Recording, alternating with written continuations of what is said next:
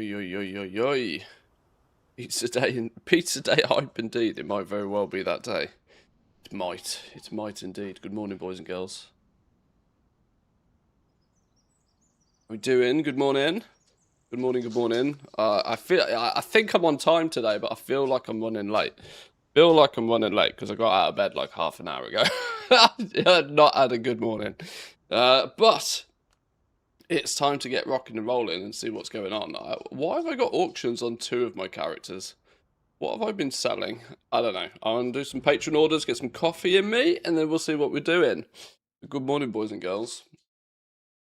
I'm so not prepared for the day. So not prepared for the day. I contemplated playing Pal World again yesterday, you know. I gave it some strong consideration. I looked on my Steam and I put like 60 hours into Pal World last time I played it, like a couple of years ago. I'm tempted to give it another go. Because I've actually kind of maybe possibly got a bit of time over the weekend. That'd be crazy, wouldn't it? The question is do I want to spend it capturing Pokemon? I'm not sure. But I don't know what's going on in WoW at the moment.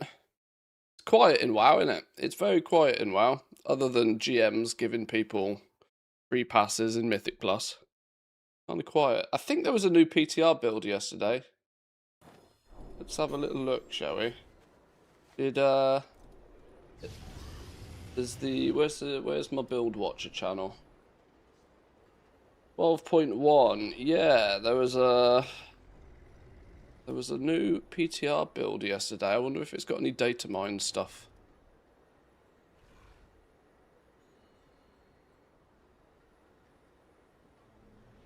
What do we got? What do we got here? Oh my god, there's loads of results. There's loads of modifications, loads of stuff added.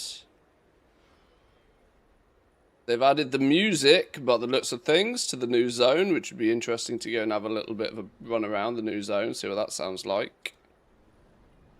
At least it does mean we do still have GMs, that's true. All of the sounds, all of the ambiance for the new zone has been added. And a few other sprinklings of other things.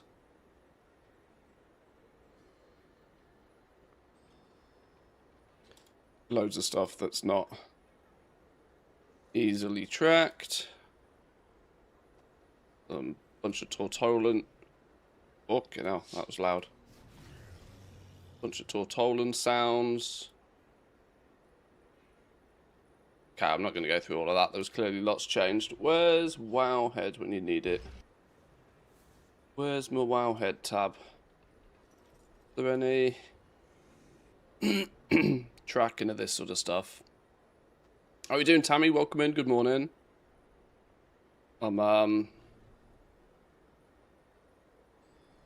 Wait, what?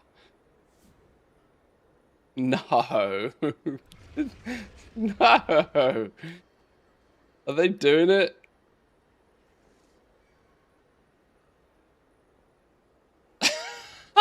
Oh, God.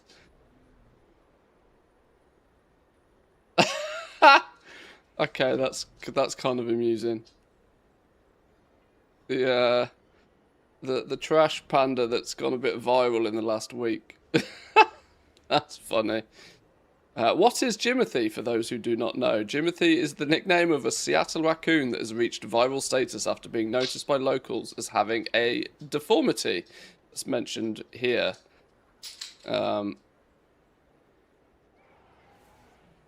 Here's some footage of Jimothy in person for comparison. That's Jimothy.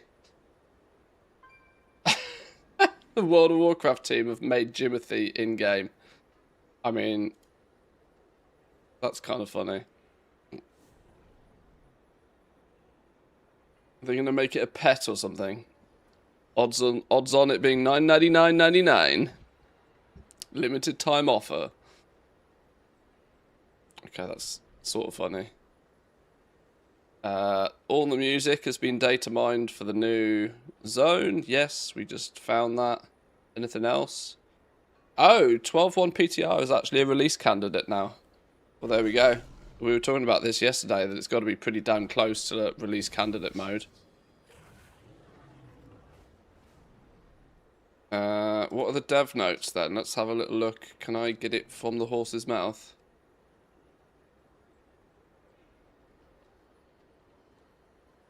Splattering of class changes, of course, sure. Oh, that's it. Probably just bug fixes then. Probably just bug fixes.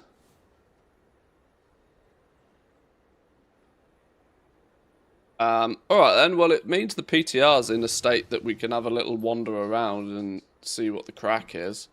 Actually, my mini adventure recently to unlock as many of the recipes as I possibly can, and come in useful for trying to see what's new and what's changed on the PTR actually. I'm going to do a quick few work orders, I think, and then we might jump on the PTR, you know. I might try and get these characters to a point where they're good to copy over. And then we can do a bit of a comparison, maybe. Poor Jimothy. Oh, poor Jimothy. I don't think... I have not even done weekly orders on these characters yet. May the eternal sun guide you. So we should have a few. Ha! The bouquet of herbs orders are coming in fast.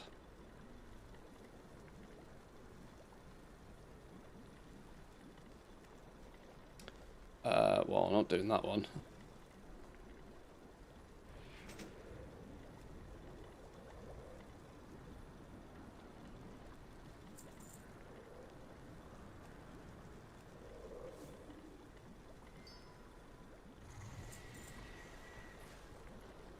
Resource proc on a moat. That's not very fun.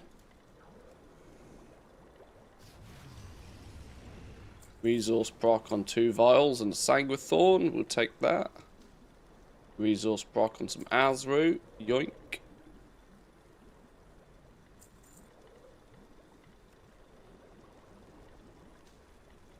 Argent leaf. I tell you what, it's a bit of a hidden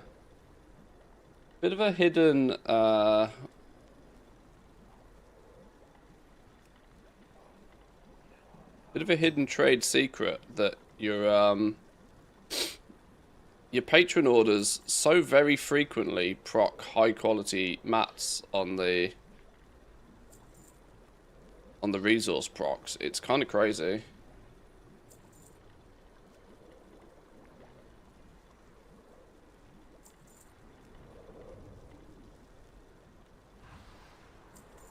Because, you know, back in the first few weeks, rocking all these high quality herbs would have been cash money. I mean, now it's not so much, but my tooltip is actually getting a little bit ridiculous, isn't it? Is there such thing as having too much info in a tooltip? My tooltip is bigger than the screen, and I play on a 4K monitor. I think it's because ATT is telling me that I need azroot to craft these 500 items that I haven't crafted yet for first time bonuses. I need to tell ATT to chill the fuck out in the tooltips. Bad enough all the TSM stuff.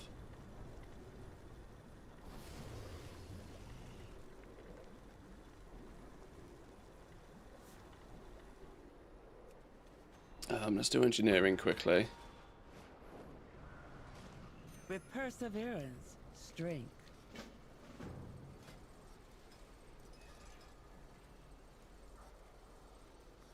How we doing, Chalita? Welcome in. Good morning, good morning. It's nice to see so many green numbers on these work orders, to be honest, though. Gives you some sense that it might all be worth. Even if it's, you know, doesn't actually amount to much more than a couple of world quests worth of actual gold. At least your efforts are not completely fruitless.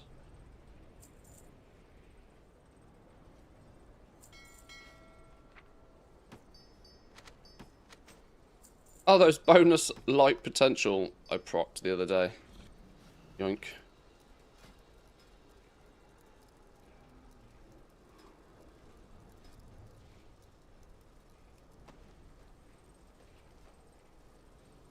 Hackby, good morning, welcome in.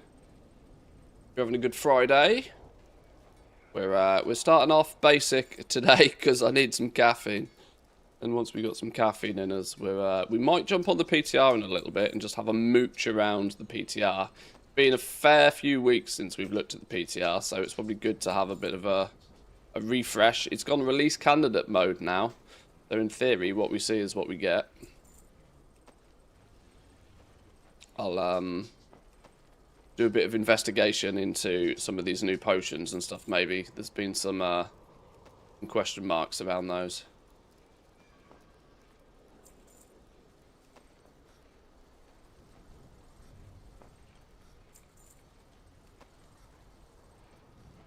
Get these last few orders sorted.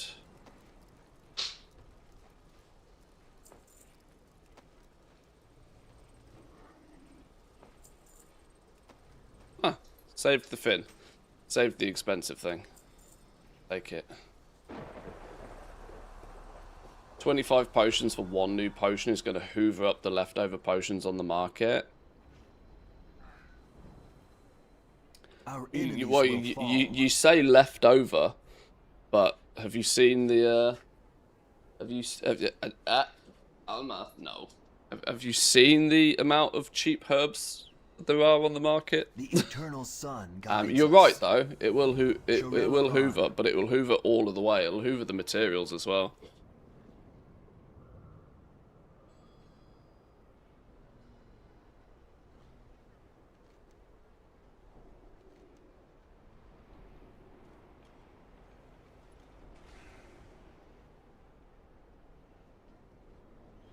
Hi to chat. Come say hi to chat. Hey, I'm a lambs. I'm a lambs. Come say hi to chat. You say hi in here. Say woof. You're just licking my finger now.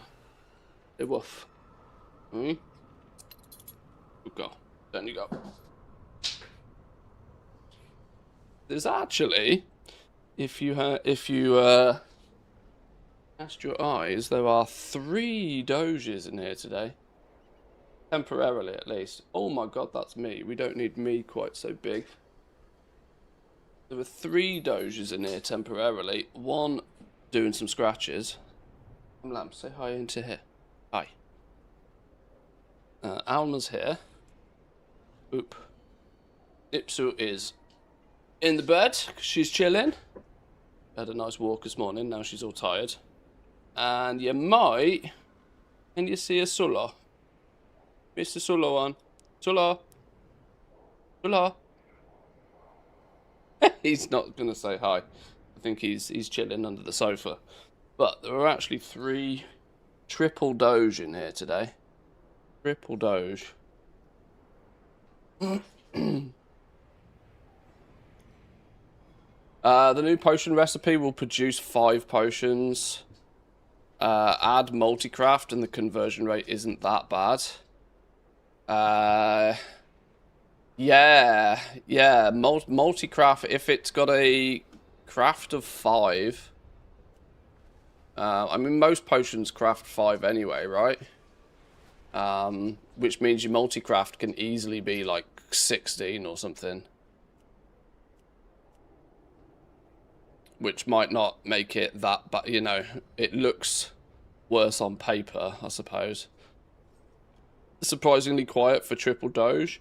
Well, it's mostly because they're off to, well, Mrs. Manthis is off to her parents for the night, and she's taking the dogs with her. So I started packing all the dog stuff, and that meant that I was getting like the dog harnesses for in the car and stuff out, and that's meant Sulla's gone and hid under the sofa.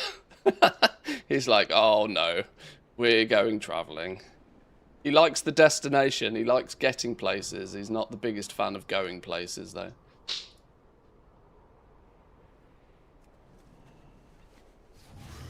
it might not stay quiet for too long. Although it's very hot in here. I need to put the aircon on, but there's part of me that waits until it's like literally 30 degrees in here before putting the aircon on. I'll have it on all summer.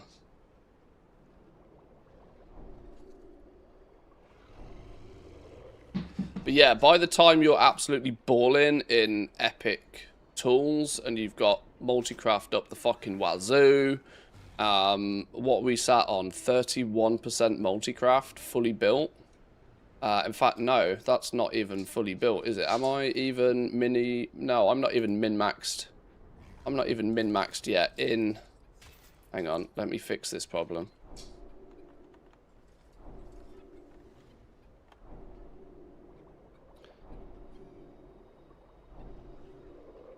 Just about getting my potion or light potion crafting to be min-maxed.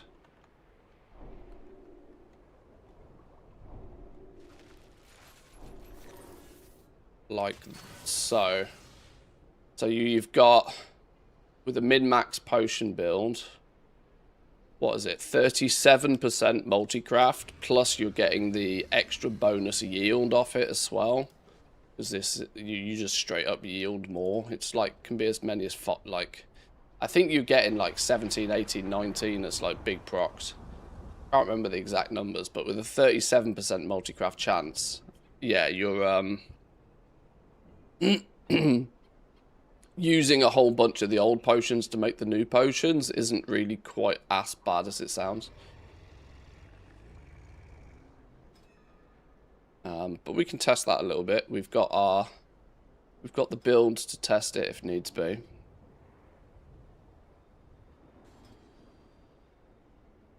I guess the only sensible route is to start going this way. What do we need over here? Why was I putting loads of points here? Unlocking shit, no doubt.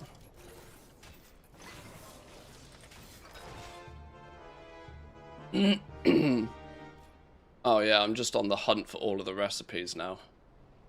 Leather, mail, and plate. Are all of the sun guard plate? Are all of the plate ones the deep ones? It looks like they are. Yeah, if you get all of the cloth ones for free. You have to put a bunch of points in to get the leather. More points to get the mail, and then loads of points to get the plate. It's really swayed negatively towards plate gear in terms of like points you actually need to spend. I'd never noticed that.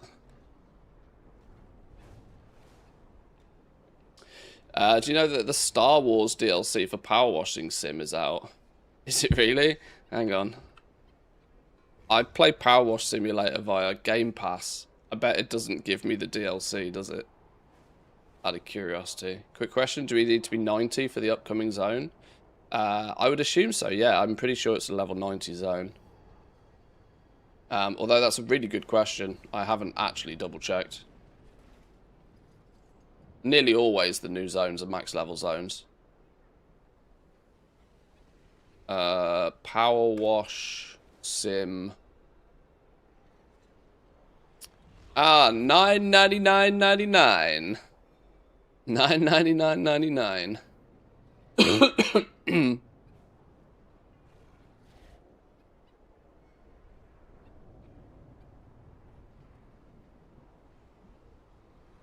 Ha! Okay. You do actually get to power wash TIE fighters, and the ultimate one's got to be the Death Star, right?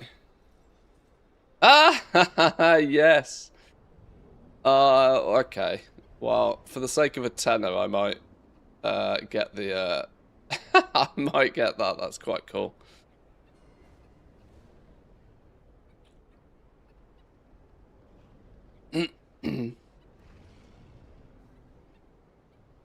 That's quite funky. I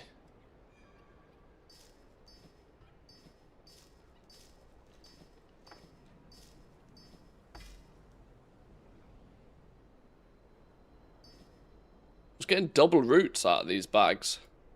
Got 4 roots out of these bags. 4 roots and only 1 dun shard. Oh well, you win some, you lose some. Hang on, we can use these as well, can't we?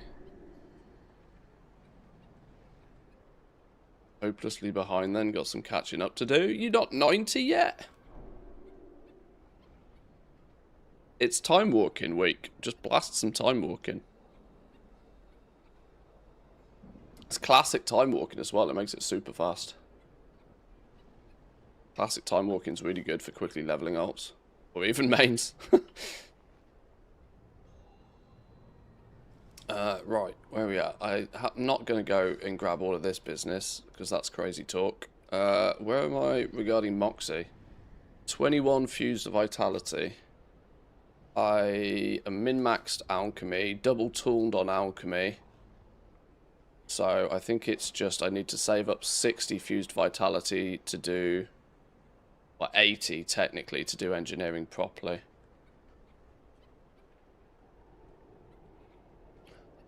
Yeah, classic time walking. It's an absolute breeze. Super fast. You might even find a bunch of twin characters boosting people at the moment as well. Okay. No need to spend too much more time on this character. If I haven't done the weekly stuff on this dude, there's a good chance I haven't done it on the others.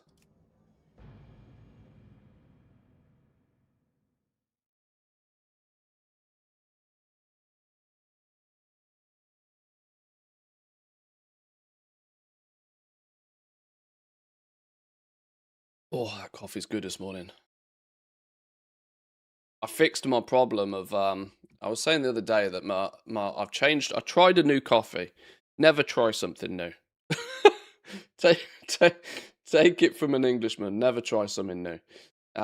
Tried a new coffee and it's a bit of a darker roast, and it's got that acidic twang. So I've fixed the problem by putting slightly less coffee in the machine, and it's come out a little bit more to my liking. Yeah, never follow your dreams. Are you When people say you can't do something, they're probably right. My Never try gifts something are new. One of a kind. Nothing but positive vibes on a Friday. I am joking, by the way, boys and girls. Very much joking. You can be a 4-legged dinosaur if you want to be. Don't let anybody tell you otherwise.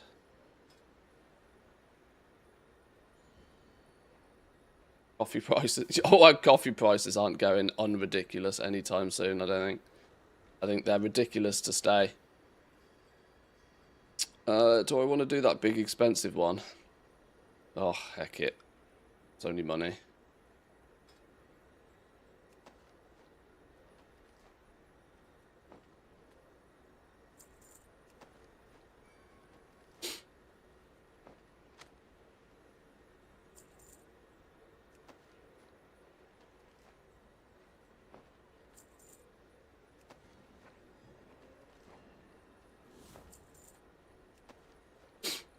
Yeah, we've somehow still... Oh no, there we go. See you later, profits.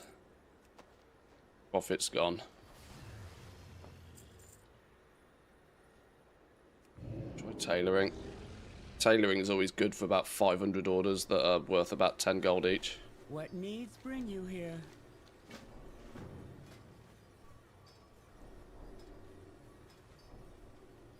No? Where's all my orders? It's Kamazd.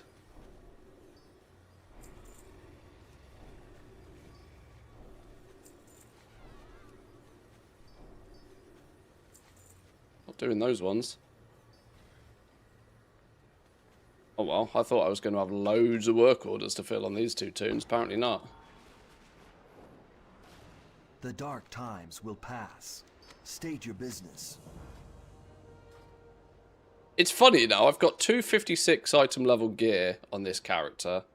I've got, like, all tier set, like, mostly heroic gear. And the funniest thing is I genuinely don't even remember leveling my mage, never mind gearing him up.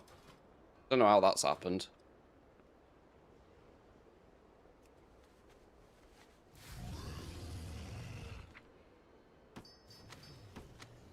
The love of God fix your mug. Nope, never. Never. It's perfect. Perfect. It's a pure amalgamation of chaos. Nothing wrong with that. Nothing wrong with that whatsoever. I will hear no bad words said about my mug.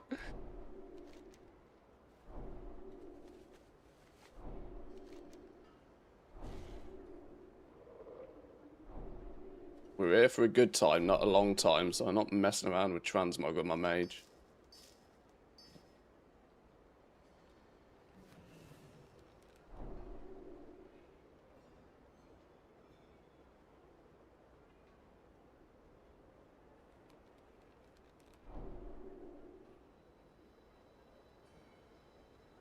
Two Legion enchanting recipes up right now. One in Dalaran, the second in Stormheim. Dalaran one will despawn in 90 minutes if you want them. Hey, thank you for the heads up. I'm actually jumping on my enchanter next, so I might actually very much double check if I need those and go get them.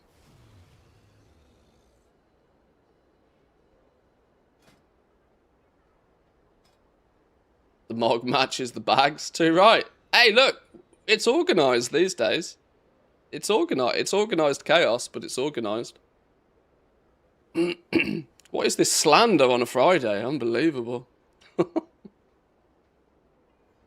What did I do to you lot?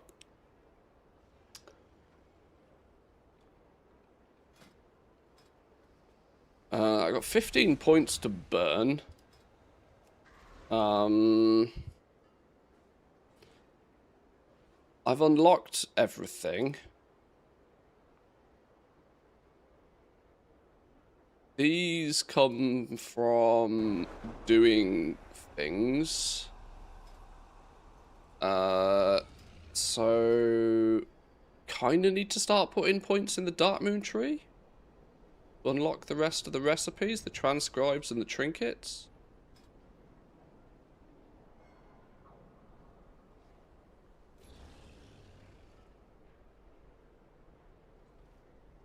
$10 points teaches us the transcribe ability, which nobody's ever going to use ever.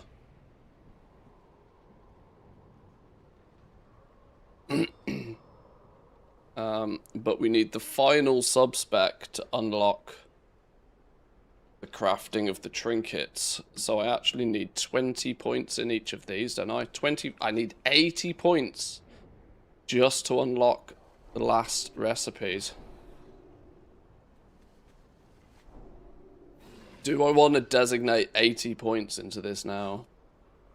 My inscription's been really left for dust, honestly, on this character. Which is why I've not ended up being very good at doing anything particularly. And I've just quickly gone the route of just unlock all of the recipes, so I have all of the recipes. And then I can fill gaps wherever need. Look, I don't even have any points in like the milling or anything. Which, if that's the case, I'm just not going to spend my points. Tailoring, on the other hand, we can put some more points in here, because we're filling this tree out slowly but surely. Once we've done that, we're in the similar boat where I just want to unlock the rest of everything, really. I've got my profession tools on tailoring. I've actually gone, like, I'm fully tooled up on tailoring. And I've got all of the skill points that are possible throughout all of the trees. So, in theory, I can now basically focus on crafting whatever the hell I want with tailoring. I just got to get the rest of the recipes. Okay. A bit of a shit show, to be honest, on this character, but sometimes it happens. What have we got? We've got 4 dun-duns, no goodie bags. Right, this tune's done.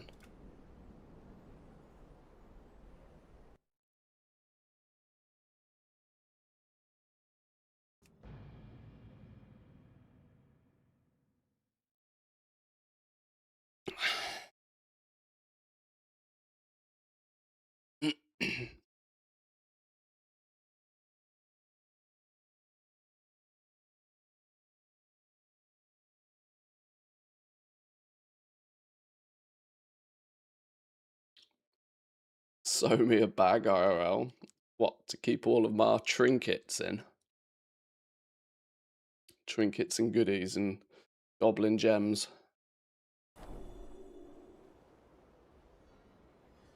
Let's first off, let's see if I need these Legion enchants. Legion.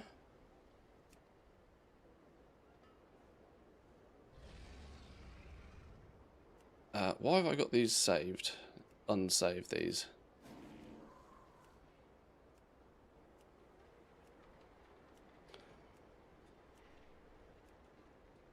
What are we saying then? Enchant Cloak, Word of Intellect, rank 3. Got that one. Got that one. Enchant Ring, Word of Haste. Got that one. Got those. Got those ones. What do I need from Legion?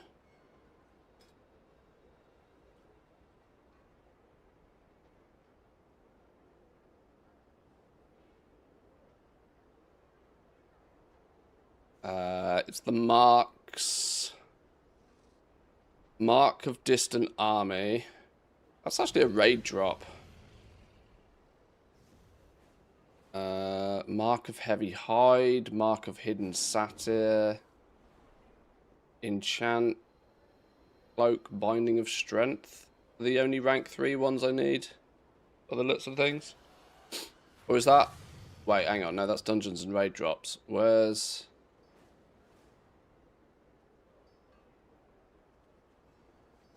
Broken Isles. Yeah, I don't think I need much. Why is Nightfall and Exalted? Which I clearly am. Oh! Oh, no, because flipping Legion, yeah, stupid Legion reps aren't warbound yet, are they? So my Nightfall and rep probably isn't maxed.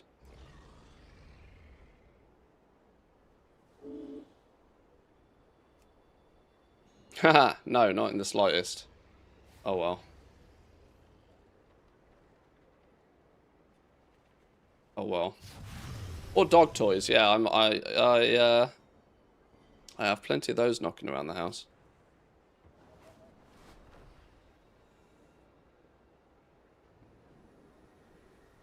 Glory to the Sindori. Sunwell's glory shine on you. Sun chase your shadows.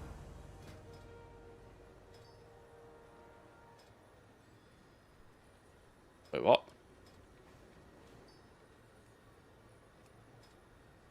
Wait, literally no orders?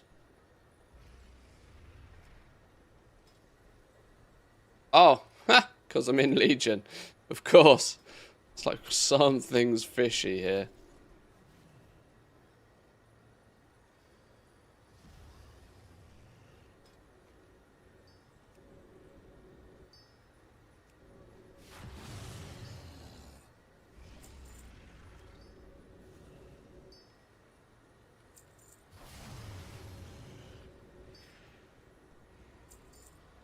Okay, so I see the hammer fell rather quickly for Blizzard, I might say. Hang on, what? In what regard? What have I missed? What hammer?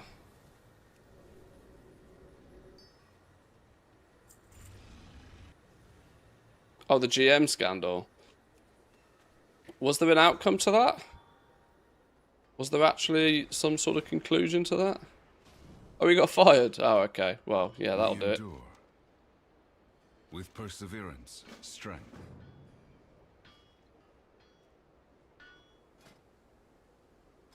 That'll definitely do it.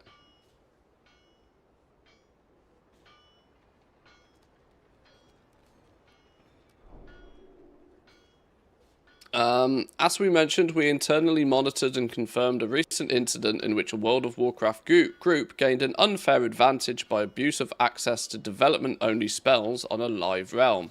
Our tools confirmed what also surfaced in community discussions, and we have investigated the incident carefully.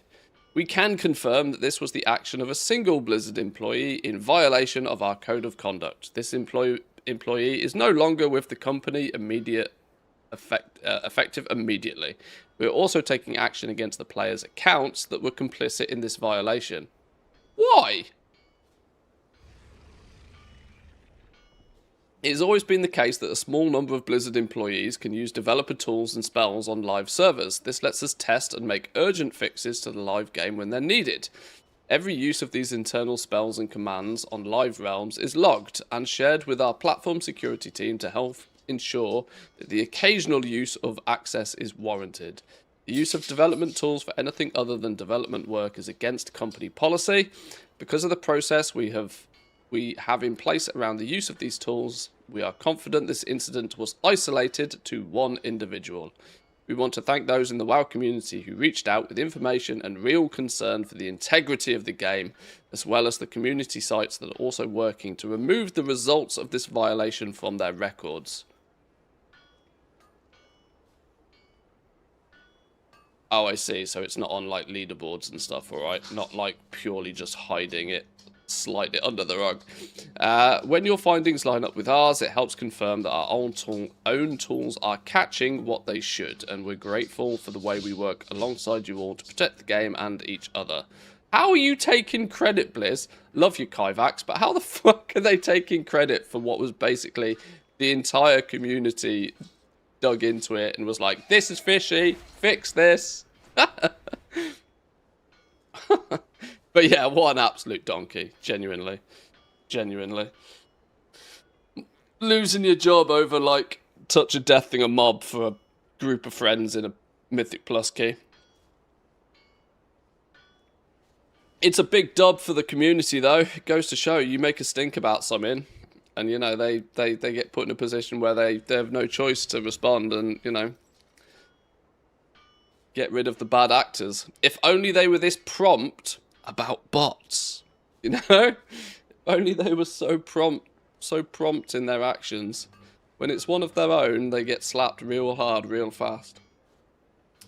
That's a double round, isn't it? It's good. It's good. If a few community members didn't notice, Blizz would never have noticed. Well, it certainly wouldn't have been public, let's put it that way. Certainly wouldn't have gone so public. Scandal's only a scandal when people know it's scandalous. There's no trace of the scandalousness. Is it really? It's like the the tree falls in a forest. Does it make a sound if nobody hears it? One of those situations, I think. You try and find you find a public listed company that doesn't act in that manner.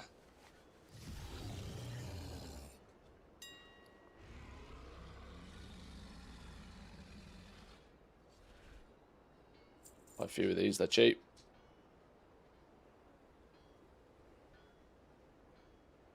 Spares for next time. The Christ is going on with these? Why is flipping copper bars expensive all of a sudden?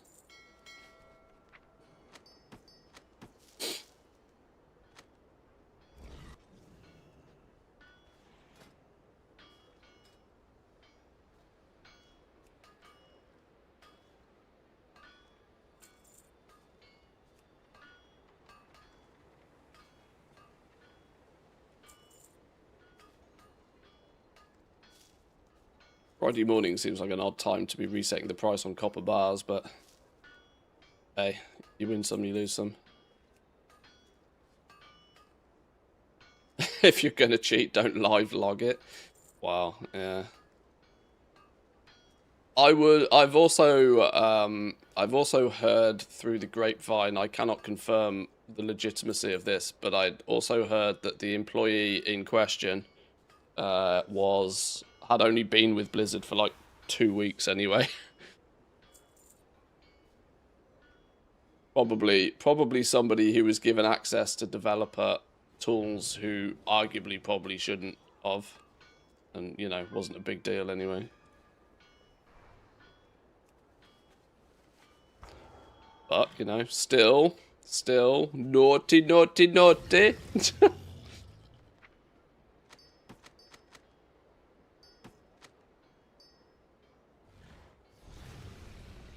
How's everything with WoW professions these days and next patch? How would you summarize it? Enubelore Delana. We will have justice. Whatever you... Well, let me put it this way. Absolutely nothing of substance has changed with the professions for so long now that it's a done game and it's a solved problem, and it's like trying to draw blood from a stone if you're trying to profit from them. 99.5% of the time you're going to find that most crafts are either at or below cost. And as far as 12.1 is concerned, there is a handful of new stuff, and of course a new season will always bring auction house shenanigans. There'll be some resets on materials, there'll be some price hikes on commodities, and you know, a few bits and pieces here and there, but there's nothing that I would say is really, you know, shout from the rooftops about. It's all very mild.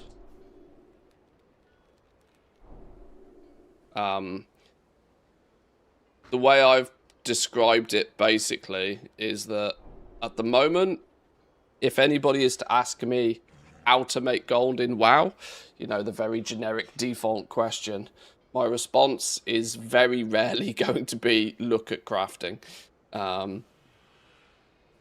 Mass crafting, even concentration crafting with an alt army, is pretty low down the priority list of things I'd be recommending people do at the moment. As it comes with great risk as well, you know. We were running around doing some herbing and mining yesterday, and that's like 15k an hour, even when you don't know what you're doing and you haven't got a proper character set up for it.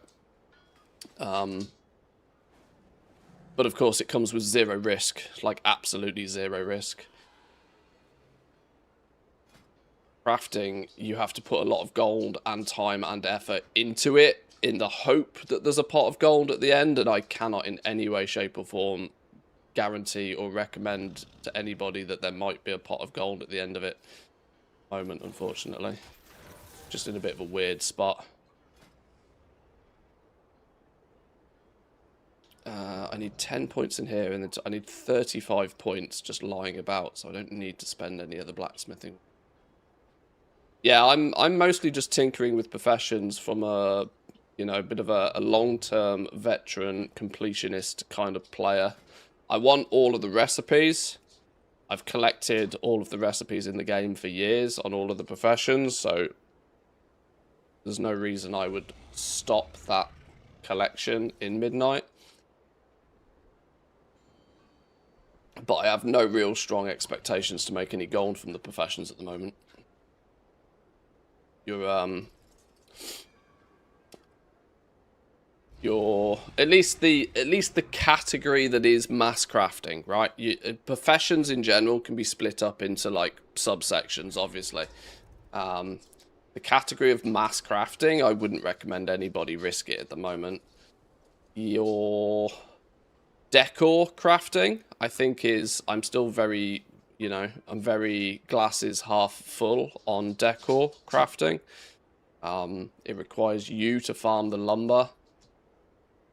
This means that there is often quite healthy profits in any crafted decor item, but of course it comes with the complexity of it being a little bit like transmog, where you do have to it's a numbers game when it comes to selling it. You can't just craft 2 or 3 pieces of decor and expect to sell them. You need 20, 30, 40, 50, 150 pieces of decor being listed, or you'll see consistent sales on the regular basis. But those sales will be nicely profitable.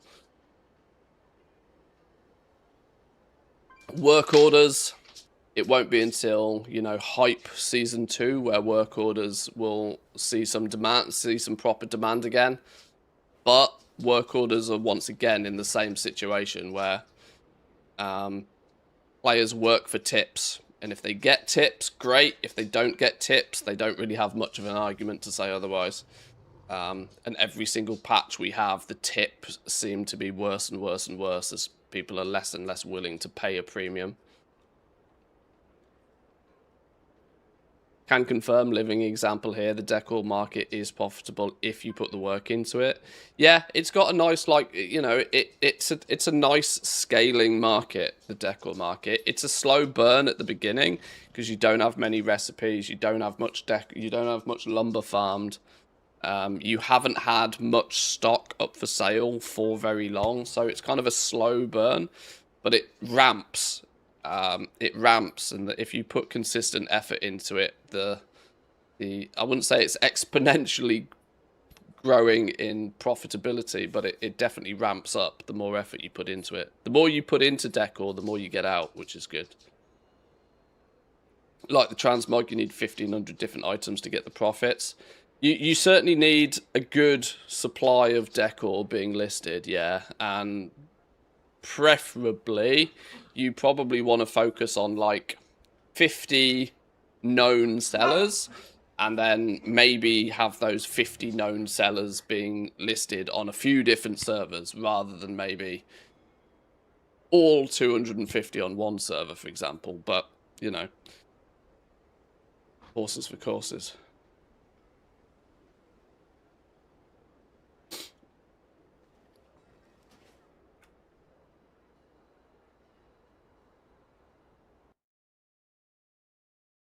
I'm kind of tinkering and playing with decor. All of the past expansion decor stuff I'm kind of playing on my NA account with. And I'm collecting the recipes and starting to farm up some lumber for the midnight stuff to have a little bit of a deeper dive into that at some point. They're making some changes to the amount of lumber that it takes to craft certain decor items in 12.1, so I'm not crafting anything yet. I'm going to wait till the patch before I start actually crafting any midnight decor.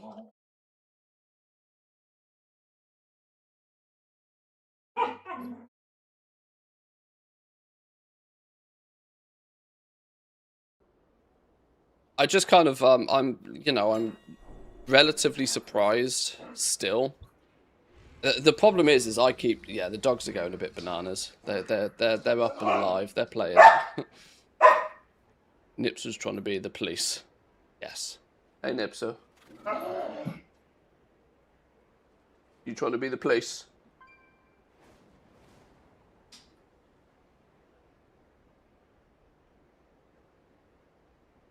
I'm still sort of relatively surprised that I've not seen many people really putting much focus onto decor. You know, you can scout through YouTube, and the only content you'll see on YouTube about utilizing decor to make gold is from December when it first launched. There seems to be no buzz around it, which is so weird to me because it seems like the only logical avenue where you can put steady effort into it and see steady results out of it at a better value than just flying around picking herbs. But at the end of the day, yeah, the less people doing it, the more profit for those who are doing it. So, you know, it's if it stays as a relatively, you know, unknown avenue, then so be it.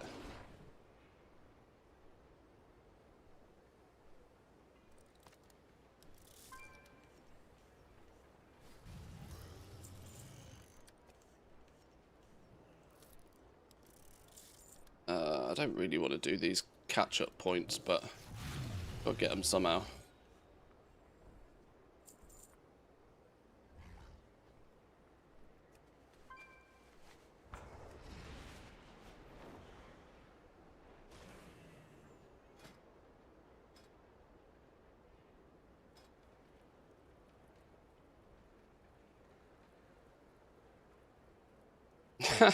This is funny. You get 2 of the catch-up knowledge points basically for free.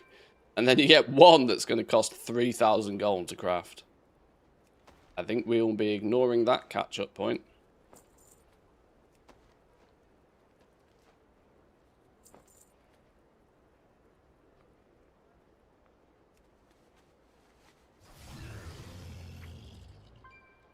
Oh, sold a few things. Frost Cyber, Deep Spider Fang, Skull Bearer's Ritual Stave, Forest Stalker's Bow, Tarnished Dawnlit, Spellbinder's Robe, Indecipherable. Oh, we sold our diamonds that we procced Multicraft on the other day. You goodies. All this lost currency rubbish. Go away.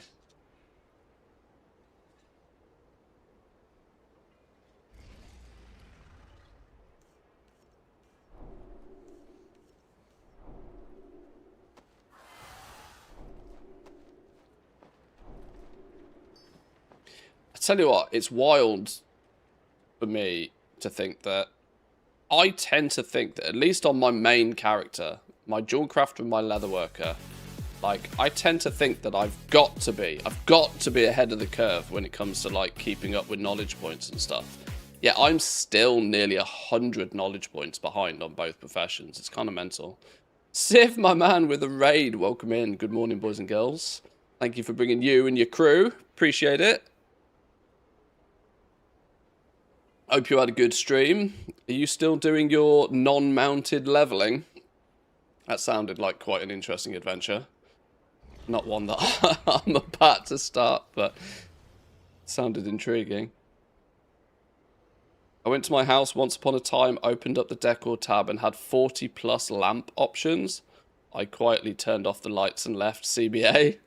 Really? Okay. Nice. 2 rare blue items to drop from a dungeon. Oh, cool. There we go. Some cash money or some bonus mog. Love to see it. Love to see it. Continue the leveling next week. No stress.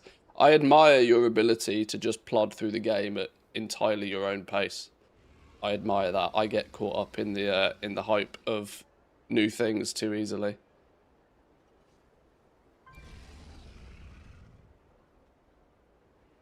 Right, let's have a little look. We got 28 knowledge points to spend in jewel crafting.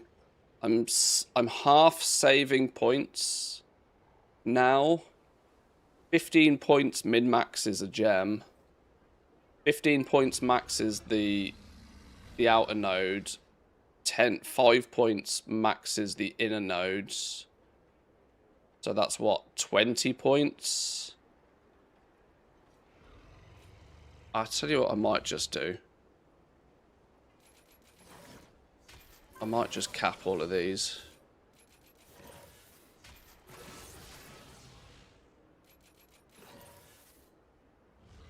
Then it's just a simple save 15 points.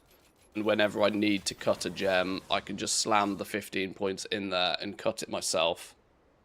Giving myself the advantage to benefit off resourcefulness and multicraft procs for my own gem cutting. That's probably the play. The chance of me, what is this, 45, 90, 180 points. 180 points still to finish this tree. Flipping hell.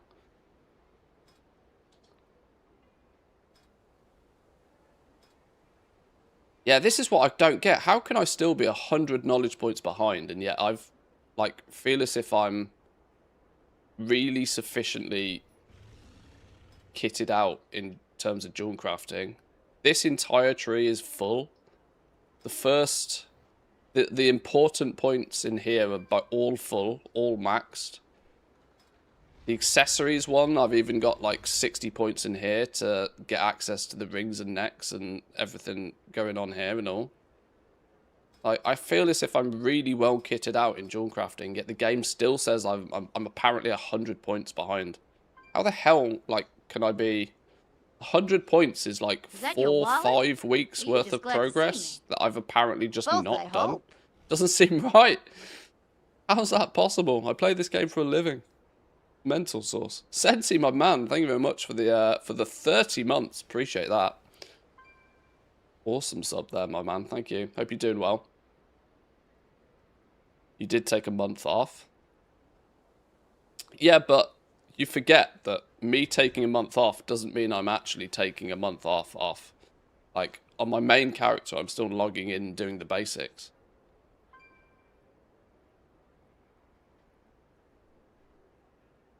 Oh, well, that's true. There are probably quite a few weeks where I don't do the treasures. That is true. Because allow doing the treasures every week. If I accidentally get them via natural play in the open world, then fair enough, but otherwise, like this Thalassian Mana Oil, for example, there's probably very little chance I'll get this week. It's kind of wild how even I feel as if I should be further ahead than I am, and I'm like, I don't know what more I could have done to be further ahead. Genuinely don't.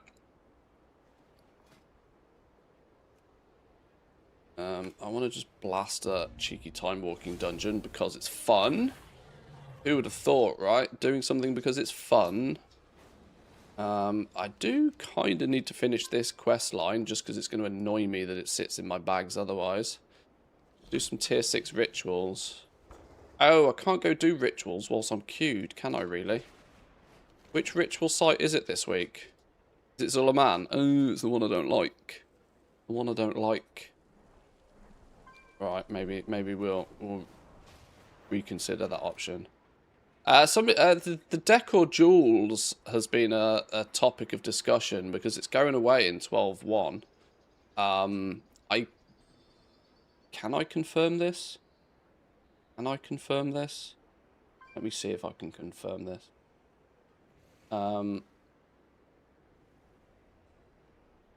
There was a question in the WoW content creators Discord of can we get confirmation on whether the Magister's spell bee, toys, and the weapon cosmetics will still be available for Marl after the Decor Jewel ends, as the official post only mentions that Decor items will remain available. And the response was, from what I've heard, it will be available for Marl after, yet let me triple check it though. Basically meaning that the Decor Jewel, if you are concerned that Decor Jewel is going to run away and that you haven't got the rewards from it, do not stress yourself too much because you can cash in some Voidlight Marl and get them after, apparently. Where is it? It's down here somewhere, isn't it? Where is it? Where is it on the map? Where's the Decor Jewel thing?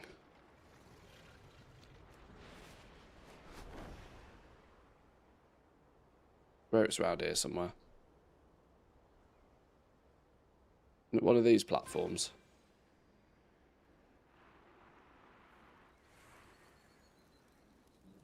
Illusionary coin trader? Yeah, so like this, for example. The bee, which at the moment is 500 illusionary coins. All of the cosmetic-y stuff. Apparently this is all going to switch from being coins to being Voidlight Marl. So if you really don't want to grind this now, obviously we don't know how much it will be in terms of Voidlight Marl, but if you don't want to grind this out now, because Decor Jewel is a bit of a pain in the boo-boo, then don't worry about it. You'll be safe to collect all of this stuff after. Hold your head high.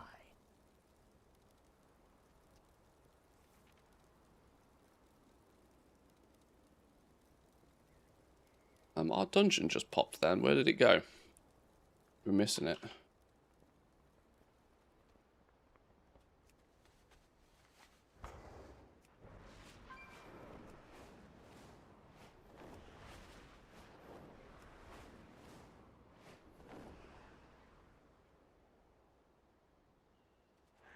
Where's my ATT list gone?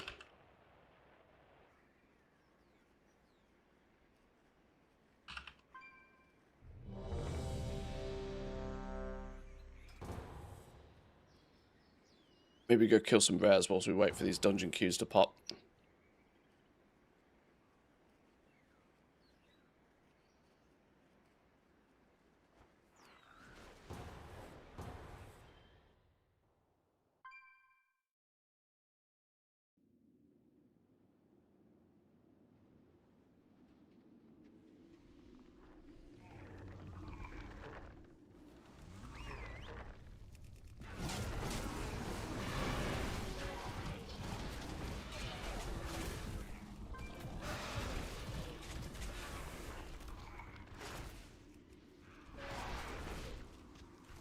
Zulaman ritual has 3 mounts that you can get in one big run, by the way.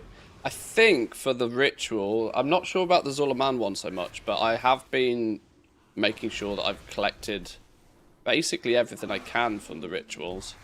I'll let you into a little secret. I'm a bit of a ritual enjoyer, you know. I've kind of been quietly quite positive about the rituals. I know they're not everybody's cup of tea, but I think the rituals, although there's only 2 of them right now, and I think they could definitely do with adding more of them, I've been quite positive about the rituals as a system.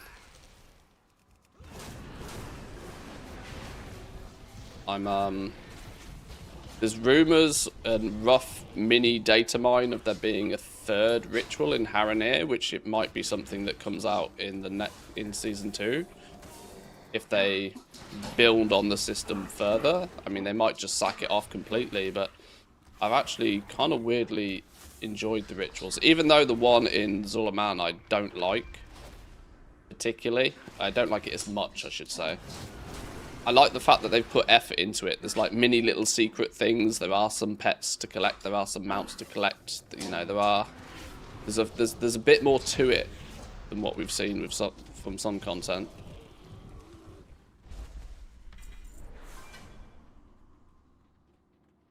And I think they integrated the rituals quite nicely into the gearing path. Right, you would utilize delves as a way to get the gear. And then you would utilize the rituals in order to farm crests in order to upgrade said gear.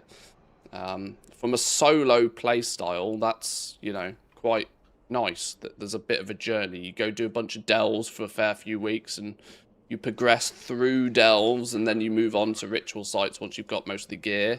And there's a period where you sort of have reason to do a bit of both. Because of this bonus roll system, you could get your hero gear pretty quickly and efficiently from the delves, and then the rituals are a way to get the crests upgraded. It was all just kind of worked. I like synergy between the content, and they managed to get rituals to squeeze in what I believe to be quite nicely. Oh, my pet's going to have pawned the entire zone. Lol, this will be funny. Quick, let's nuke the boss. Let's nuke the boss before anybody notices.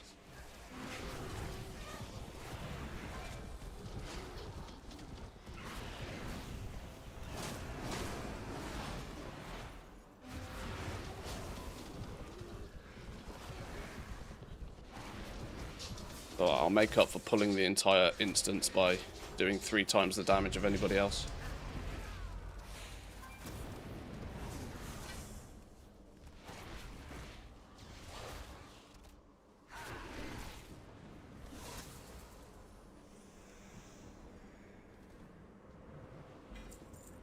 Yeah, I've far more enjoyed the rituals than, like, the flying around the map, what they call the...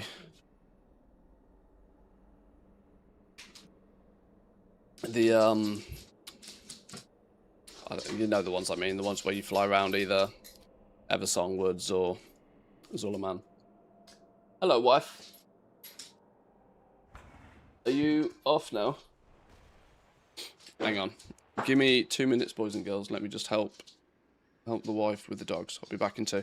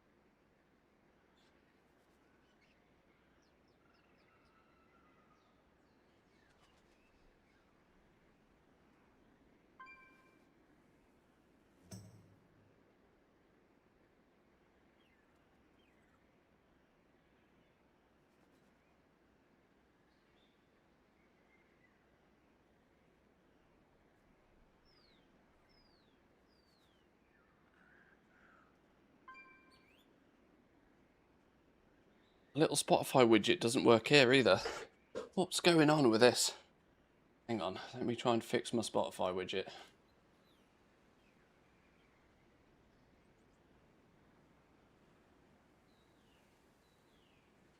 Let me see if I can fix this. I probably have logged out of the app.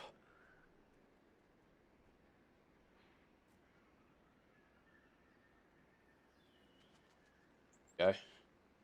There we go. I just signed out the app, that's why. You're fighting amongst yourselves. That mean it's going to work here as well. Boop.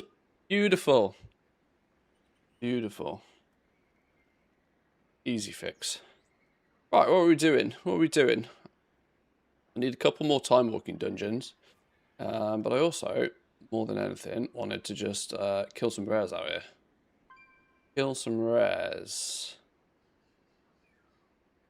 I've got the ritual site quests to finish off. Click the things. Click all of the things. That can go away. That can go away. That can go away for now. Rescue 50 forces of Azeroth during the Void Strikes. Yeah, that one's never happening. I'm at 18 of 15, and there's like one Void Strike that gives benefit to, which I'm just not doing. I need so many field accolades, it's disgusting. Actually disgusting. Wife's gone, get out the beer and the pizza too early. Well, it's technically the afternoon. So, I mean, it's 5 PM somewhere, but I'm still drinking my morning coffee. I think it's a bit early for the beer. I'll give it an hour. Give it an hour.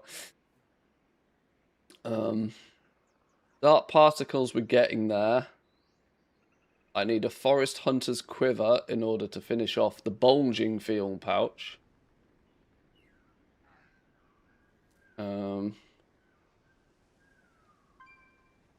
Silverglade Refuge, Eversong Woods. Oh, it's an alliance-only flight path. That's why I've not got that then. Okay. And this is an alliance-only quest as well.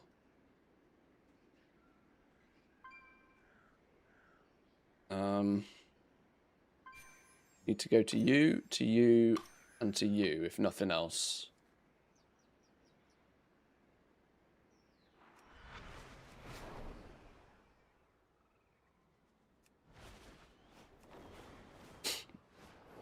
Could just make it an Irish coffee. That is true, although I don't have any whiskey in the house. I love me an Irish coffee. I'm the first to start suggesting Irish coffees when we're out at a restaurant or something. Absolutely. Yeah, whiskey for me is one of those drinks that I never buy whiskey because by itself, I just don't enjoy whiskey. But as a mixer in a cocktail, it's just, delicious.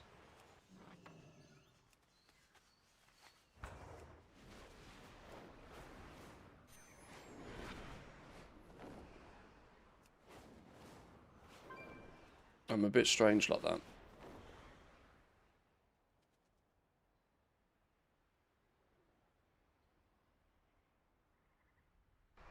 Right, where's the Warden of Weeds? You're not spawned. Right, well, we'll wait for the Warden of Weeds. Let's queue up for our other time walking while we do it. We've got a couple more of those to do. Let's fly around and pick up wood or some arcana while we wait.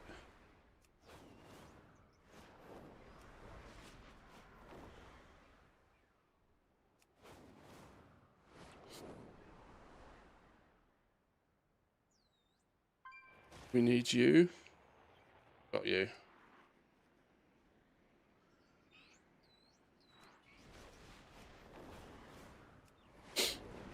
Two rank 2 Dawn Crystal resource procs on a patron order? That'll do. That'll do nicely. Could only be beaten by a Majestic Hide proc. Is a majestic hide the most expensive material now? Probably is, isn't it?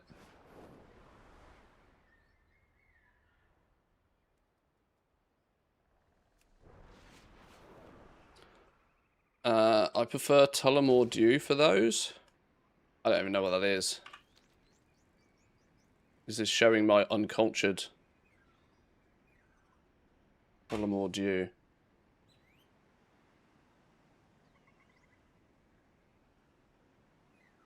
Irish whiskey. Renowned for its power of 3 composition. Not available in Finland by the looks of things.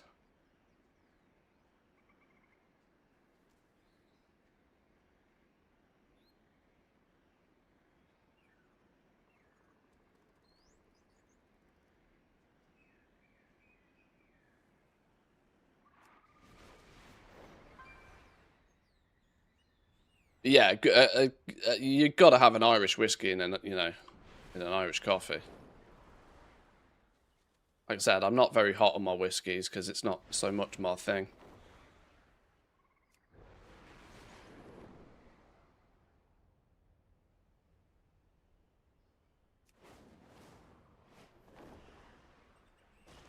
Damn rare's not spawning.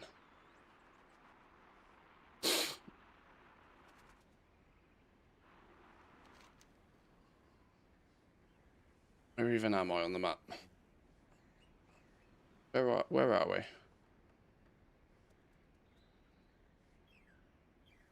Why can I not see me on the map? Oh, we're down here.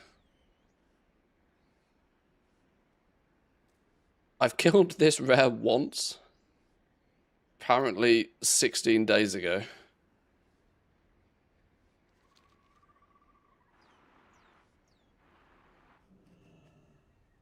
This was a, I don't know if it still is, but this was a popular skinning area, wasn't it? Quite sure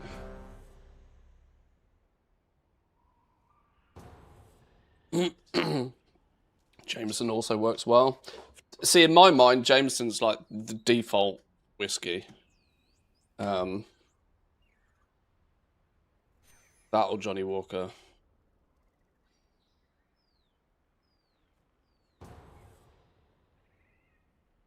Oh, now it spawns. Where's it gone? Quick.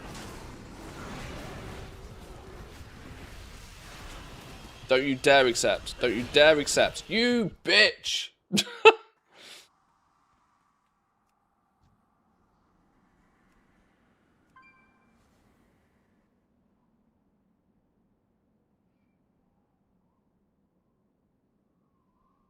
Alright, it's only load screens. We're fine.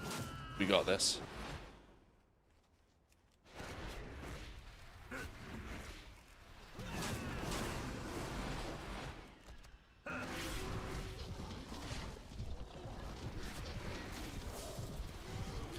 Beer, wine, gin, tonic guy. Never really liked whiskey that much. I think I fall in that same category. If we go somewhere, I will often just have a gin and tonic.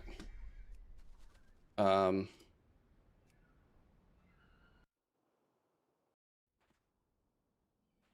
beer and wine's obviously a no-brainer.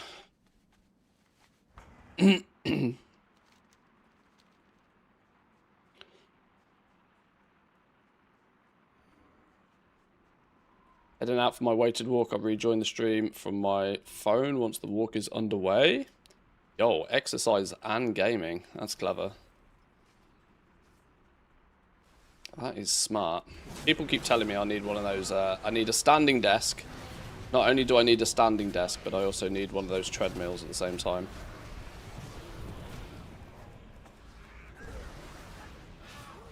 I've got 3 dogs though, so I do my fair quota of walking.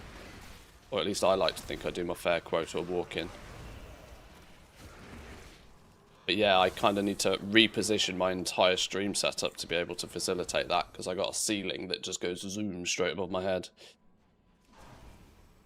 Want one of those treadmills too before the winter? Yeah. I think they're a relatively clever invention. I mean,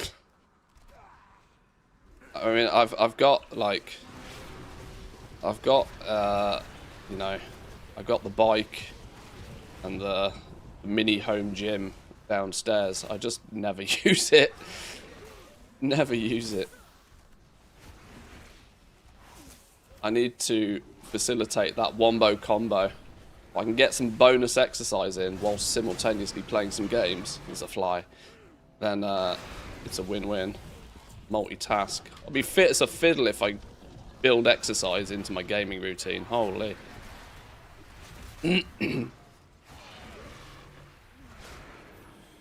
Sandar Dune Reaver, you're a rare. You have anything I care about? You have lots of things I might care about.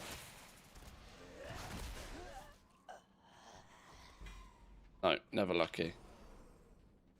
Somebody got the gut wrencher though.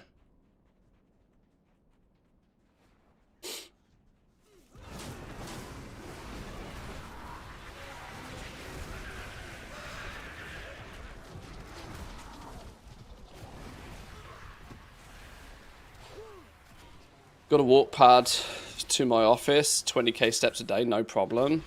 Yeah, see that seems like a bit of a life hack, genuinely.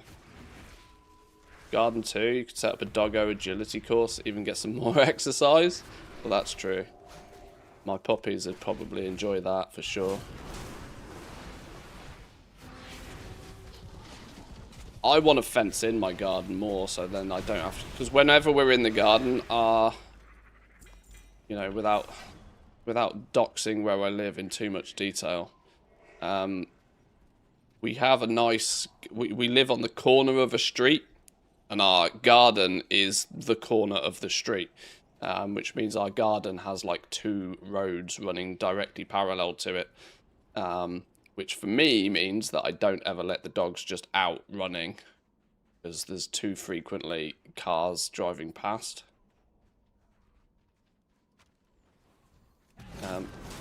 Bonus rare. I'm going to pull it if you're not going to pull it.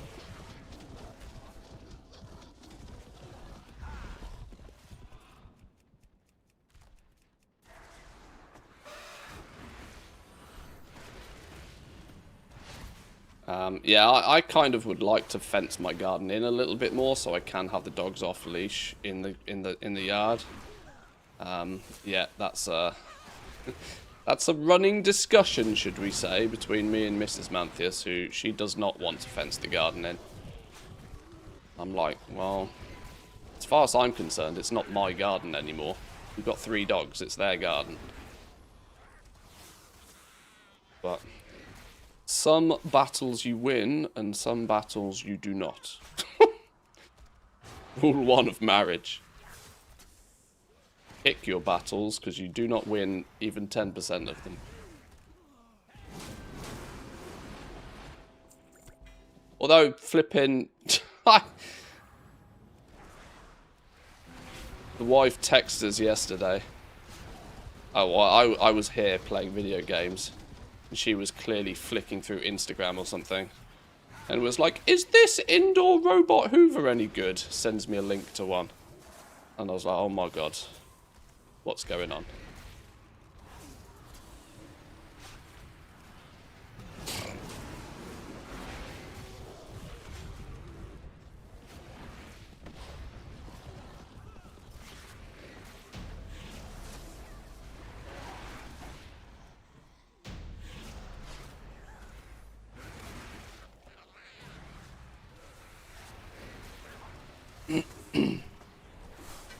Add a squat rack also. Looked like you could use a little muscle too.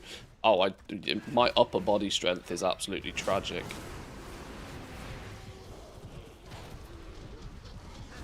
I have strong wrists because I've played video games forever and a day. My shoulders, fucking non-existent.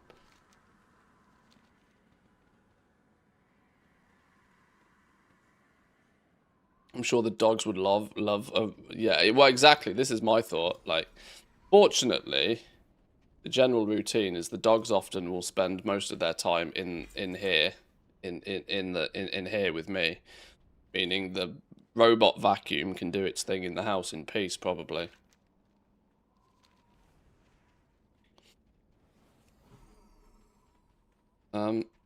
We're all running away. Have we not got to kill you now? I was going to say, where's everybody running?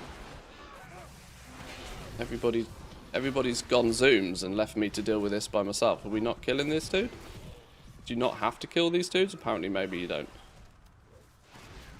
Oh well, I'll deal with this myself then.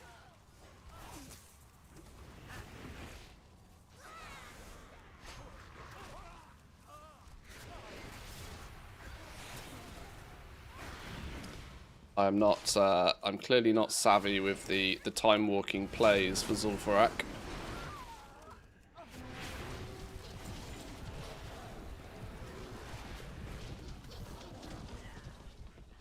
Robovac and Robomoa, so worth it. Oh, I know they are. I know they are. It's just in my mind they're still pretty goddamn expensive.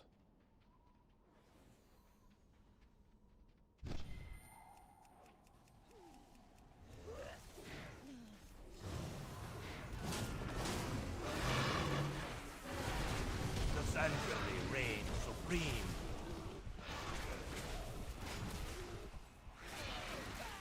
Grow out a nice hedge would take a few years, but you can hide the fence in it.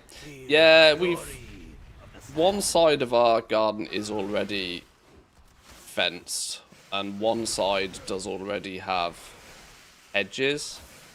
So this is my theory that it's not too much work to like small fence in the rest of it, but no, it's a discussion. Unfortunately, I don't foresee winning, so I don't try too hard.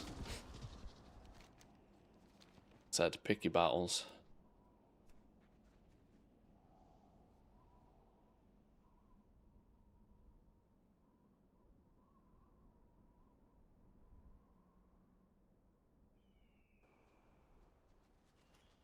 Right, we killed the Warden of Weeds.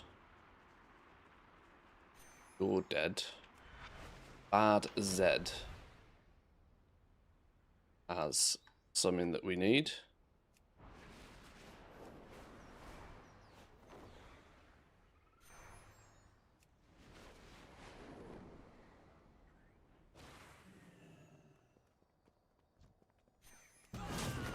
What do we need off you? Summoning collar.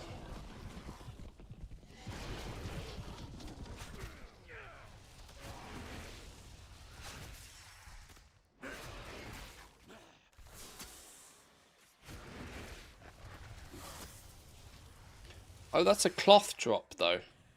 I'm never going to get a cloth drop, am I?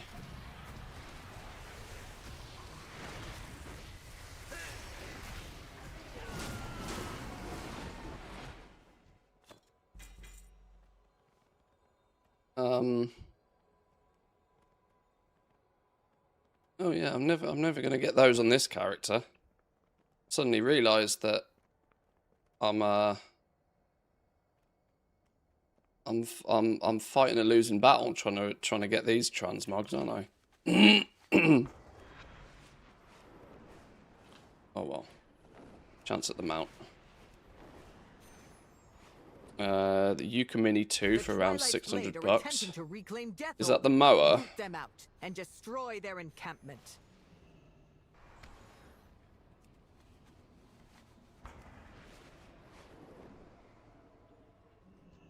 I like these. You know, I like these adult toys. But I'll be real with you. I'm not overly flush for cash right now. So I'm kind of keeping my boys' toys to a minimum. I'm very aware that GTA 6 later in the year is going to unless I pull something magical out of the bag with GTA 6 and somehow accidentally go viral, which ain't happening anytime soon. I've got to be slightly careful with my boys' toys, my boys' toys. Not those adult toys. Fucking hell, get your mind out the gutter. Christ.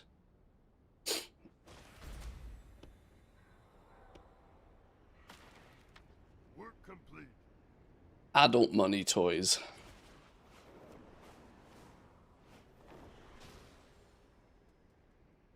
Right, what else do we need? We've done the soiree for the week. You're just a bunch of cosmetics and stuff that I still technically need. Oh, it's the first craft we need of that. First craft of that.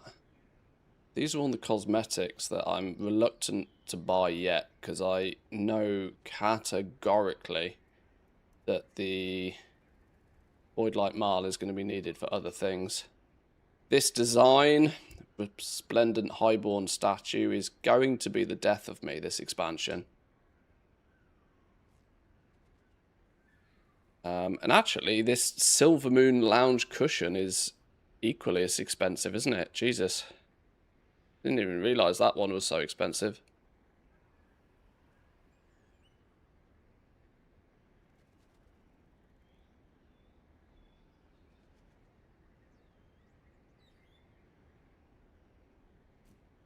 I'm a fan salesman to expand some income. Yeah, I should diversify, shouldn't I?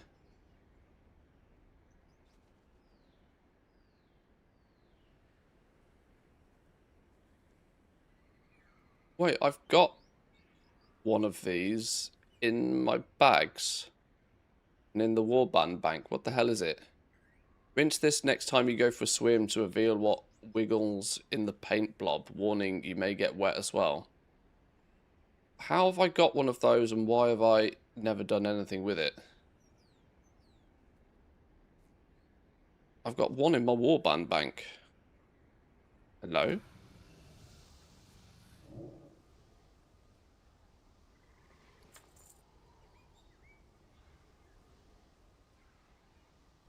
This? Give me that then. What do we do with this?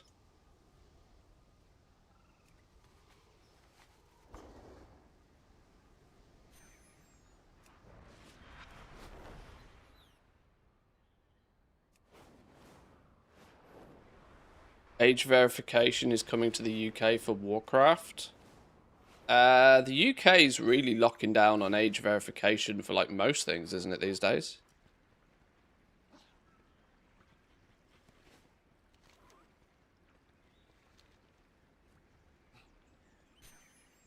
I mean, that it doesn't surprise me. Ah! Nice. Got ourselves a bonus pet. Love to see it.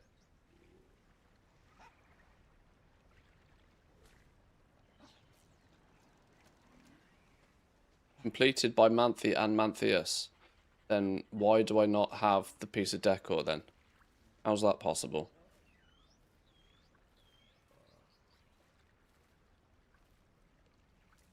Oh, because I haven't collected the actual Songwriter's Quill item.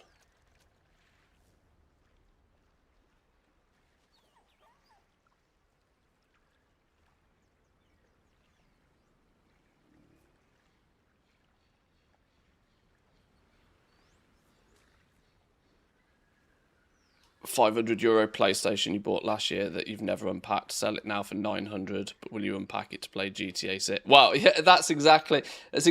I'm actually so very glad I bought that last year, because yes, I managed to buy the PlayStation for less than what it's worth today.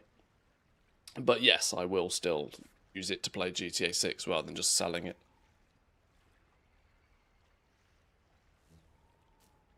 Sell the first, keep the second. Exactly. Yeah.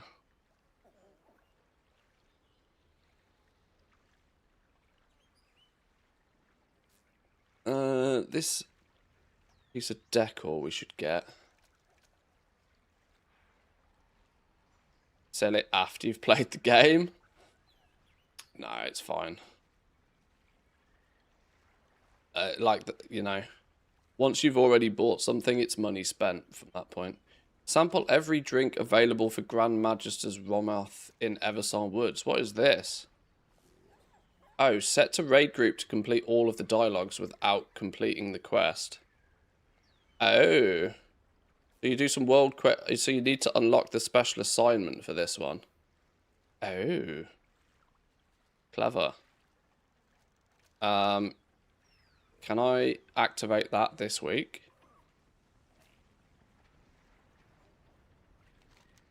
If I do a few world quests, is this going to activate? Let me just do a couple of quick world quests out here then, maybe.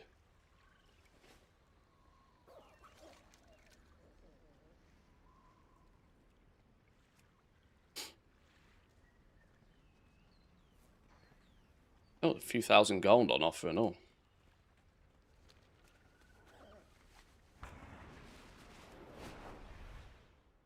Oh, is it not available this week?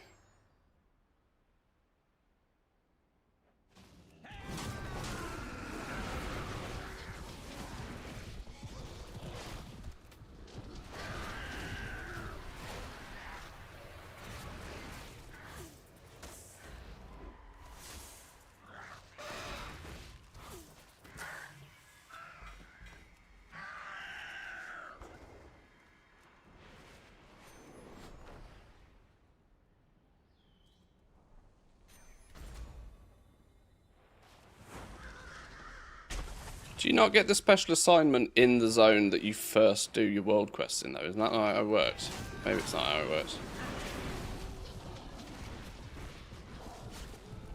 Oh well, we'll do that another week then, if that's not possible this week.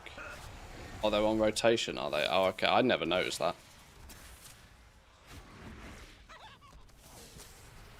Oh shit, these are elites. I forgot.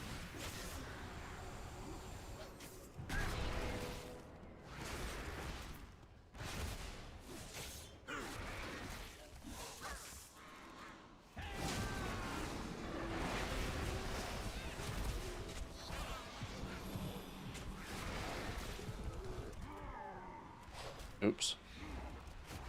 Fat fingered.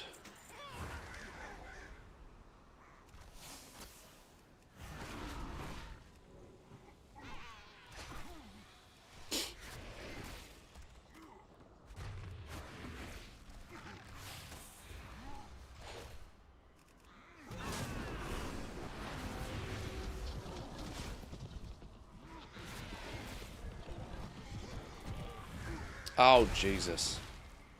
Aggro and shit.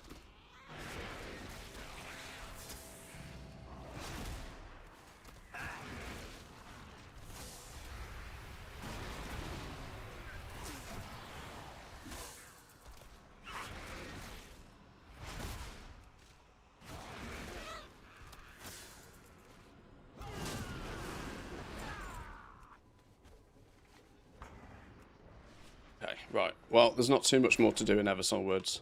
I said we were going to go and have a little bit of a poke around on the PTR, didn't I? We should do that. I've accidentally just, you know, started chasing squirrels. I don't need to chase squirrels. Let's actually do the thing that is kind of useful to actually do. Let's, let me put you back in the city. So you're at a convenient place for if we port the character over.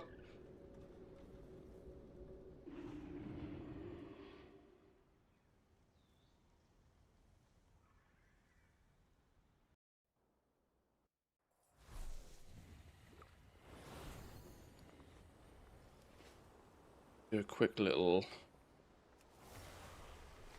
check of the auction house. Oh, flipping, everything's about to expire in half an hour. Alright, well, I'll worry about that another day then. Worry about that another day. Let's get the PTR booted up.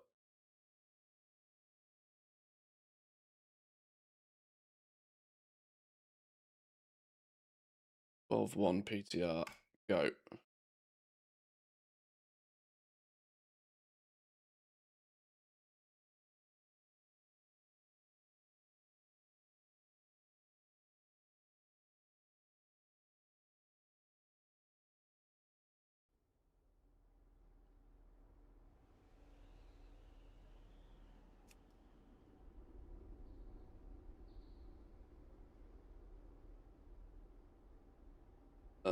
Actually, let's make sure we've got some add-ons updated.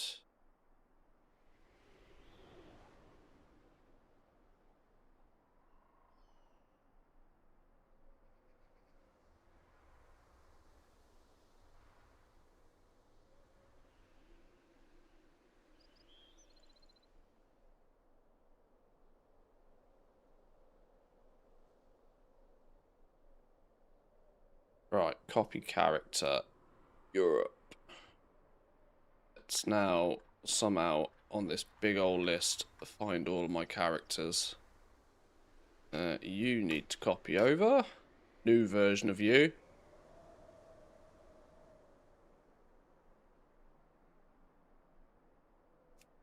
Name change, because some right plonk has stolen my name on the PTR. Copy character.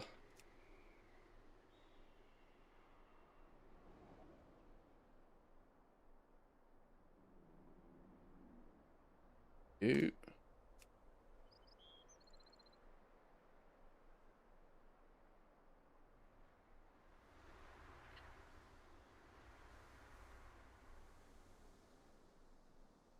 Let's copy the mage over. Oh, not Korea, Europe. Grab. Where have you gone? You.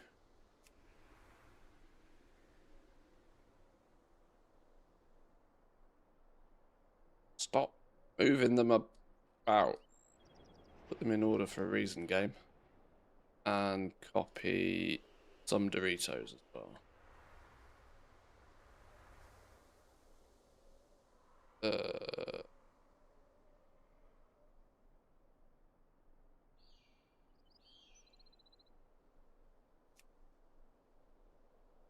And actually thinking about it, copying the druid over for herbing and mining is not a terrible idea either. Go down here, you go here, go there, you go there.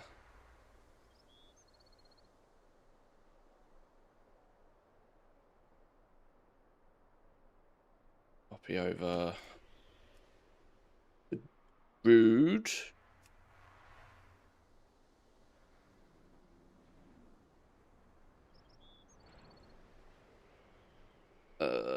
Dairy layer, there we go.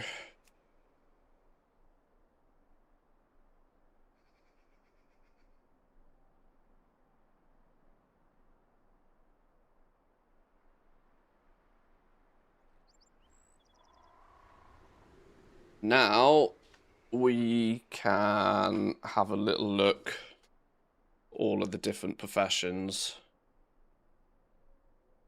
and see what's what.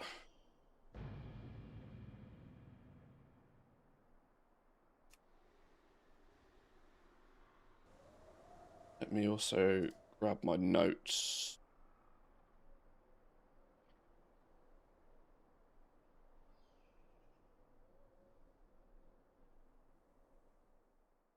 What's what?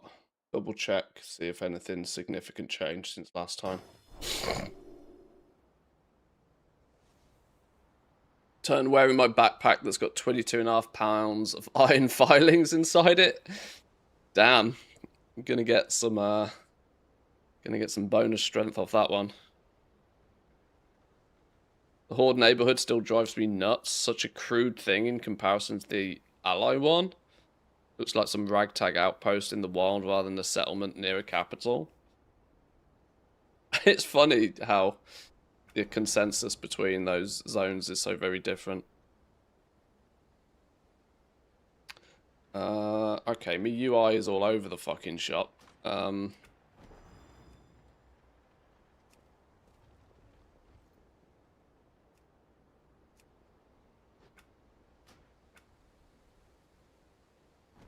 This is completely in the wrong flipping place. Whatever. Let's not worry about it too much. Right. Jewel crafting. Okay, we're going to have to press these buttons, otherwise game's going to shout at me the entire time. Unspent talent points. Sure. Let's start a build. Go.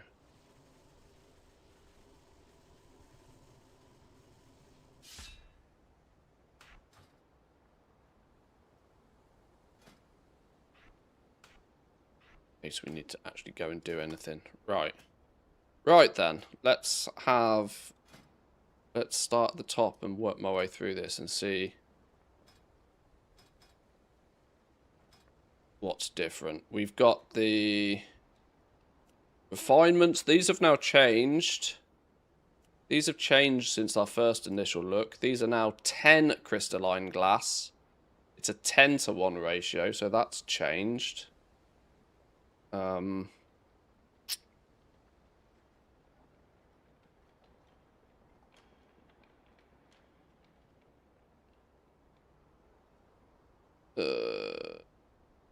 was my notes on that? Wait, did I not even make any notes on this? Okay, so yeah, these have changed. Yeah,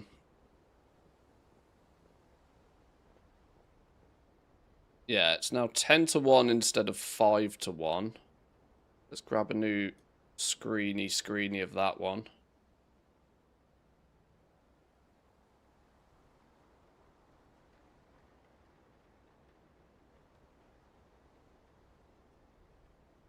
Now 10-to-1 on there, and the... Do we still learn these just from the profession trainer? Yes. And this is now 18-to-1.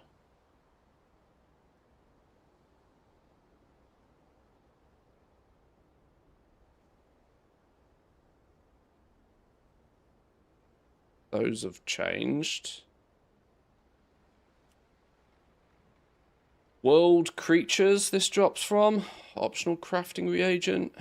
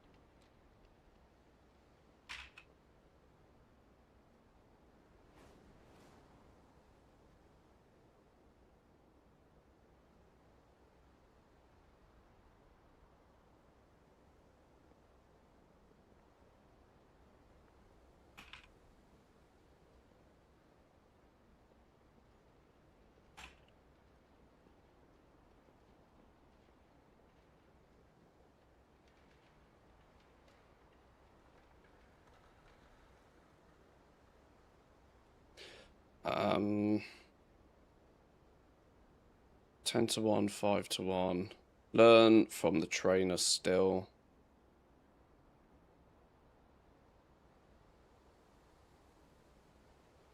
Crafting has a conversion from normal to high quality on both stone and glass. 10-to-1 for glass, 18-to-1 stone. Very random numbers. Expect high quality vials to be very heavily nerfed in value due to this. Yes.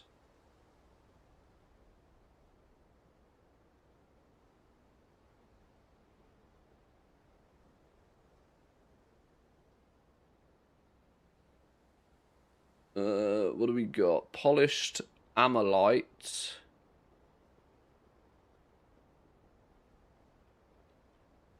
And then a handful of second mate slugs is the fishing trainer on the new zone.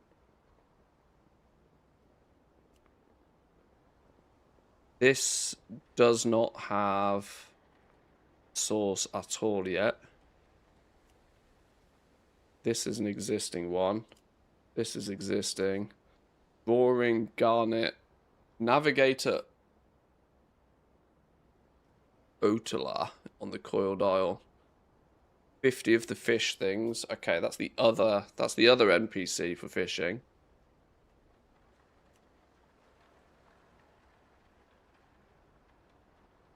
Shining Sindori hourglass. That's not a new one, is it? It's just the three gem looking things. 1, 2, and 3 are the new gem looking ones. Seem to mostly come from the Isle. What I don't have for ease of comparison is that they've reduced the lumber values, haven't they, for a lot of crafted decor.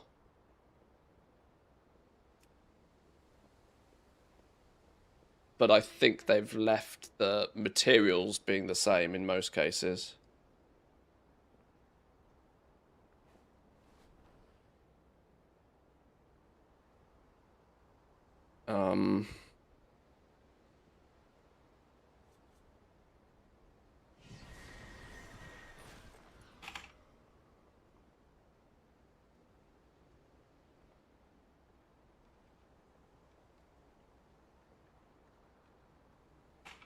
Midnight decor crafts. I've seen a reduction to the amount of lumber.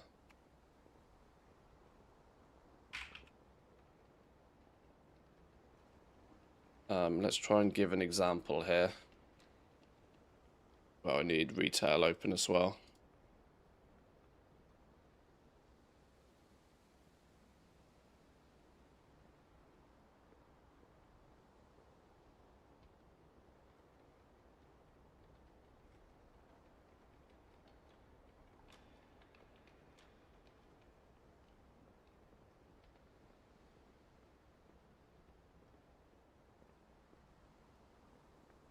See if I can get a direct 12.0 to 12.1 comparison.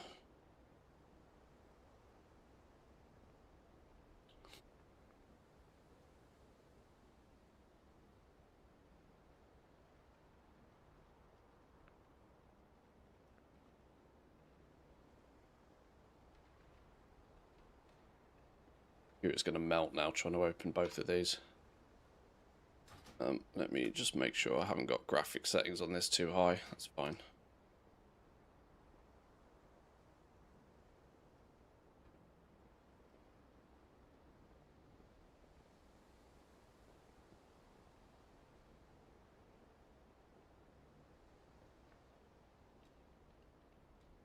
Is it 50 on retail right now?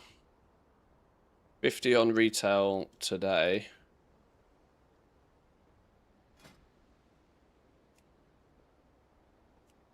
Down to 24, so it's a solid 50% reduction then.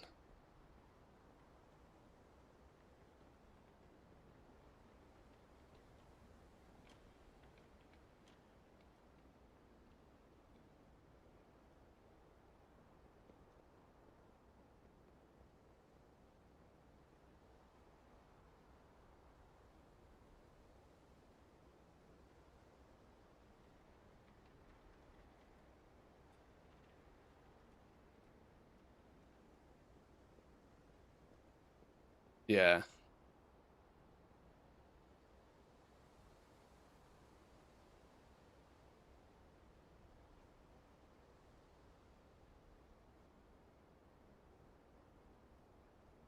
As much as a 50% reduction.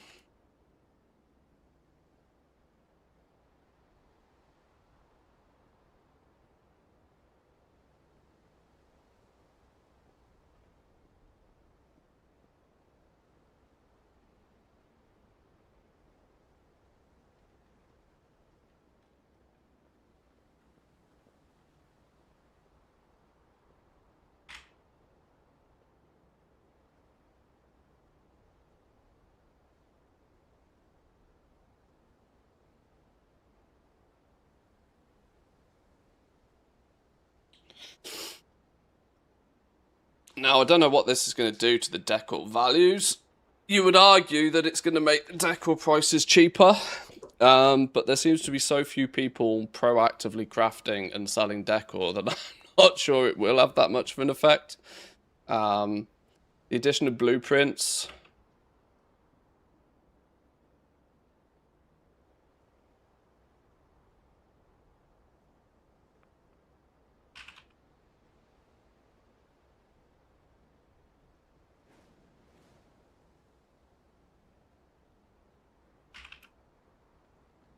Yeah, the addition of blueprints could increase the demand for the crafted decor, but we'll have to see. Now, I'm not in a position to go through each and every single decor recipe and double check every single one, but pretty unanimously, they've reduced the values. Let me just do a quick comparison of others. So, Bejeweled Cinder Eye on live is 24 versus 12 on the PTR. Harp is 18 on the PTR, 36. Yeah, pretty much a 50% reduction, really. 26 on the Tenebrious versus 12. So, in fact, it's actually even more than a 50% reduction on lumber on quite a lot of these. Surely it won't stop people from basically selling their decor for 0 gold per lumber. Well, the reality is that most players of the game have absolutely no idea what lumber's worth. Like, no clue what lumber's worth. The fact that they even, yeah, like farmed it so it's free, right?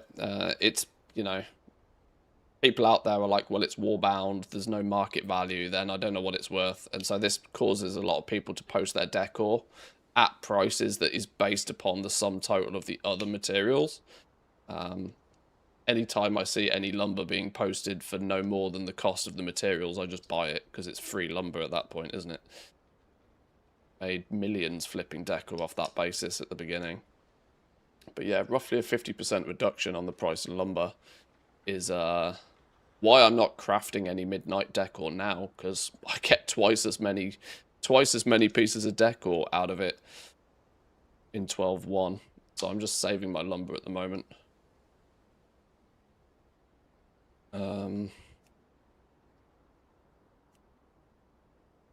There's these new optional crafting reagents are really going to be in the hands of simmers, really, to decide if they're any good.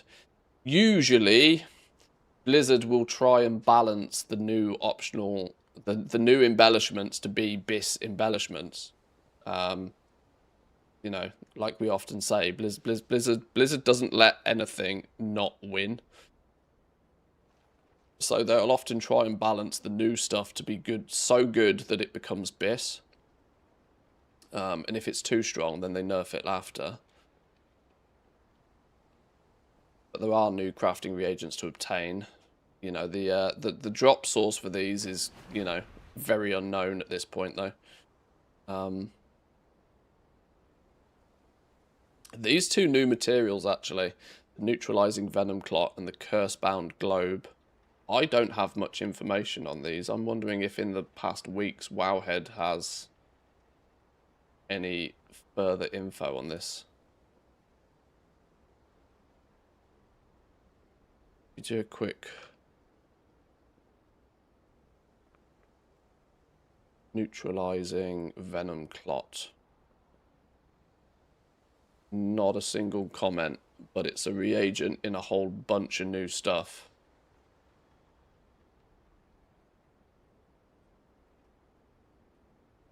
A reagent in 11 things. Optional crafting reagent for leatherworking is the Adorned Fang. The Alluring Nostrum is the... what's this?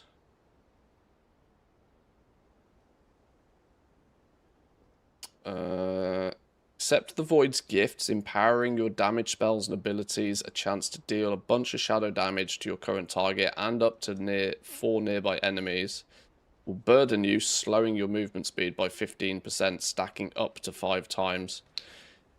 Kiss Curse Potion.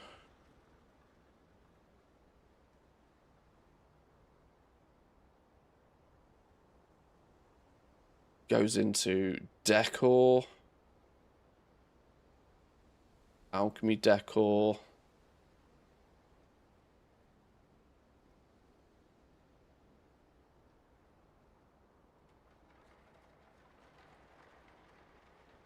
And more importantly than anything else, it goes into the new food and feasts.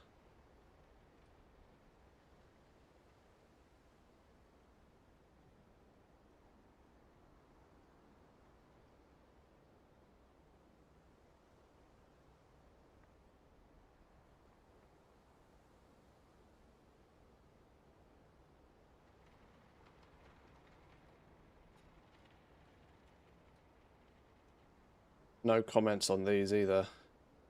That's interesting that there's absolutely no information on Wowhead whatsoever about either of these new 2 materials.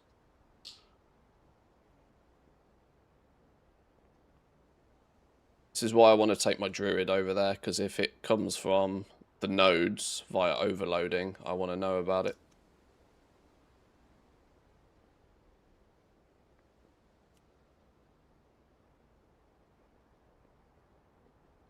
Okay. So...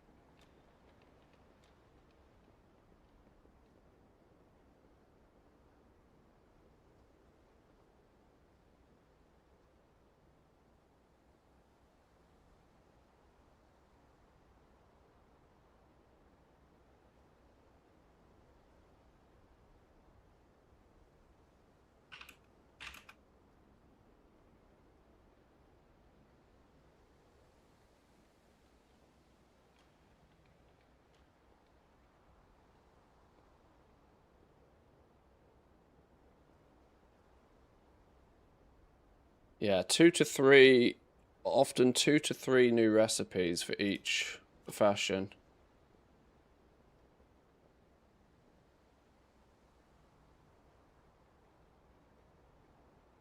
So what I said yesterday, people don't use the PTR to actually test stuff. They just make clickbait, spoilery content. Yeah, I know. There's very little, like, actual detective work, I suppose you could call it, actually done.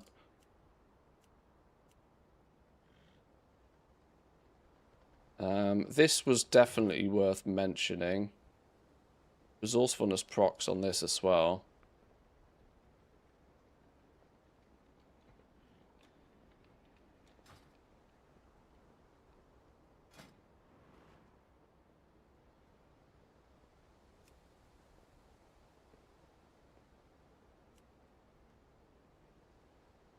The Twin Fangs, the Venomous Abyss. Oh, well that's a raid drop then.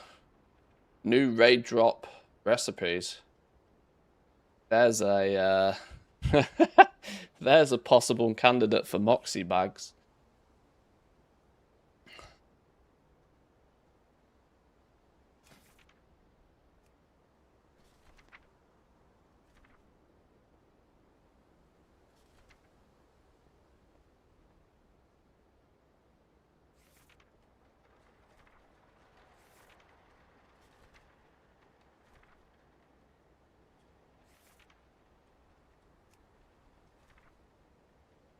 Interestingly, it doesn't claim its loot in the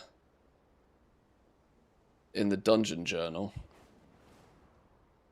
Yeah, it does say here the Twin Fangs drops the recipe for the Adorned Fang. There is new raid recipes,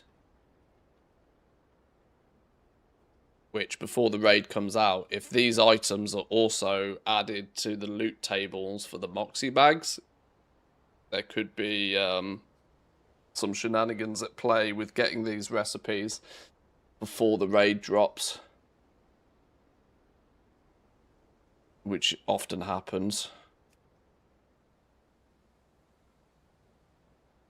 How do we integrate that into our little survival guide?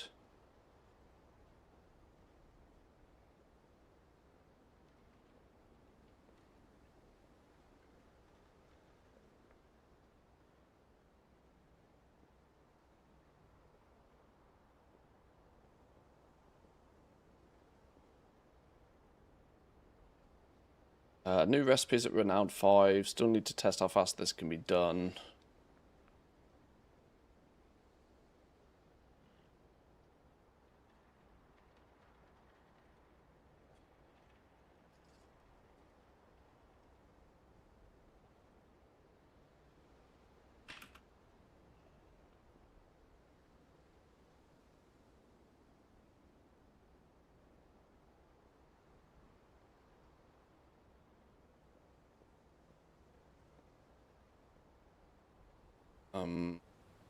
Spec reset, one-time deal.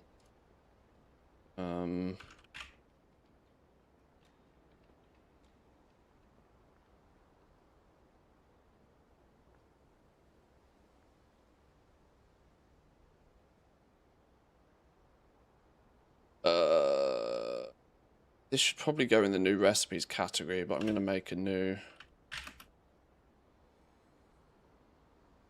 because it's often something that people ask about.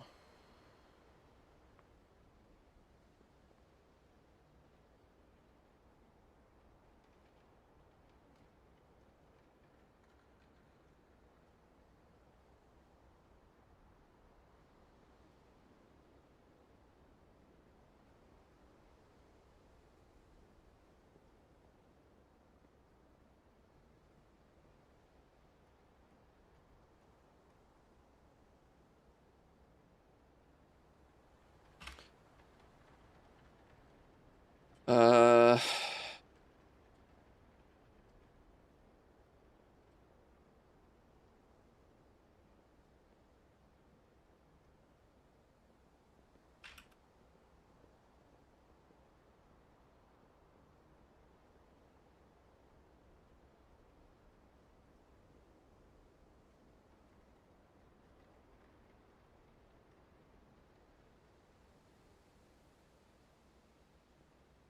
how do you spell embellishments like that?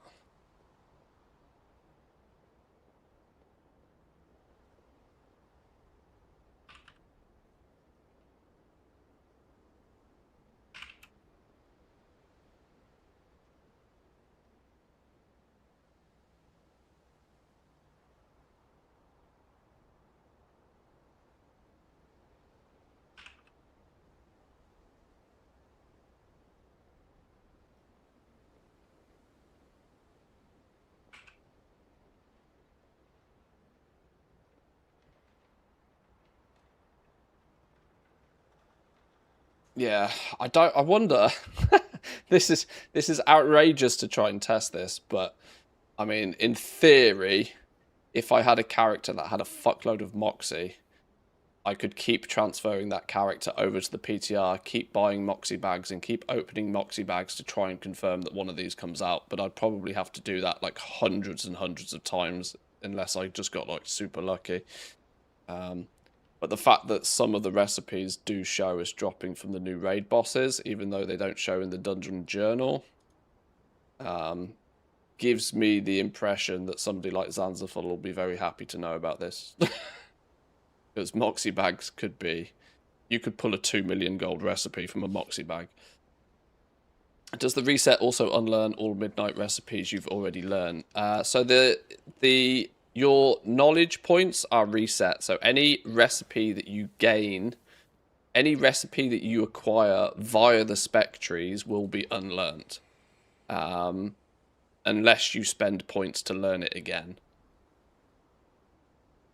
But that doesn't mean all recipes. It's only the recipes that you would have learned by spending a point in the spec tree, if that makes sense. So recipes that you buy from a vendor or recipes that you learn from a trainer, those still are maintained. But any recipe that is specifically unlocked via the spec trees will also be unlearned when you reset your points, until you spend the points again to unlock them again, if that's what you want to do.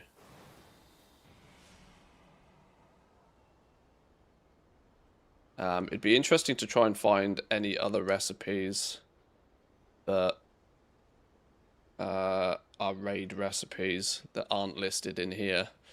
Let me maybe jot down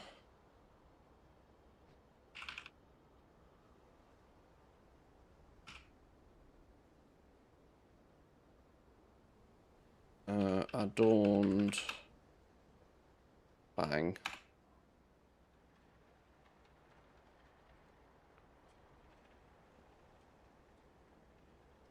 And jot down any others that I find there as well.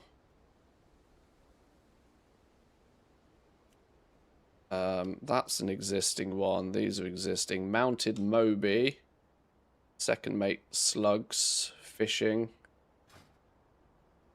It's the shark. Rawr.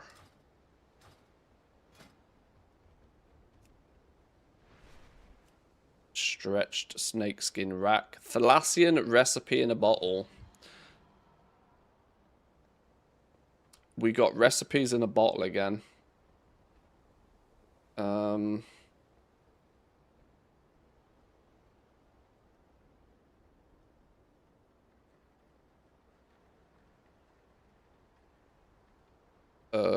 Each profession is also gaining 3 new crafted decor recipes.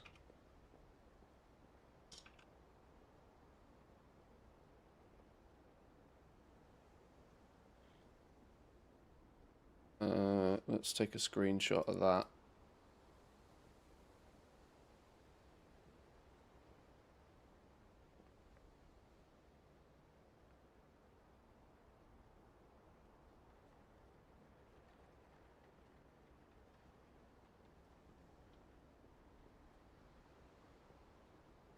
Source for many recipes is the Thalassian recipe.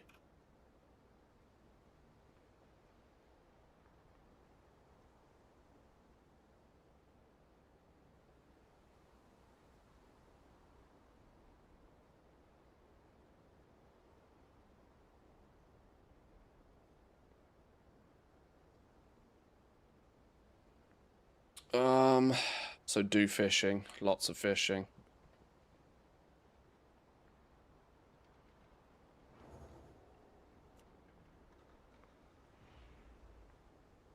Okay, that's jewel crafting and leatherworking. Let's look at enchanting and blacksmithing. See if we can spot anything of interest.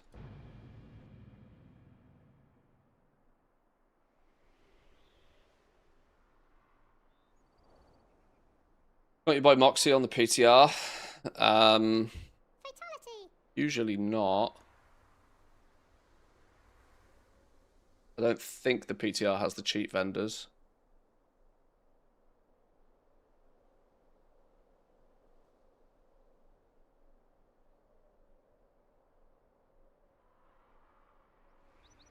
Oh yeah, new loading screen.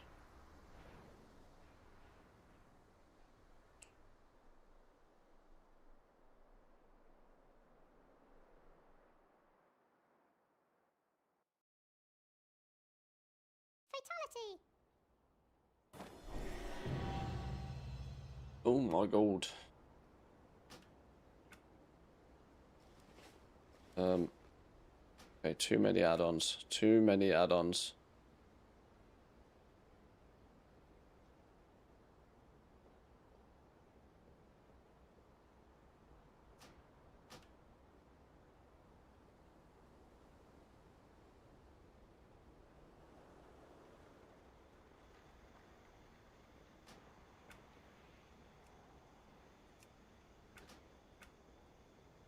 Okay.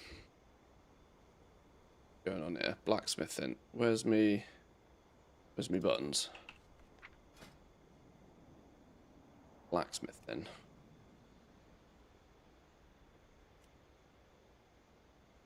Forge Master's decorative spear.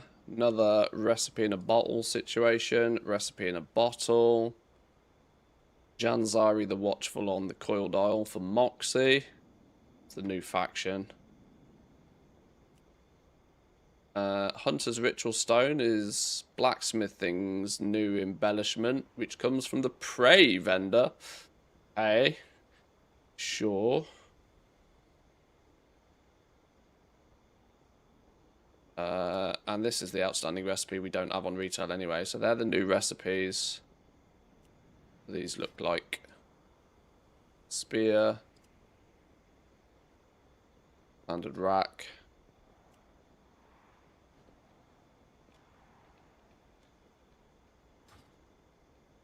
Oh, can't view that one apparently.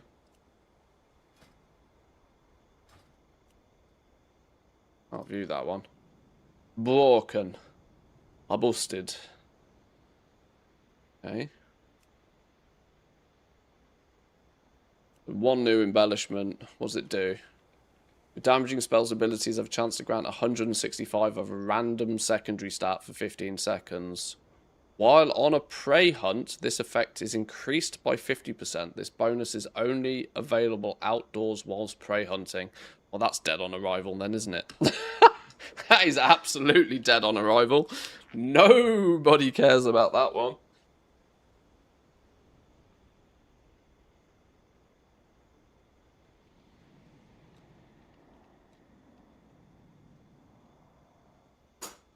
I I applaud your effort, Blizzard, but yeah, ain't nobody caring about that one. A prey only embellishment, sure. Sure, that's going to be worth about 10 pence within about a minute. Nobody cares about that one then. So blacksmithing is literally just the 3 new decor recipes. Okie dokie. Okie dokie, okie dokie, okie dokie. Why is it got such a monumentally high recipe difficulty? Is it that my blacksmith doesn't have the skill to make optional... Yeah. It's going to be in... No, wait, hang on. Is it going to be in here? What's going to be the knowledge points for the skill points for making those then?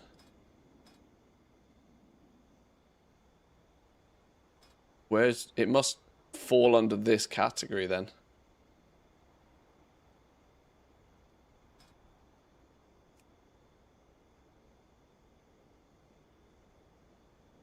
Why would the recipe difficulty be so ludicrously high for that you can use high quality materials and not even produce it at high quality? I mean, sure. It's not... While on a prey hunt, this effect is increased by 50%. It's not truly prey only, but... 165 of a random secondary stat is probably... not going to become BIS for any build, is it? Because random is never BIS. Sure, it's 50% more if you're on a prey hunt. Whoop-de-doo. Yeah, my question is why am I not able to craft those particularly high? It must have...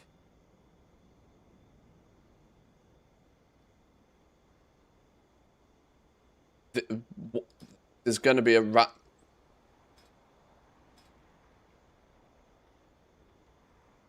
It's probably going to fall under this weapon stones, isn't it? I don't know, it's weird. That recipe difficulty looks as if it could be off, but whatever. Not my problem. The fact that blacksmithing up until this point only has... This is the first optional... Yeah, this is the first and only optional reagent that blacksmithing has been given this expansion. So there probably isn't a spec node that benefits it naturally. So I wonder if they've just kind of hacked it into either weapon stones or tool stones when it comes to recipe difficulty.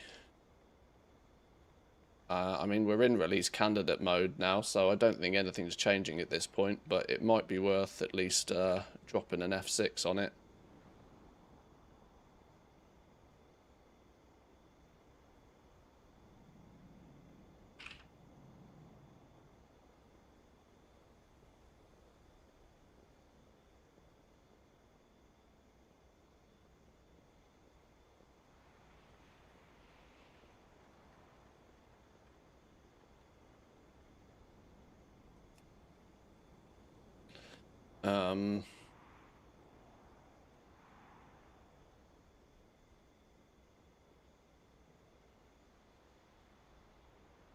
If something has a bonus somewhere else, usually the base proc outside of that place isn't BIS for anything else. Yeah, I can't see. I can't see that being overly powerful. But like I said, I'll leave that in the hands of Simmers. It just feels a little bit dead on arrival from my perspective. What's Enchanting saying then?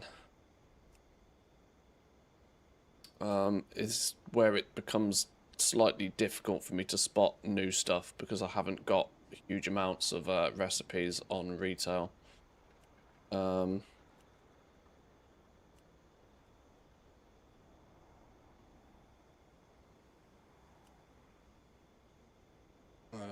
These are existing ones. This is the new one, isn't it? Rite of the Hashi. Janzari, the Watchful, and the Coiled Isle, the rep one. So, Renown 5, I would imagine. Renown 5, I'd guess, to be able to unlock that one. New weapon enchant. What does it do? Permanently enchants a weapon with the Rite of the Hashi, causing your spells and abilities to grant Hashi's might. 121 of a random secondary stat for 15 seconds and favors your highest secondary stat when you're above 80% health.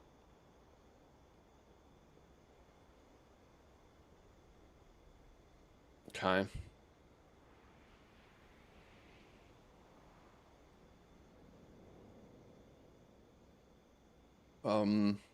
We just confirm these are Renown 5 situations.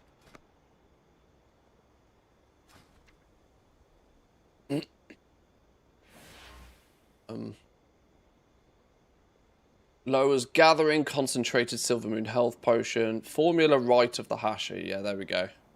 So it's a Renown 5 unlock for the new weapon enchant.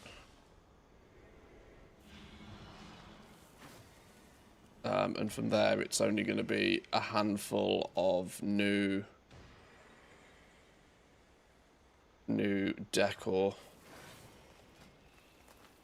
This is the fish. Wibbly wobbly fish.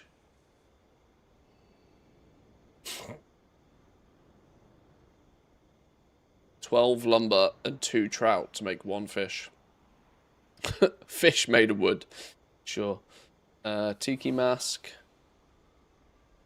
This one comes from Prey. Wow, they're really pushing people into doing Prey. Ian Hex mask.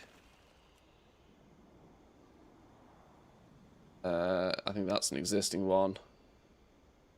That's an existing one as well. A fish, a fish and 2 masks. Equally all using these neutralized venom clots and the cursed bound globes. Do need to figure those out. Okay, but nothing nothing groundbreaking there. That seems relatively straightforward, easy business.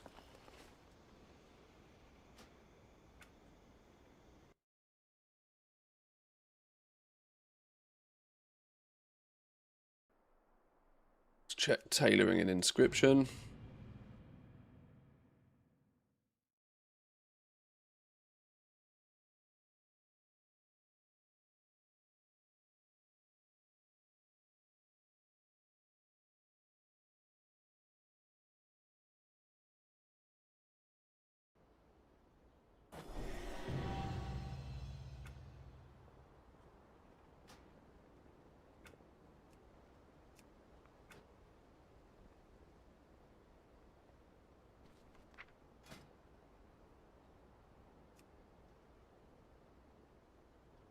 Snakeskin lining is a new one.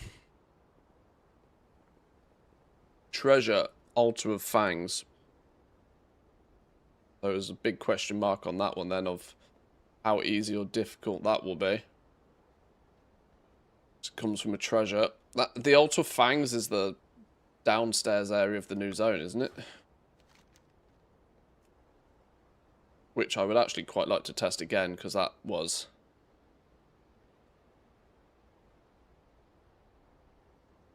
This was rather dull, if I'm going to be honest, last time.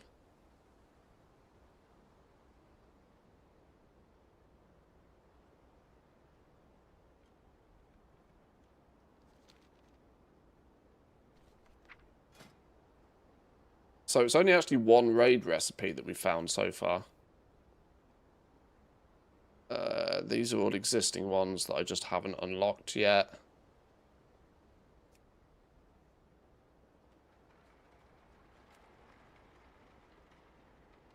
This is existing. Tortolan Sling Sack. Navigator. That's a fishing vendor. Recipe in a bottle. Do some fishing.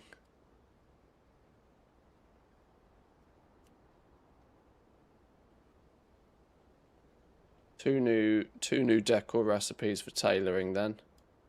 And an optional reagent that comes from the Altar of Fangs.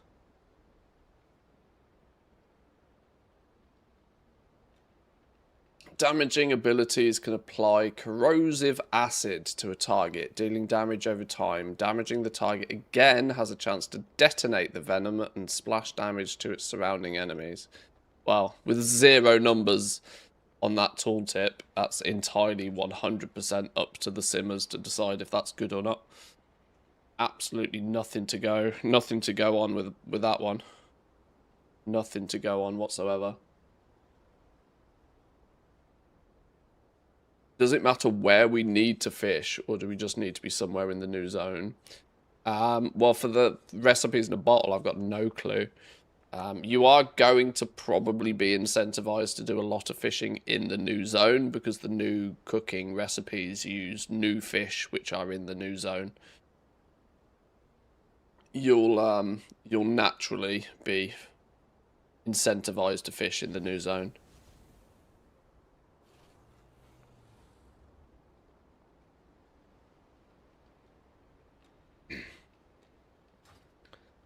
Has Inscription got anything more interesting to offer?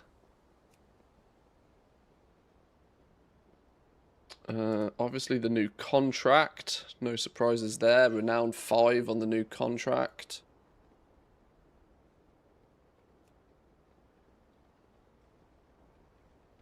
Recipe difficulty is 725. Is that the same as the other contracts? Where are they? Here. Yeah, 725 on the other contracts. They're all the same.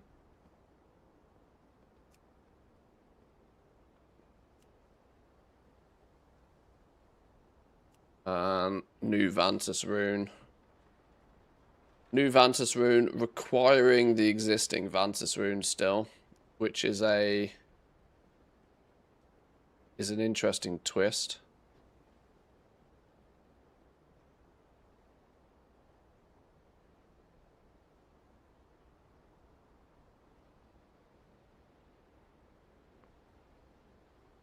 Needing the old Vantus rune to make the new one is an interesting twist, I'd say for sure.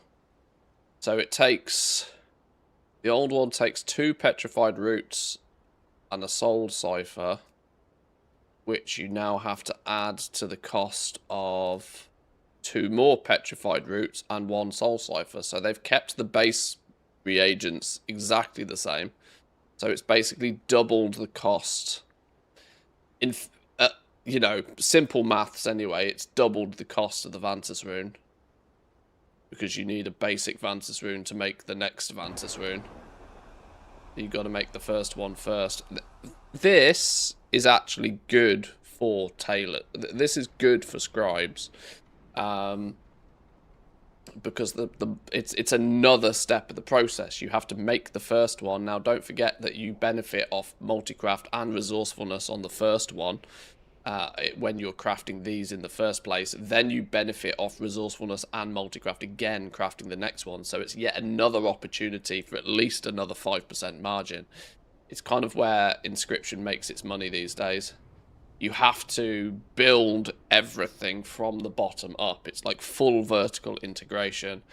You have to be building the soul ciphers as efficiently as you possibly can. So you've got to be also simultaneously making your inks as efficiently as you can. You have to in turn then be milling as efficiently as you can. If you do all the steps of the process, you will actually find that your overall crafting cost is significantly better than what it will look on paper. Because you've got, let's think about how many steps of the process you've got to make one of these new Vantis runes. You've got milling, so there's one opportunity for resourcefulness. You've then got crafting the inks, which is a second opportunity for both resourcefulness and multi-craft. You then take those inks and you make them into soul ciphers, so there's another step. You take the soul ciphers and you craft them into the basic Vantis runes, and then you're taking the basic Vantis runes and you're making it into the new Vantis runes. So you've actually got 5 separate steps and 5 separate opportunities for multi-craft and resourcefulness to take effect on the new runes. Which means if you just look on paper the cost of these materials plus that rune off the auction house and you do some simple maths, that will probably be far higher a number than if you do the entire process yourself. But it means to be optimal at crafting and selling these, you need points, you need all of this, you need to be good at making the ciphers, you need to be good at milling, you need to be good at inks, you need all of this side of the tree. You also then are going to need the 30 points here and 30 points here. So you basically need all of the right-hand side of this tree. The only things you don't need are the contracts and the missives nodes over here. You need everything else over here. And you need full set of epic. You need both a resourcefulness and you need a multi-craft quill. You need 2 epic tools in order to do this effectively. You do really have to look at min-maxing it, but it's it'll be possible to squeeze something out of this for scribes that are like efficiently set up. But even then, I don't expect the margins to be particularly high. I have a relatively glasses half empty approach about mass crafting these days because it's just far too much of a solved game. What do we got decor wise though? Recipe in a bottle again. Or a quote unquote interesting mural. Mural on the wall. Chiseled Amani tablet. No no source on this one. But the tablet. That's an existing one. Cask, I think, is an existing one. I don't know if that's new. I don't think it is. And that one doesn't even have a, once again, recipe in a bottle. Spray. Some of these might be existing ones. I won't remember. Okay, nothing more than you'd really expect. Contract and rune. Maybe for the purpose of the Vantis rune, it's worth putting some notes down.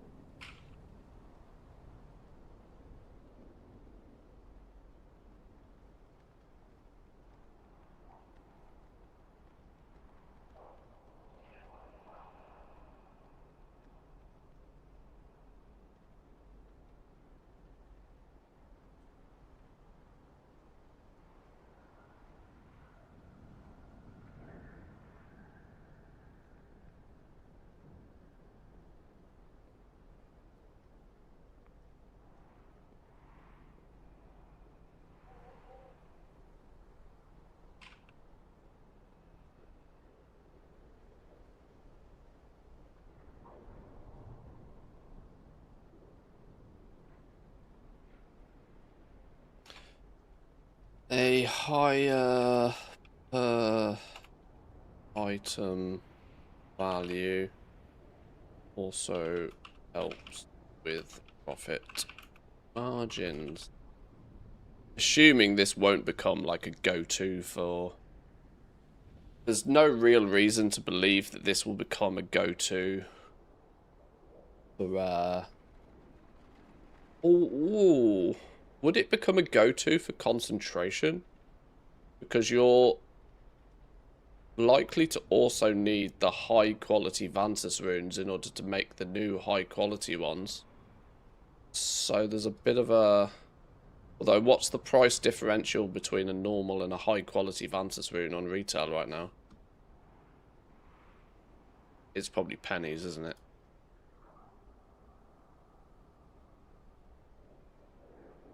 Today's snapshot is probably not a great, you know, data point, but...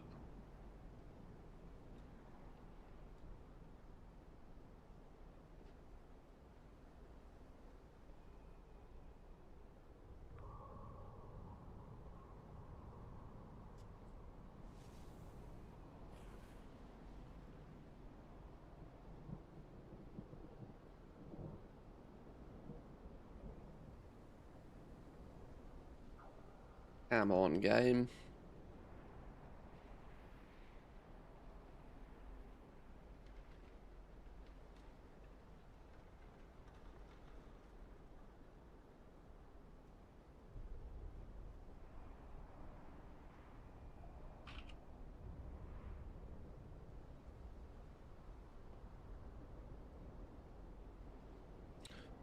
Okay, another 300 gold difference.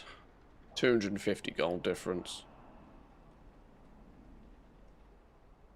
I mean, what's the difference on a soul cipher?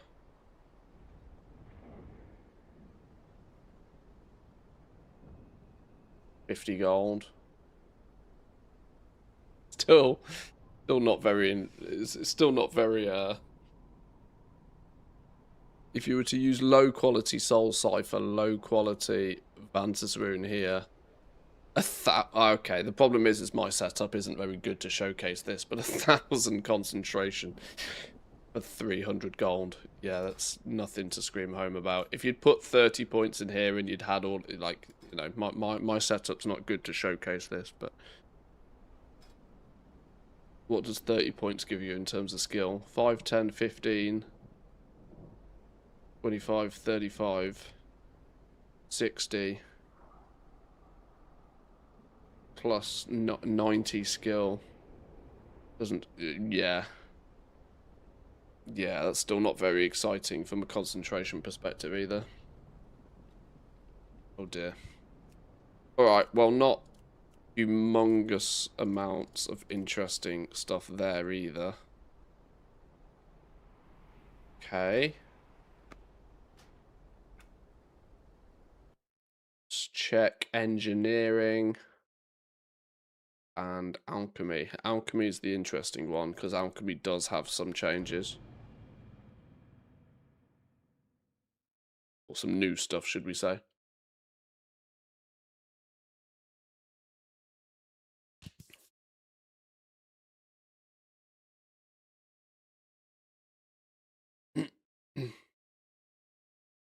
I'm surprised if they forgot engineering entirely. What's engineering? Bit of a what sword situation, isn't it?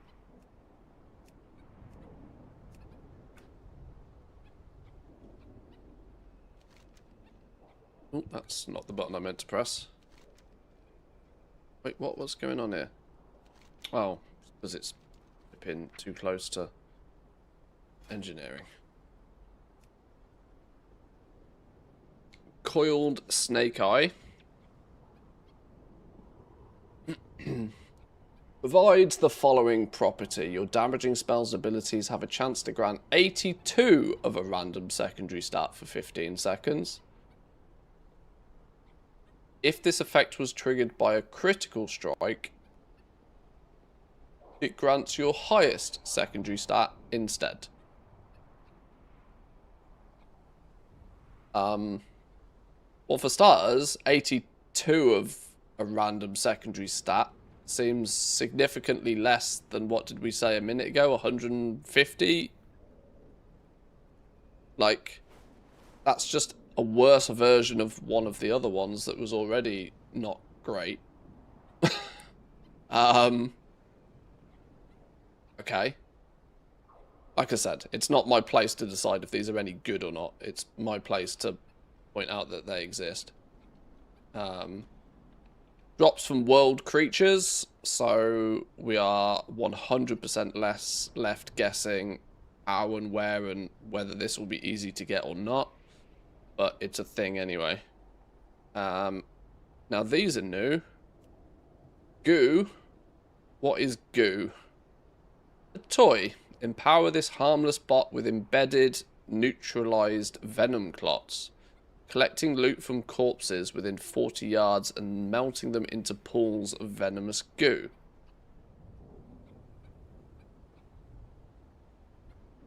No source for the recipe.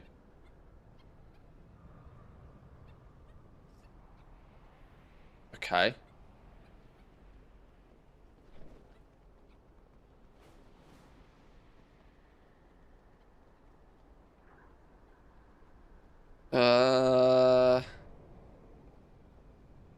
I wonder if this is either really important or just completely... Because those neutralizing venom clots are one of the new reagents.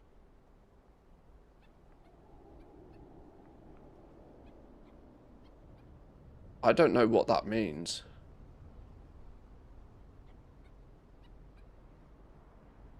Am I reading too much into this, as this toy could be a way for players to gather the new neutralized venom clots? Or how? I think I might be reading just way too much into this, but...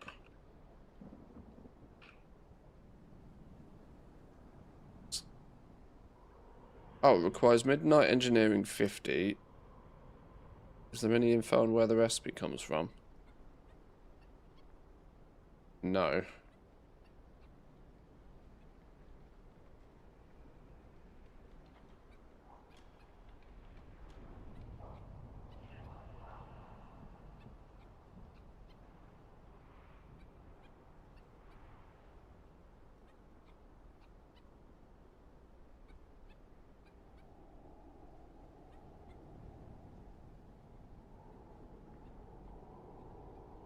Okay, no idea.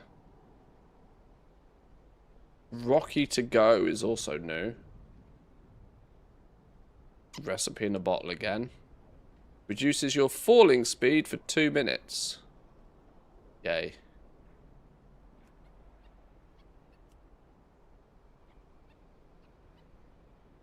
Rocky permanently attaches a mechanical compression array to a helmet, allowing you to deploy Rocky and fall slowly for 2 minutes. The glider has some initial thrust and allows you to turn whilst falling. The helmet can only be used once every 3 minutes and requires a Midnight Engineering skill of at least 1 to operate. Recipe in a bottle.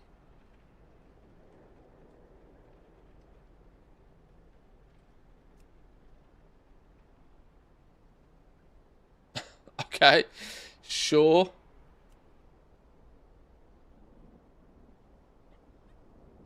So you've got Rocky to go, which is just your presumably tradable, sellable on the auction house fall speed reduction. And then engineers themselves have the ability to enchant their helm with Rocky to give the same effect basically for free. Okay. Tiny, tiny, tiniest amount of flavour to engineering there. Very weird, not gonna lie.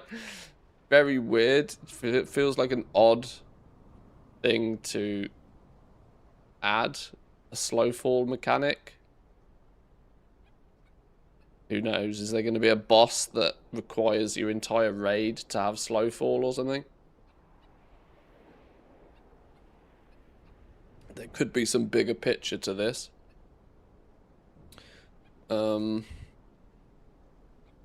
Recipe in a bottle for their new decor item. Field lamp. Are engineers more likely to fall off things? There's also that, maybe, yeah. This is a rep decor, oiled rope, Proudmoore ship in a bottle. Comes from the fishing vendor. Cool little trinket item.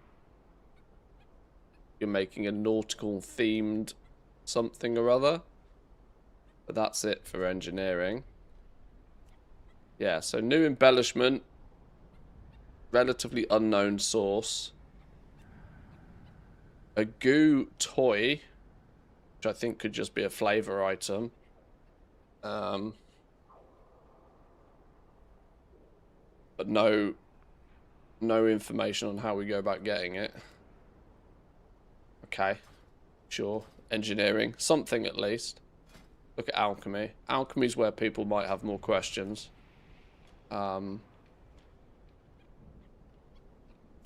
Liquid luster.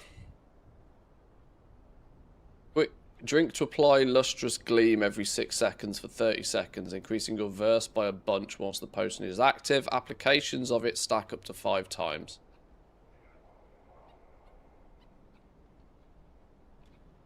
Comes from the Vault of Ulatek for 2,500 coins. Oh, okay, that's an interesting twist. So this is the downstairs coin farming area of the new zone. Gives you your verse potion. That's your jam. Concentrated Silver Moon health potion. Restores 360,000 health as opposed to 200,000 health. But 5 concentrated takes 25 standard. Now this was mentioned earlier that by the time you actually stack aggressive levels of multicraft and resourcefulness, which you should, a reference, have by this point, full epic multicraft tool, fully enchanted, full shebang. This is like a full build alchemy setup here. 37% multicraft and 15% resourcefulness is going to mean that the delta between, you know, 25 in and 5 out is a lot less because your resourcefulness will save you. 15% resourcefulness, let's do the maths on this. 15% resourcefulness, it procs. You've got a 15% chance to proc a 30% saving. What's 30% of 25? Like 8? 15% chance to save 8. 15% chance of... Okay, it's the resourcefulness alone is not great. You might be saving, you know, 2 or 3 off the price of this from the resourcefulness, but it's the multicraft that's going to kick in and give you a real boost. You've got a 37% chance for it to multicraft, and when it multicrafts, if it can roll between 5 and 20 of the new ones. That's why all the Silver Moon health potions vanished from the auction house recently. Yep. Yep. This recipe is a reputation recipe. It's a renown 5. It's a day 1 job for alchemists to go and get this. We do need some info about this.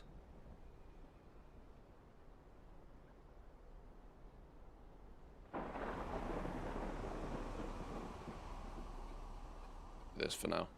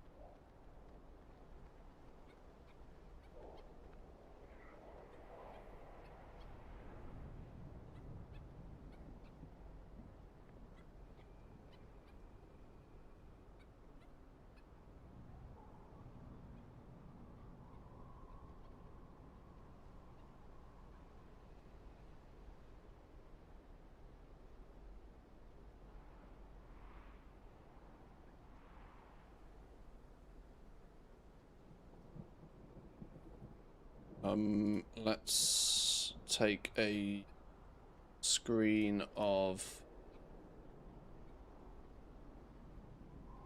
Silvermoon health potion compared to the new concentrated.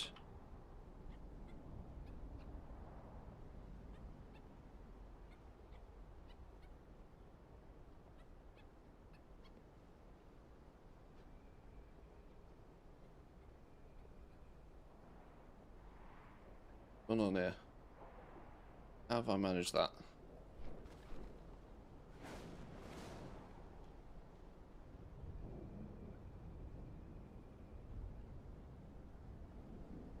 I managed to drag that window.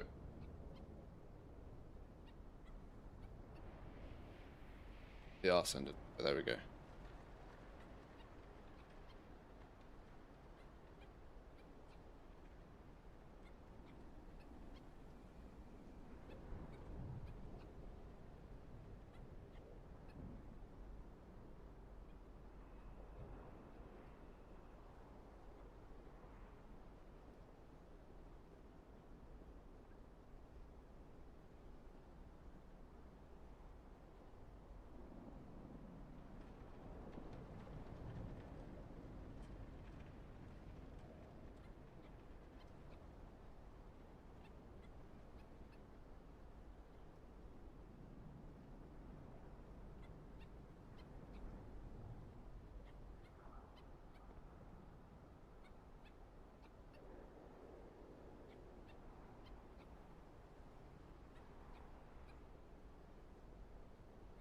What do we got here?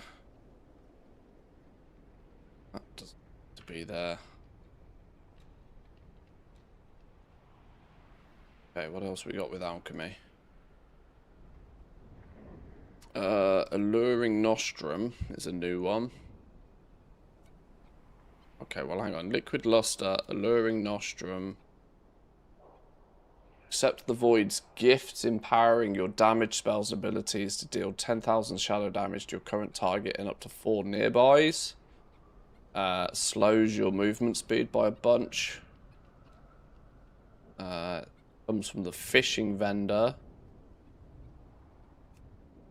So there's one new light and one new void potion. Now, the way, if I know Blizzard, they will try and balance these so that they are the go-to choice for potions. Now, how that's going to affect alchemy doing concentration things, I couldn't tell you at this point. But I would assume it creates a bit of a contender for like your light's potential. And your, what's the other one that everybody's making is the recklessness potion. Now I don't know what Sims are going to say.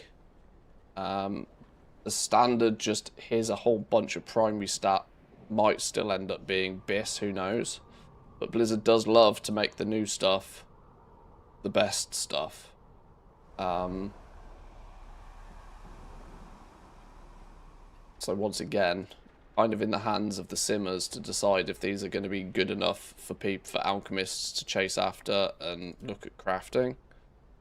From a concentration perspective, my build currently is focused towards light for potions, because I actually went into flasks to start the expansion.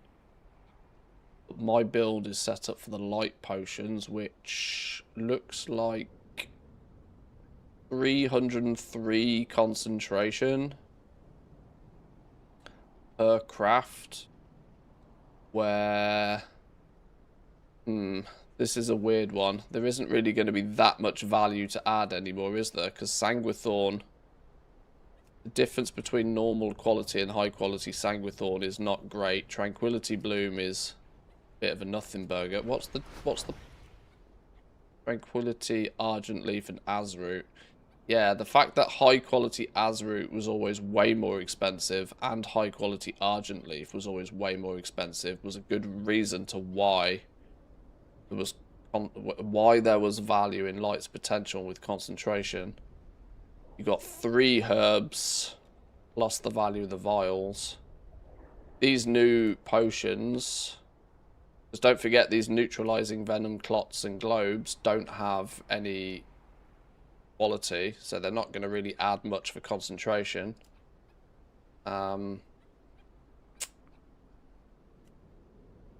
It doesn't look to me as if these are going to be new. That's a difficult one.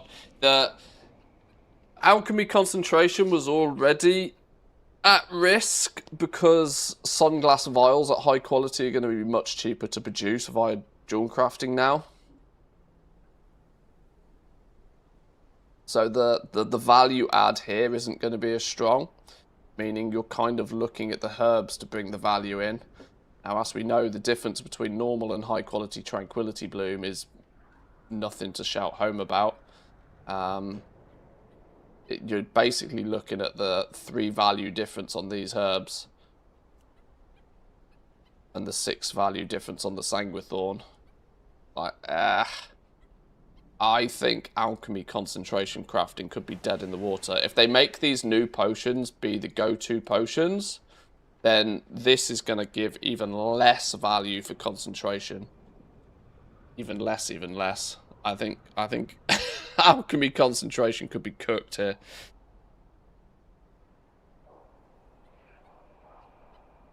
Because they've added new reagents that don't have quality attached to them anyway.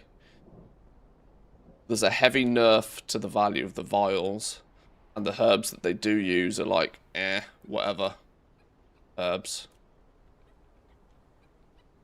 So if these are balanced out to be the go-to potions, alchemy is in real trouble for concentration. Like, even more trouble than we thought it could be. Because there's going to be no value in using concentration on these.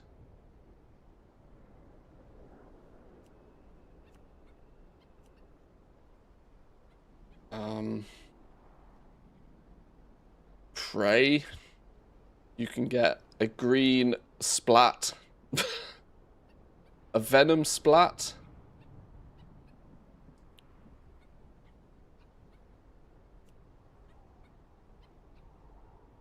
Riftstone. I'm not sure if this I think that's an exist. That's already one in the game, isn't it?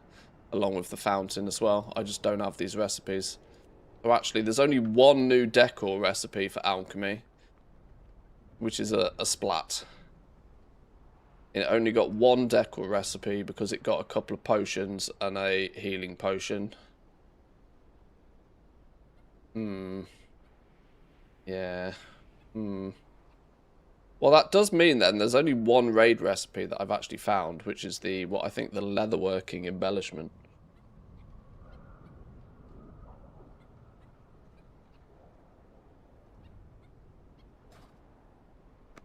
Okay, sure. My next task is I need to try and find out in more categorical detail just where these 2 new green and blue reagents come from. Whether they are herbing and mining, or if they can be obtained via fishing, or what. Let's take the herb miner lumber druid over to the new zone. Before I do that, I've got to take a quick pee. I'll be back in 2.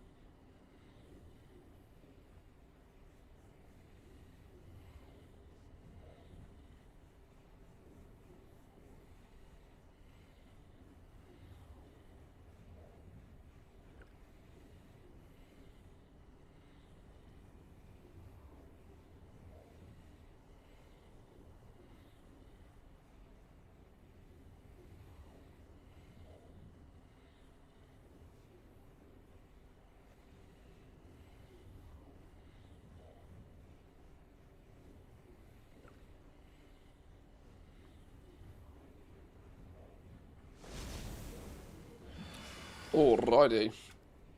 Let's take the druid on an adventure. What's this? Sure. Edit mode.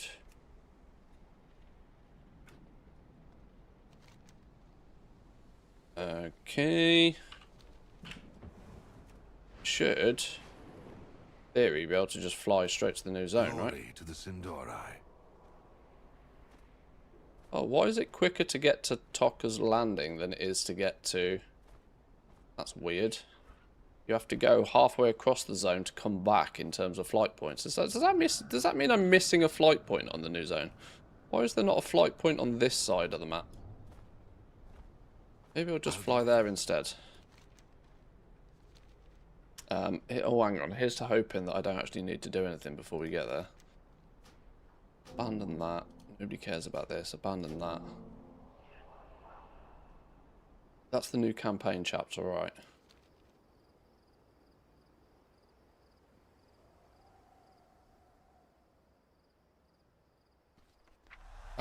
I mean, I can't imagine there is, but just double check there doesn't look to be anything different with herbing and mining. And dispose of the corrupted creature.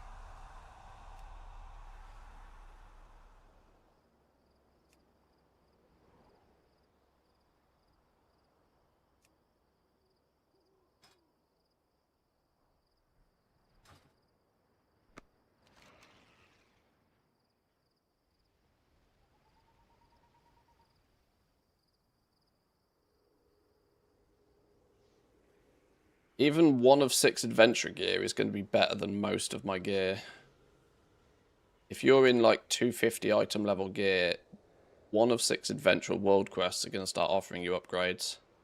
That's such a weird feeling, you know, going into a new season. All of a sudden, like, all of your, even flipping world quests start offering you upgrades.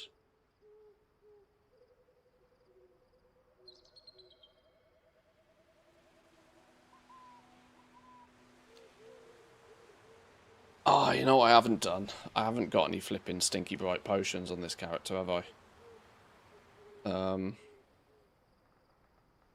Damn. Please don't look at the bags.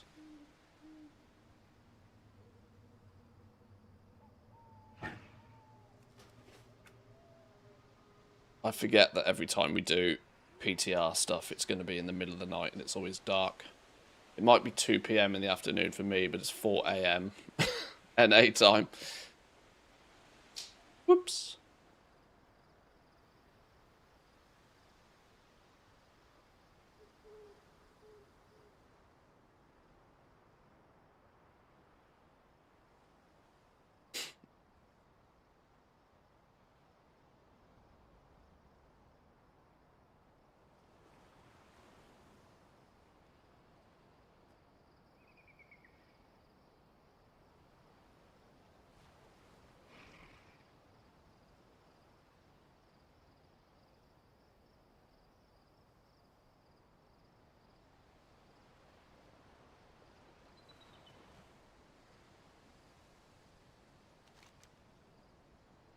Right, we'll fly over here naturally.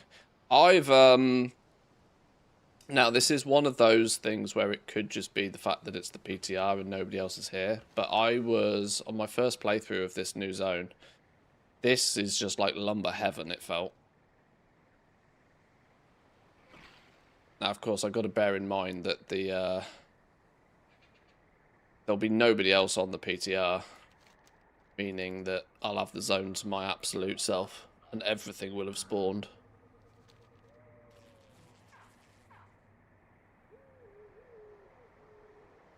I really should have just flown in myself. Why did I take the flight path? Why did I do that? A druid, after all.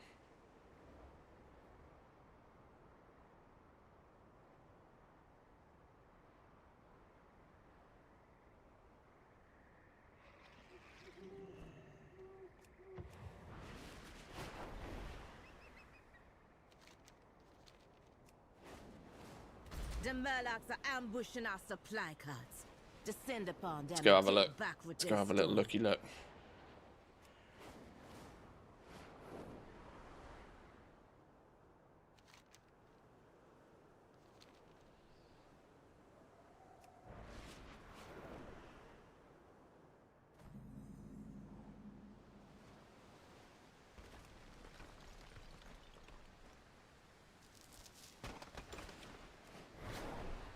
World first mining node. Treasure.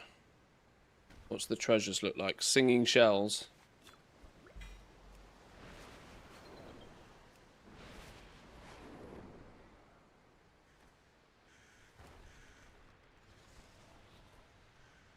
Cracked canopic jar. Brings PTSD to some people. Oh my god, what's going on? The lag spike.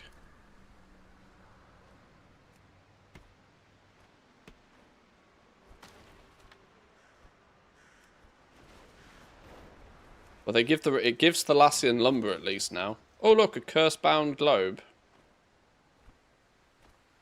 Cursed Tranquility Bloom gave curse-bound globe.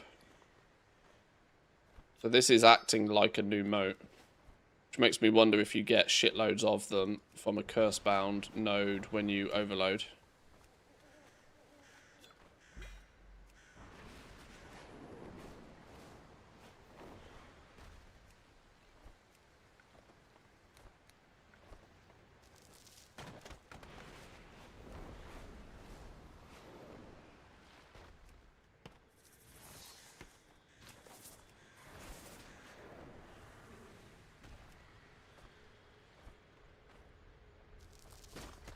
Was that 8? Oh, I got 9 because finesse kicked in. Flipping hell. I was like, Jesus. I see a shiny node over here somewhere. Here's a shiny one. Cursed Brilliant Silver. Overload on the Cursed Brilliant Silver.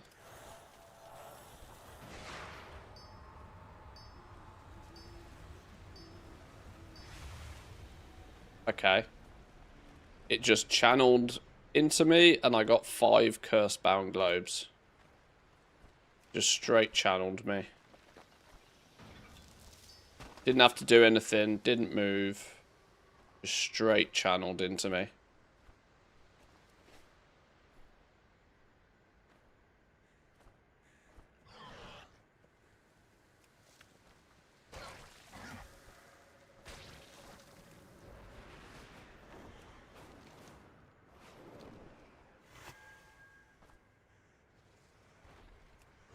Get that, am I?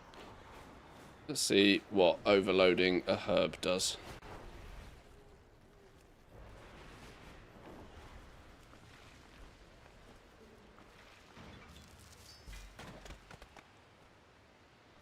Instantly giving me cloudy quartz. That's an interesting twist. Why is it instantly giving me cloudy quartz? Oh, because I've already... okay, it's probably recognised the fact I've done the profession weeklies. Yeah. Let's see if overloading this is the same. Overload herb. Once again, just channeling, channeling, channeling, channeling. Loads of curse-bound globes. Okay.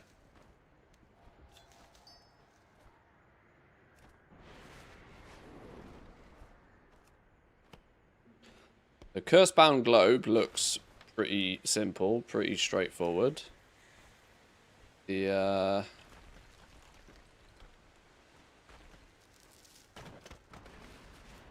only question is where does the green one come from?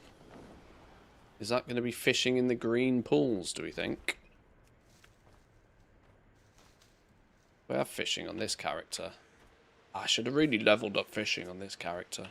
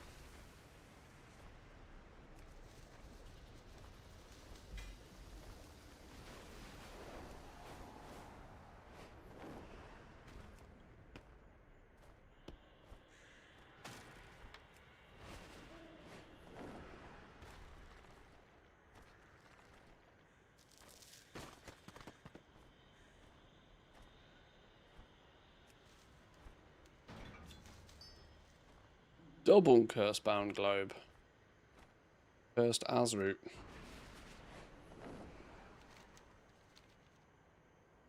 Well then, I wonder, how do we get the green venom ones then? Tech must not reinforce their line. Spear them out of the Let's skies. try and go to a green goo area.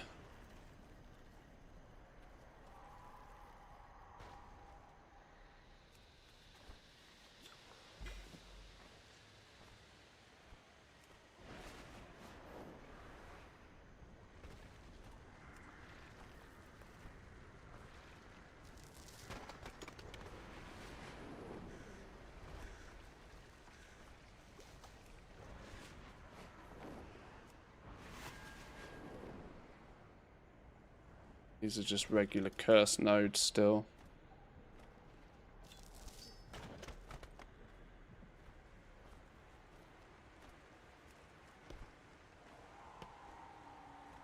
Yeah, I've always thought that it was always a bit of a guesstimation, but it definitely feels these days like the rates of drops on the PTR is higher than what they have it tuned for when the game goes live.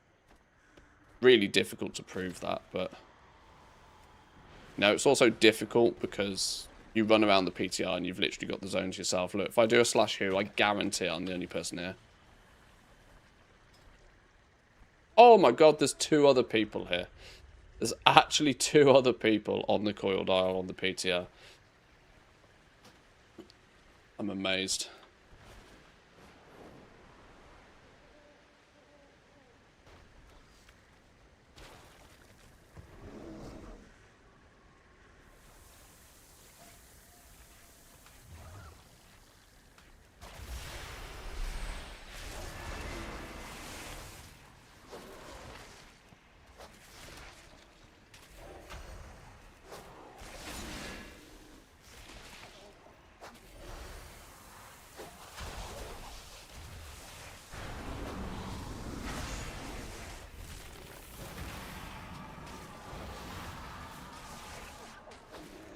See what the rares drop. Siltmouth the Unflappable is his name.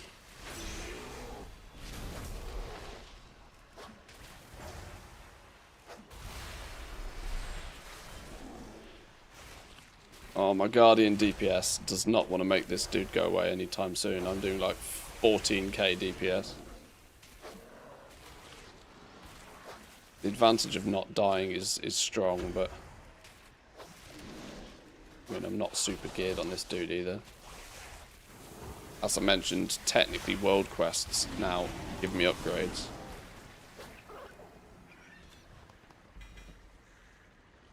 The unflappable flapping cape. Lol.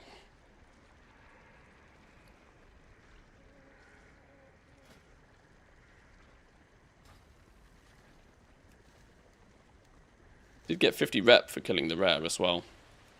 Means if you are pushing the rep, you probably want to kill all of the rares every day as well then.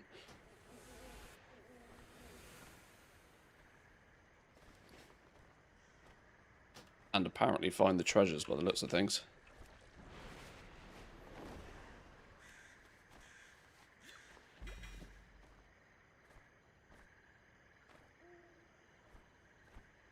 What was that? 266 bind on equip, 1 of 6 adventurer gear. So you that's your new spicy on the auction house price, because that's going to be the ultimate fresh level 90 bait that is now. Your 220 BOEs, 220 BOEs that we've been, you know, having fun selling is going to be 266s instead.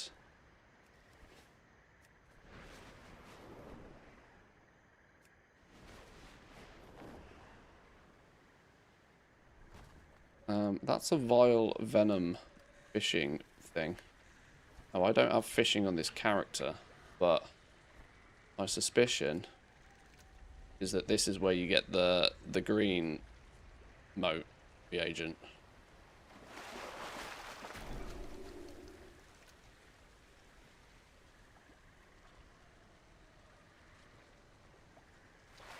rep is 1 time on rares this expansion?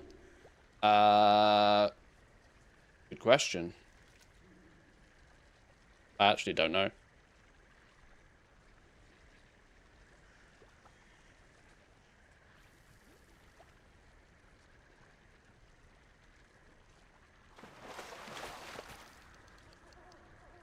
Knowing how warbands work, I'd assume it probably is, yes.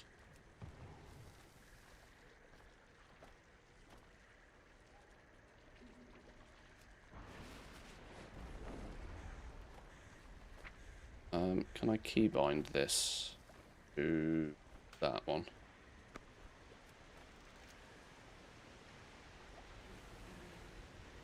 Might need to come back on my main hunter, actually, and do who's got full fishing skill.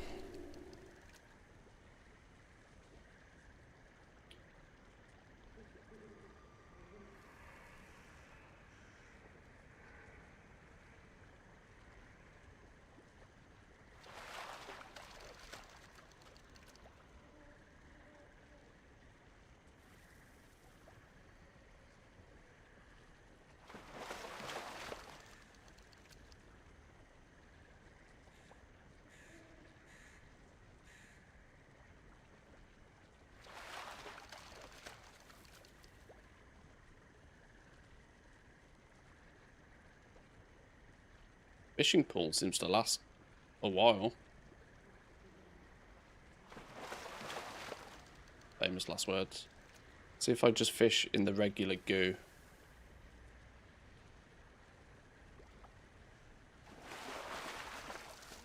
Whole lot of nothing.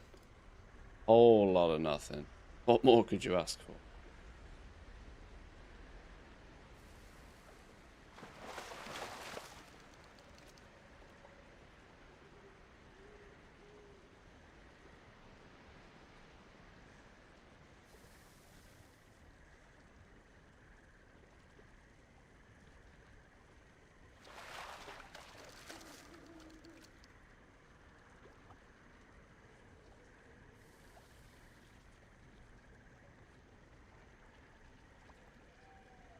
Okay, not getting any of the green reagent from fishing. Not at low level anyway.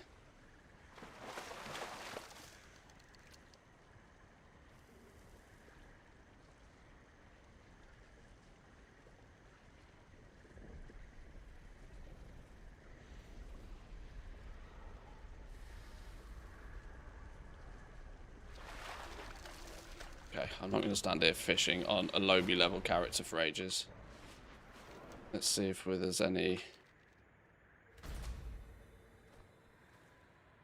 other clear opportunity to find these new mats. Definitely feels like the cursed globes is just herbing and mining.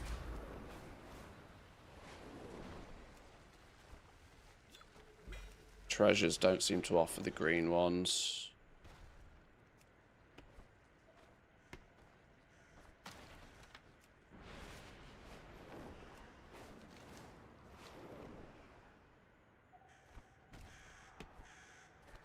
Might be worth putting Rare Tracker on for an hour, doing a route just to try and see where all the nodes are. I wonder if Wowhead already has them tracked.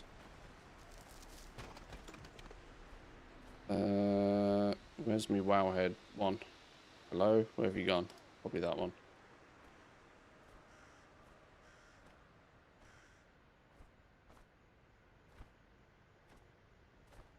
Gothalassian? You're not.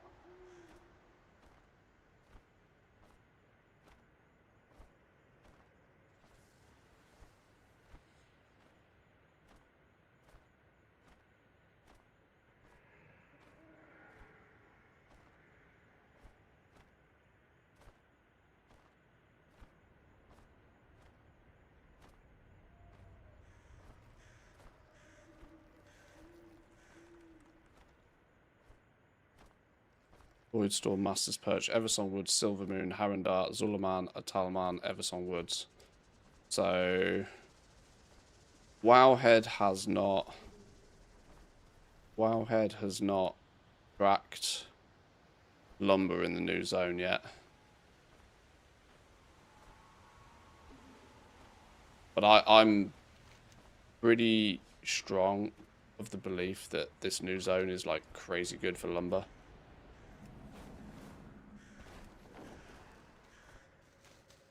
Presumably the new zone will be the best for farming for a while anyway. It's like it's always 50-50. I always think that the new zones are probably designed to be the best for farming, but you have the flip side of it's also where more often than not everybody is. And that often means you end up fighting for spawns if you're on a populated shard. So it's kind of like, yes, I think you're probably right. The new zone should be the best.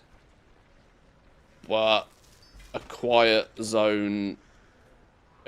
old zone could outperform a busy new zone, if you know what I mean. But yeah, there's a strong chance that, you know, this will be where everybody is.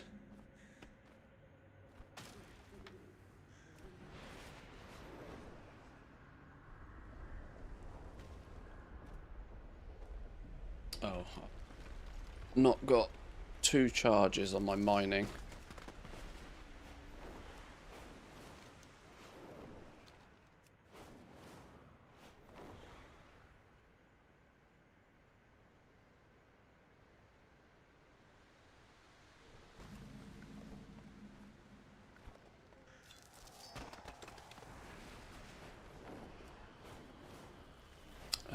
Right, I need to find another cursed node for a screenshot. There's one.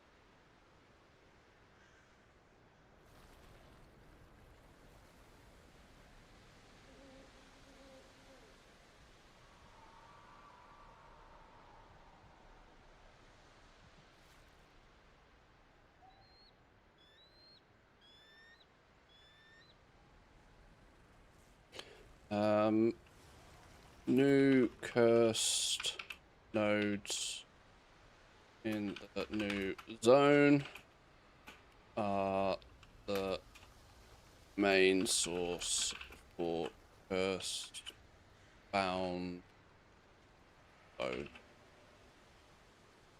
One of 2 new reagents needed for many crafts.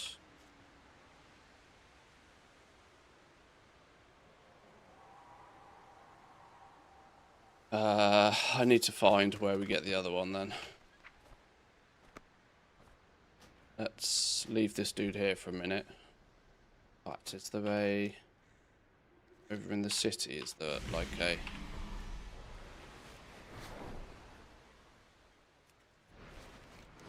there's a sanctuary area, an inside area.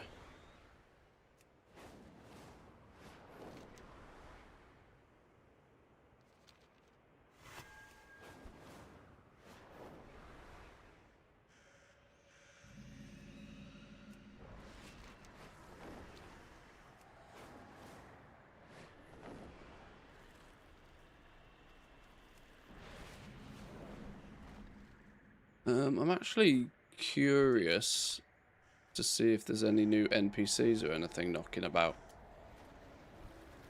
Stable master. In fact, I'll do this on... is this...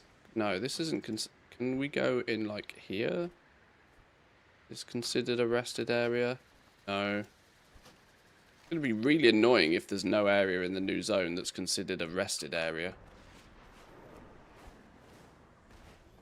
You're an innkeeper. In here, if anything. Surely. Yeah, there we go.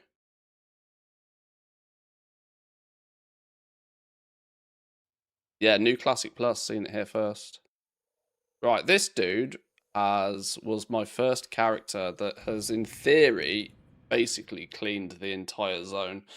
Our first sweep of the PTR many weeks ago, I completed every side quest, every quest I possibly could on this character. So, in theory, if there's been anything added since that point, it should be the only stuff I could now see. Venom fishing is a new quest that's turned up that we hadn't done previous, that has been added. Open sea fishing. Mount Tokka's battered vessel. Hunt the catch for 500 rep with Captain Tokka. Well, these are new quests. There's alternative ways then to get the fishing rep. This dude, Captain Tokka, look.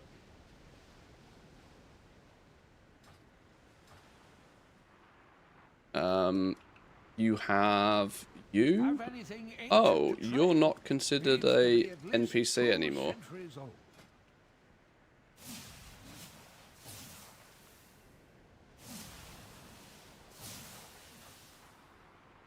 It is about the journey. You still not the do the destination. dailies. Has any of this changed? Allows you to see unique fish on the coiled isle. Oh, that okay. They've changed that then. This bag of mine is still broken. That's fun.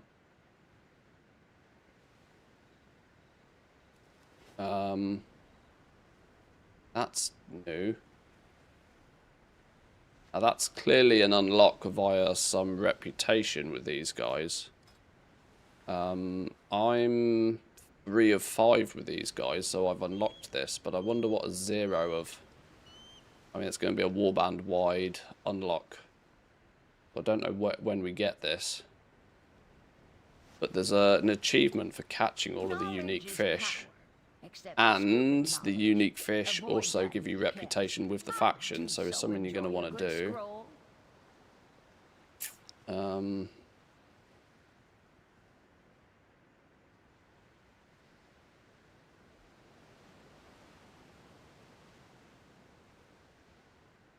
Grants a boon of helpful fishing bonuses.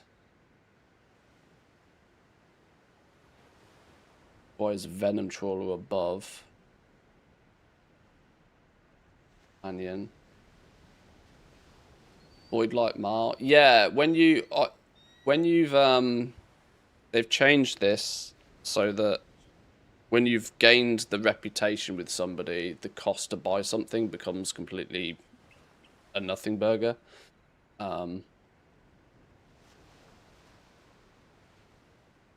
There's also these coiled filaments, which is a currency you get once you're exalted with these guys. You can buy the new fishing rod. The coiled huntress, here we go. This is a new fishing tool. From a snake when underwater in midnight zones, allowing you to breathe water and swim rapidly.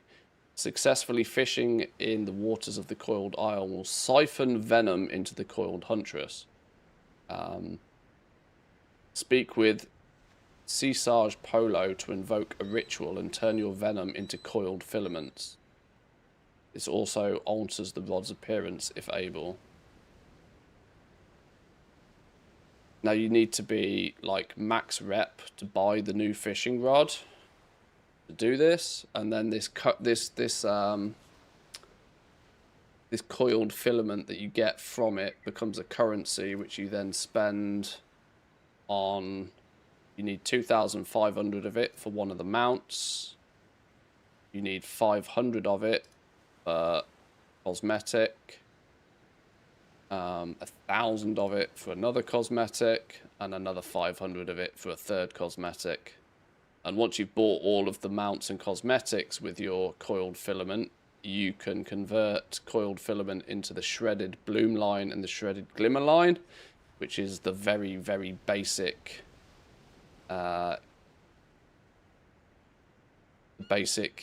enchant material for your fishing rods as well. In other words, you just sell this. You convert your coiled filament into something you can sell.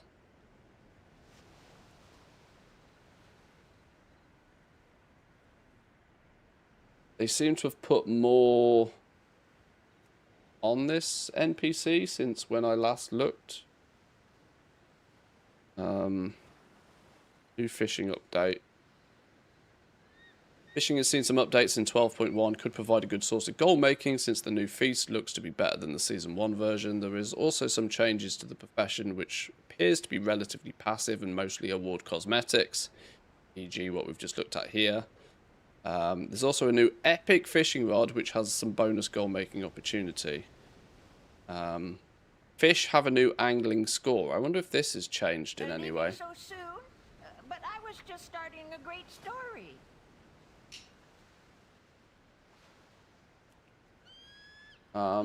So you think you're truly briny? Prove it. Catch all the midnight fish you can and raise your score. Your angling score is shared across your warband. 529 points is my angling score. There's an achievement for getting it above a certain point.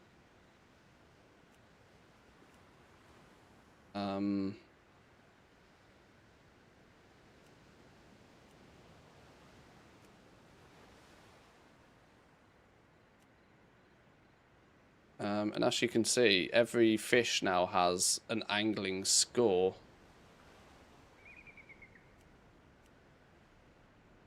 And then a catch rank. I wasn't able to totally figure out how all this system works or what the point of it is.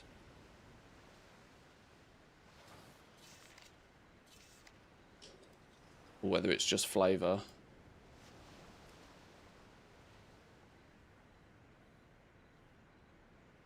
There's a title to be obtained of Bloodsworn Mariner. Angler of the Coiled Isles. Catch every fish from the Coiled Isles. Also rewards a Sinful Pearl, whatever that is. 1, 2, 3, 4, 5 different fish I still need to catch. Earn trophy rank with the following fish. Probably only obtained by stacking your perception pretty high. Trophy rank is like fishing up a legendary fish.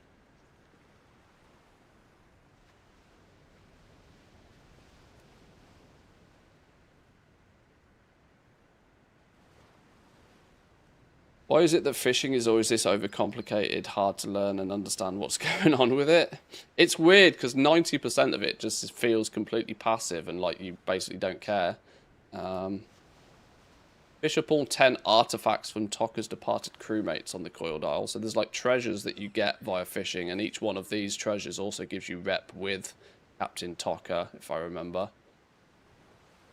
Reach 2,500 midnight angling score to get the title Briny. There we go. So the entire fishing score thing just seems to be built in to just give you a title, really.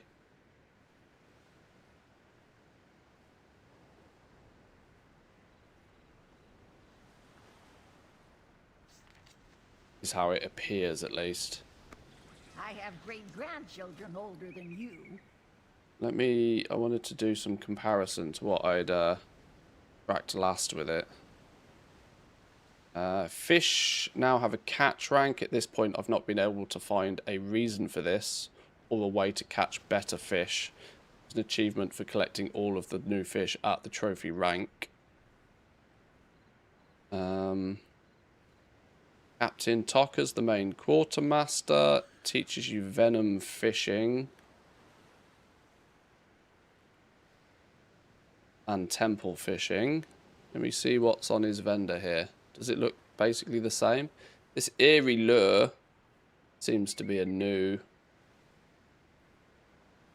item.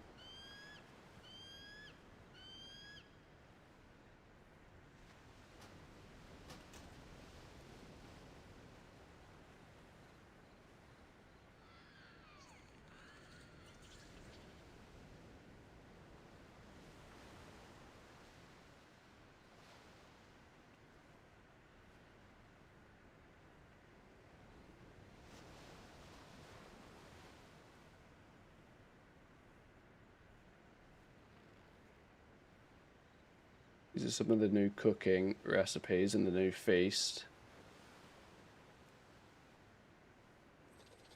Yeah, nothing here particularly seems to have changed in terms of rewards since last time. Exalted with a new fishing faction, you unlock the new fishing rod. The rod collects venom as you fish with it. The venom can then be converted into coiled filament, which is a currency to purchase some of the items from second mate slugs. The mount, there's now 3 epic cosmetics, and the shredded line, which can then be sold or upgraded. There are items that when fished provide a quest for additional rep. These are the treasures. There's also an achievement attached to those.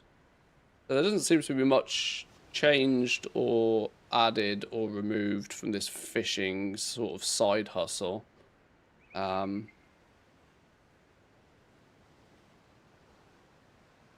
It still hasn't answered my question though of where the Christ do we get the green. Had I on this character ever found any before?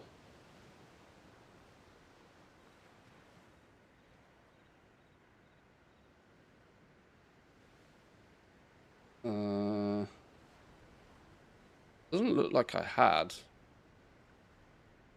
Doesn't look like on this character I'd found either the blue or the green reagent. I'm referring to this, by the way. Neutralized venom clot.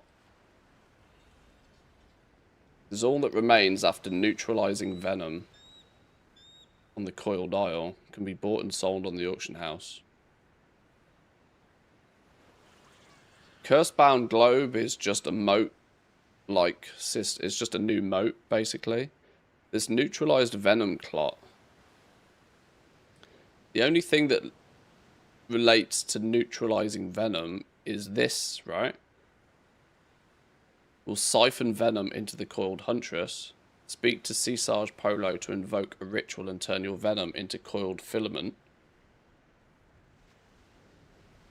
Is it when you do this process with the new fishing rod that it also then simultaneously gives you neutralized venom clots as a reagent?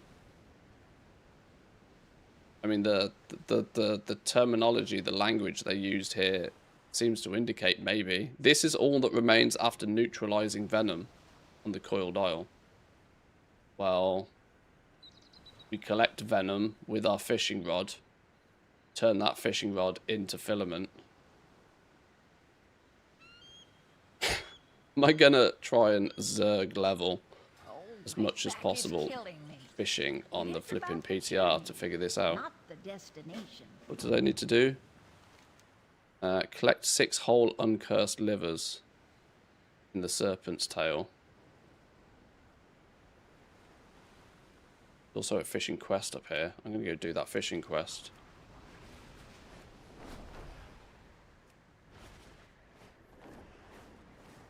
What's your impression of 12.1 so far from the PTR? Well, the zone... I'm going to give the zone a B. I'm comparing the zones, right? The zone, I'm going to compare it against what we've had in other 0.1 patches. So if we go back a few expansions, right? In Dragonflight, you had... Zaralek Cavern, which came with, you know, rares, events, mini quests, all of this sort of stuff. Zaralek Cavern also had things like the snail racing mini hustle. We had barter boulders and all of the Niffin and the mini game that came along with the Niffins. You had obviously a wider, in my opinion, selection of recipes to chase after. Of course, it was also when they implemented, what the hell were they called? It should be burnt into my retinas, what they were called. That reagent, Dracothists, that's the fucking one. They added Dracothists in 12.1 that gave, you know, an interesting avenue for goal making for sure. In the War Within, the 0.1 patch was the Undermine, which I think people probably remember a lot better because it's more recent. The Undermine, I think, was quite a cool zone, generally speaking. Plus, you had Mechanica, which was a real chase item for goal making. This new zone, unless there's something that's completely passed me by, in its entirety. Doesn't really have anything that I think goal makers are going to really get their claws into. I don't think. I'm not sure. There's some cursed event that after completion, their fishing event could be from that. Yeah, I'm gonna have to put in a shift and see if there's anything I can figure out on how to get this reagent. Why is the open sea? What's going on here? Okay, let's get in his boat.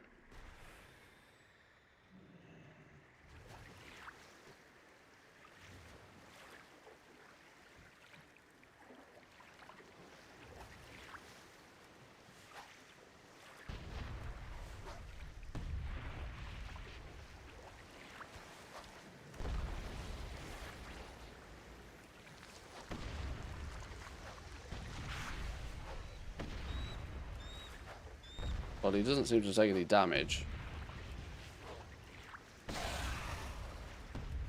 Now he does.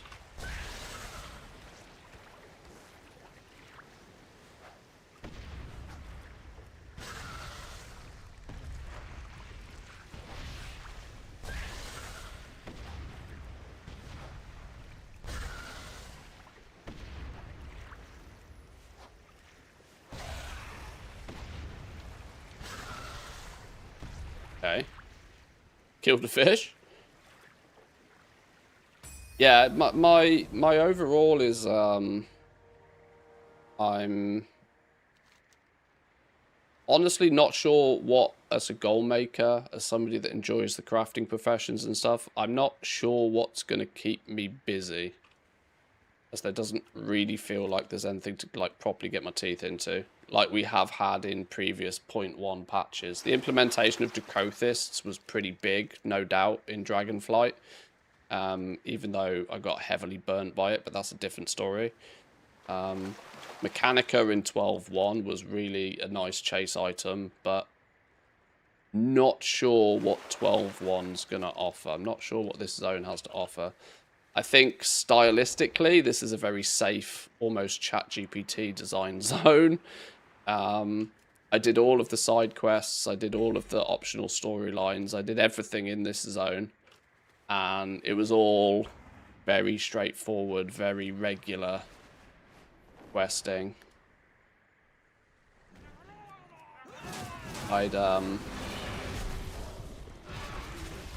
Yeah, honestly, I'm not sure what my overall opinion of it really is at the moment, but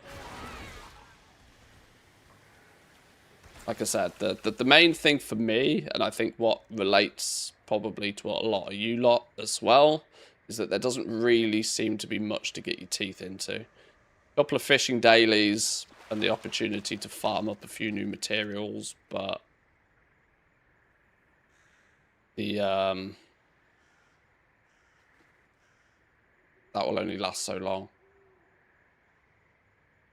One of the new materials, Cursebound Globe, is literally a new moat from cursed nodes on the zone, so that will be very readily available within seconds.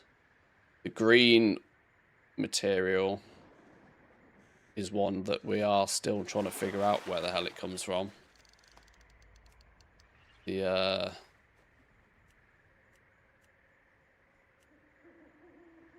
This one, the neutralized venom clot, I'm still figuring out.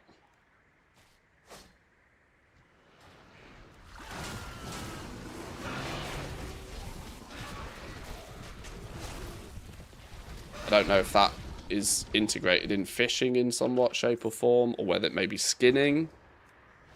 I haven't really put any testing into skinning.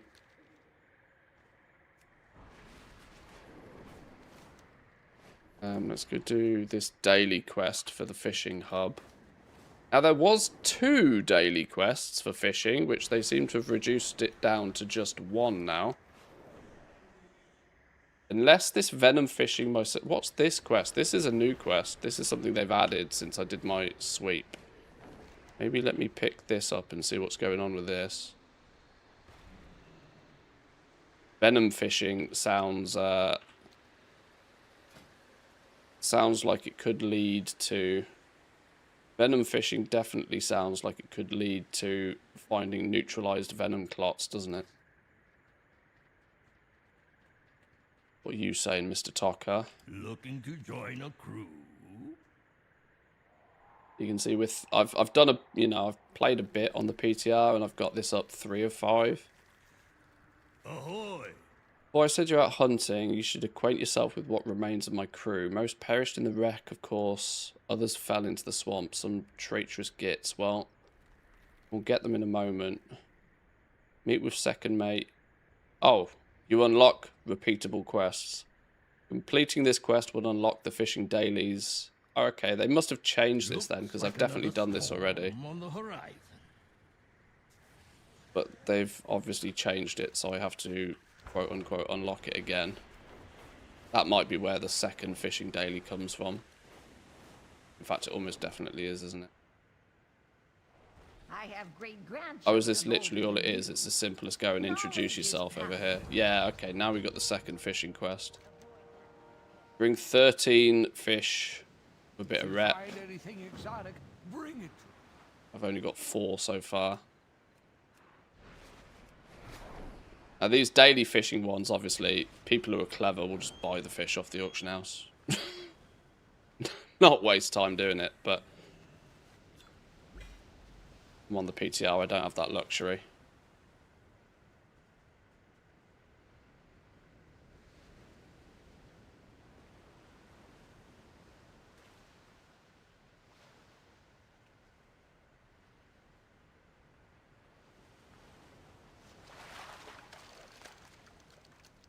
I've actually, since copying this character over, I've actually now maxed out my fishing and got an epic fishing rod on retail.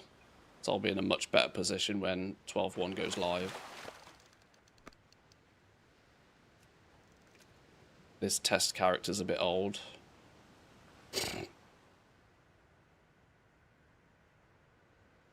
Maybe the clots come from the pools and the poison green bits of the island. That's kind of what I was thinking. I tested that a minute ago on my druid and didn't have any luck, but I'll test it on this character in a minute that's got at least higher fishing skill. The game claims you only need 100 fishing skill for this zone.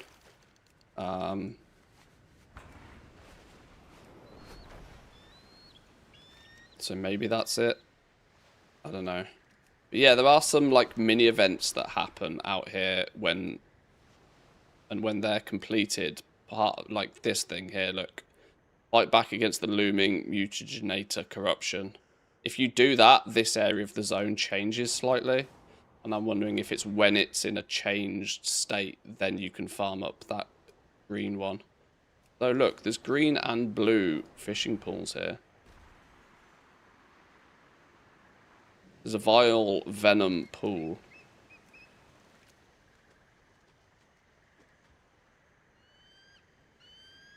I did try this a long time ago, but many-eyed flounder.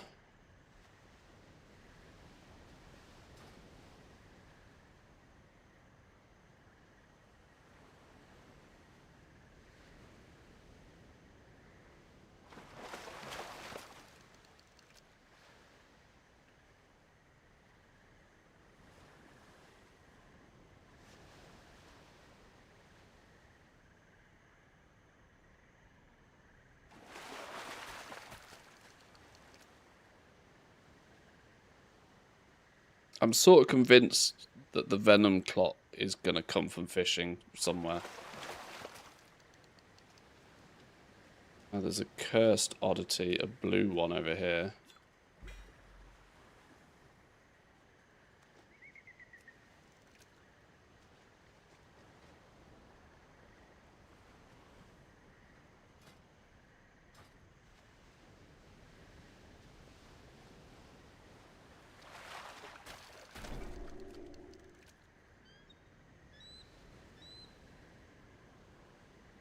But yeah, all of these new fish in the new zone go into new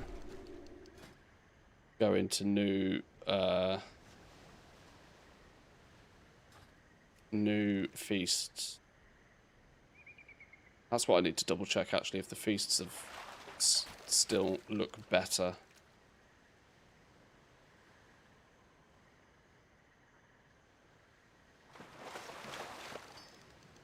Ha! 8 motes of magic. Love to see it.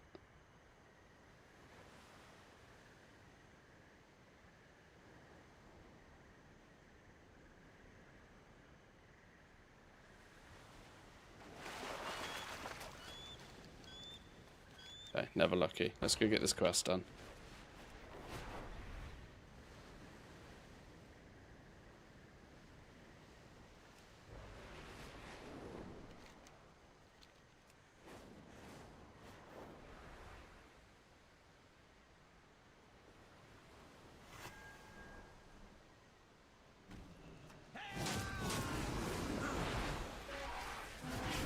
Let's just come over here and kill things? What are we thinking?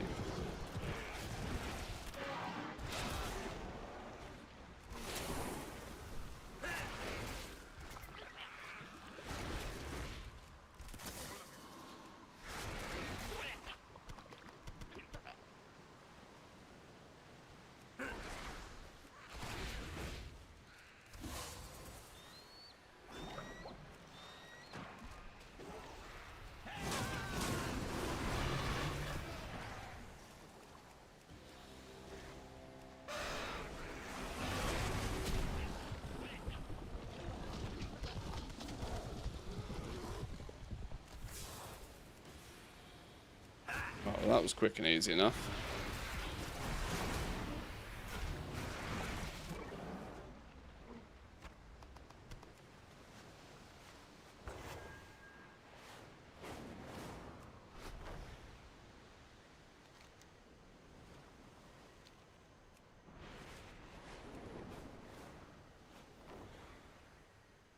Green pool has respawned almost instantly. Oh no, it's a different one. They were over here before.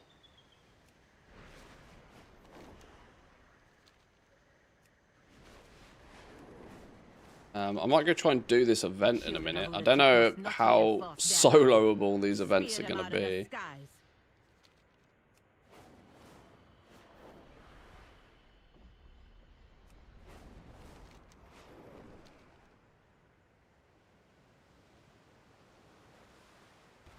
It is about the journey, not the destination. Oh, So there's another 250 rep. How much rep do we need for each rank? 1,700 out of 2,600.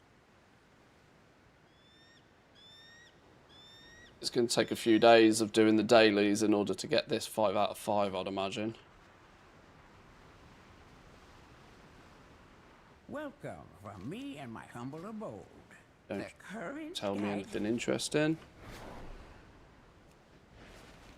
Let me go and try and complete this event and see if completing the event changes the zone in any way.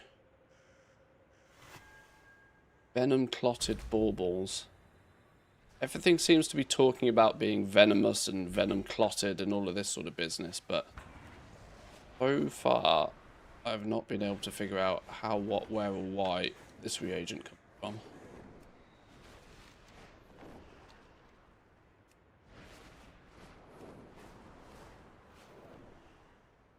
There didn't appear to be a flight path over this side, which is really weird. There's one right in the middle. Like, it does seem odd how there's no, like, close flight path. Because there's one downstairs in the... There's one in the downstairs. There's one downstairs, one upstairs. But the one upstairs is, like to the right of the zone. That one has a different name.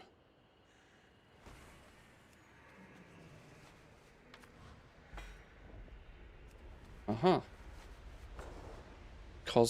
BOE cosmetic. Interesting.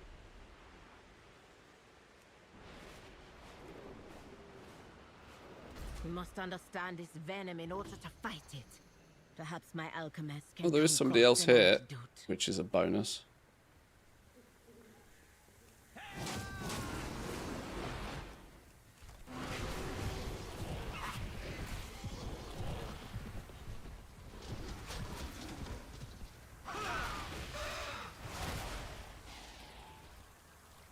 do you get shards of Dunduns nowadays? Need one more.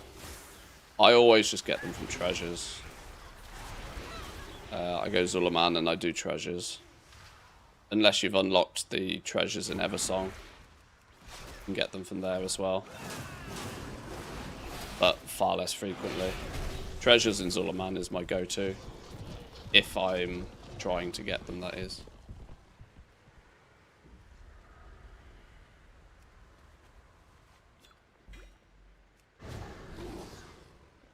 Can I just kill things?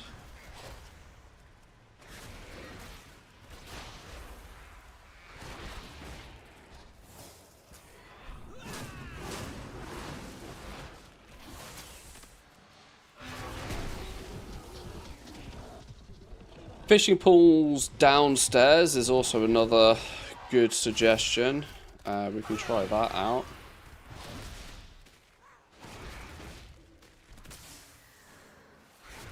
It would kind of make sense that upstairs farming provides one of them and then downstairs coin farming provides the other.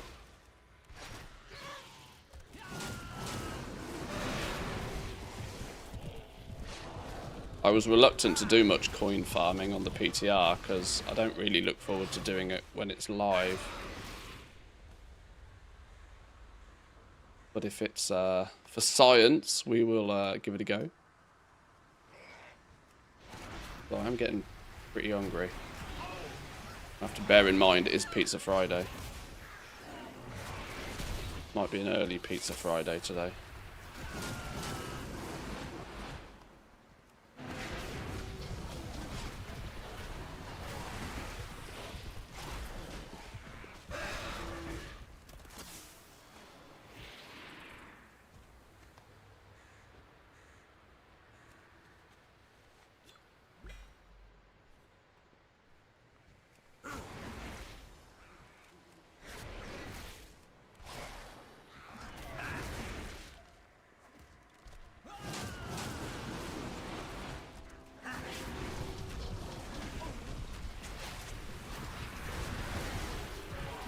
Well, this is at least soloable. It's just slow and steady though. Although there's a good chance it spawns like a boss or something after this, isn't there? These events last time, a smooth loin. What the hell is that? Salvaging this using the cooking skill may be useful and can be bought and sold on the auction house. Oh, there's a new pork.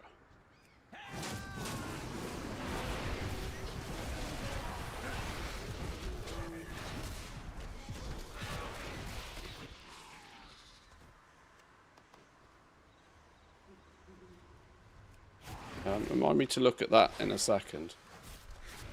Also found gamey flank.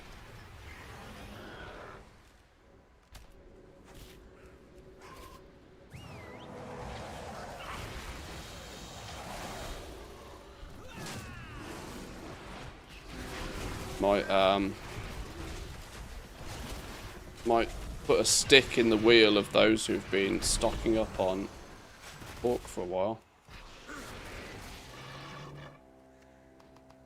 Beat the looming mutagen. Oh, folded wing, another one. Oh, inventory's full. Shit.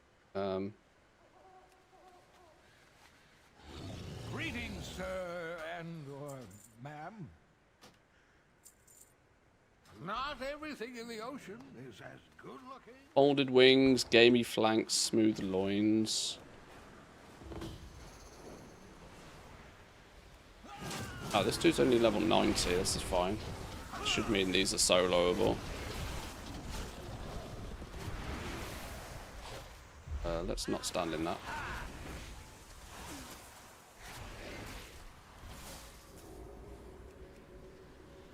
Oh god, my pet got deleted though, mind.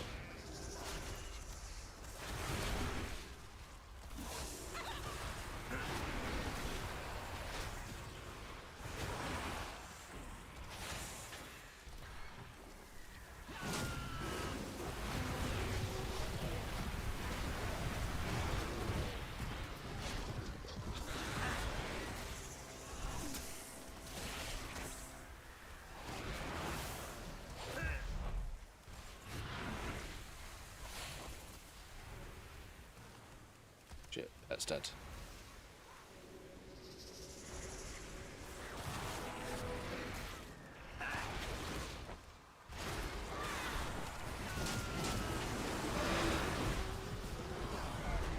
Venom-soaked satchel.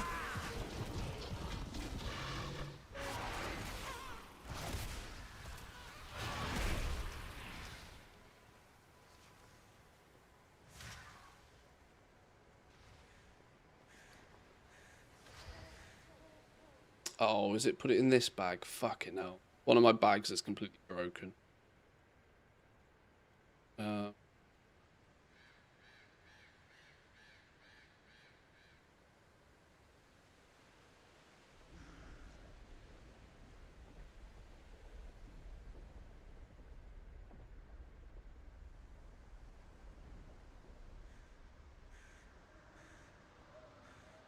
Okay, now I don't know where it is. What was it called? What was that bag? Venom-soaked satchel. Here it is.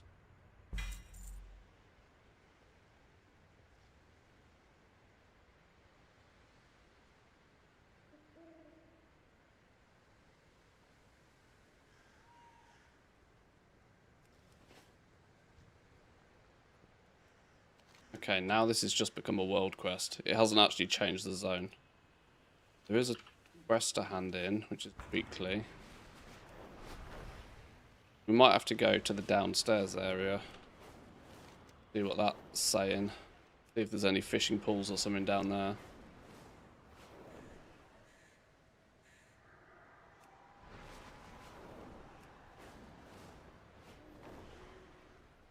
I mean, it can't be that hard to get, can it? It's just got to be a case of that we just haven't found it yet. Can't be that. The method of getting this new material can't be that difficult.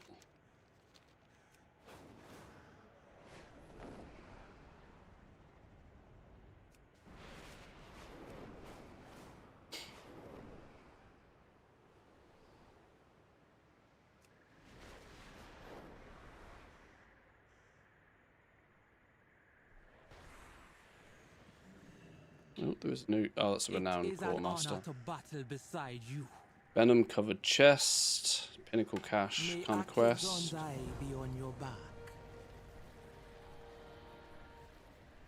Gone. There. 2 more corrosive souls.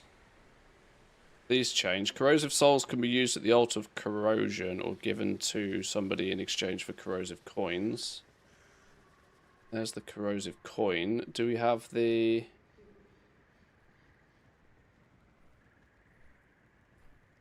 Oh, the item that... there was an item once upon a time that allowed you to see the list of corrosive stuff. Has that been removed? Maybe that's been removed.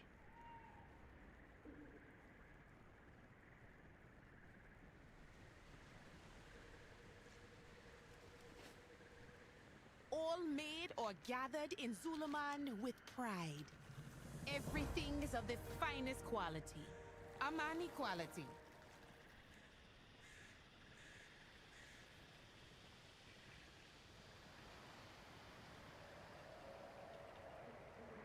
By the engineering toy. There's no source on it. Otherwise I would. I have no idea how to get it.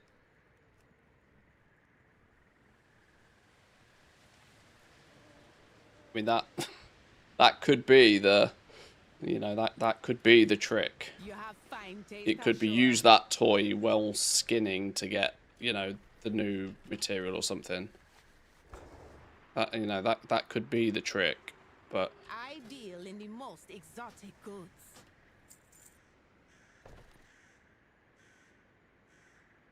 Honored that you shopped with me. yeah, one of my bags is completely broken. Doesn't work properly. Oh, now it's completely scuffed. Oh, now everything is saying it's the wrong thing. Oh, this character's bricked. Hard bricked.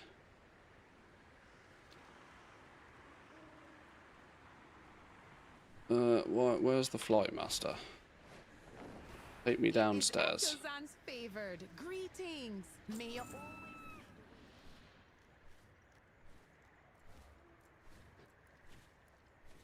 swear treasures can feel when I need one. I don't, they're everywhere. They do have about a 20-minute respawn. So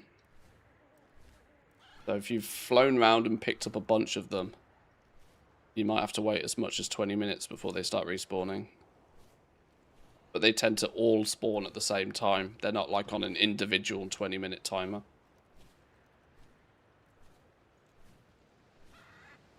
The children of Ulatek must not reinforce their line. Spear them out of the skies.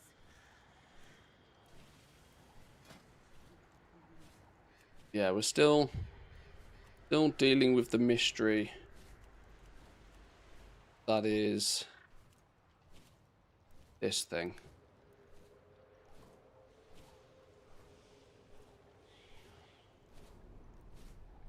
All that remains after neutralizing venom on the coiled isle. I mean, it screams that it comes from that fishing like that new fishing rod. It screams that it comes from the fishing rod.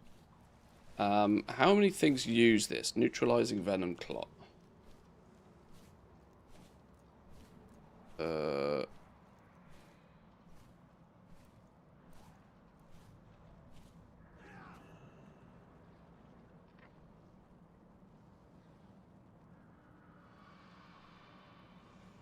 Reagent 4. A bunch of stuff, right? It's used in a bunch of stuff. Pretty widely in a whole bunch of stuff. So it can't be locked away that hard to get, can it? It can't be made that difficult to get. It can't be something that's locked behind reaching exalted with the new flipping fishing faction before you can use it in anything and before it exists. That would be bananas. There has to be a quick and easy way to get it.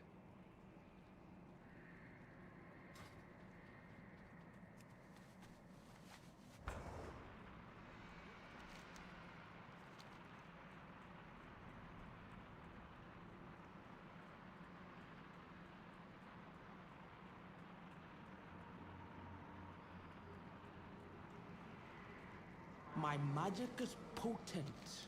Do not test me. You will gain the ability to sacrifice corrosive souls in exchange for corrosive gifts. May you always find victory. Satchel of corrosive coins.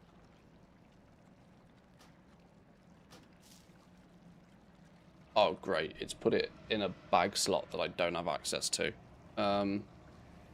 Fucking genius. No, there is nowhere you can hide. Can I drag it out here? Oh, phew. Okay. 100 corrosive coins. Okay.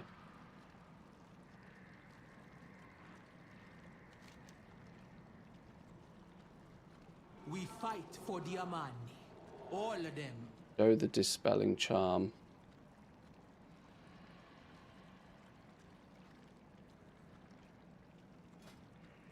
May you always find victory. Oh, this is being reset because I'd definitely done some of this before.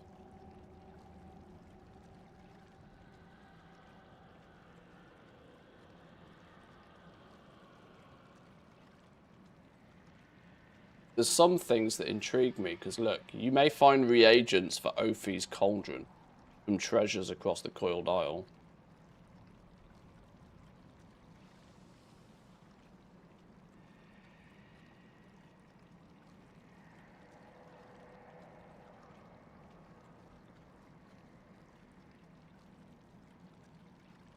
May recover decrepit keys from venom-enhanced enemies that unlock treasure hidden throughout the Coiled Isle.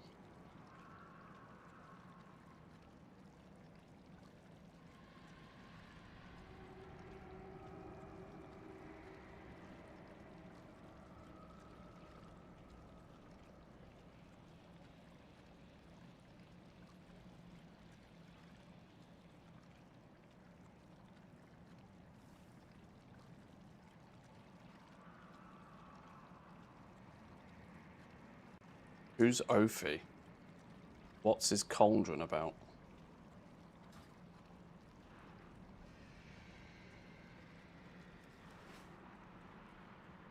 Goods passed down through generations of Witherbark.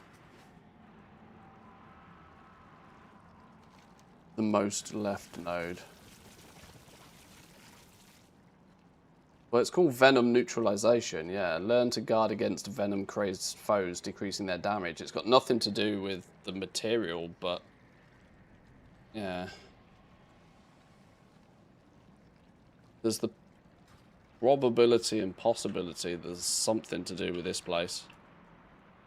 I'm tempted to not do this on this character, because this character is so bricked it's not even funny. I'm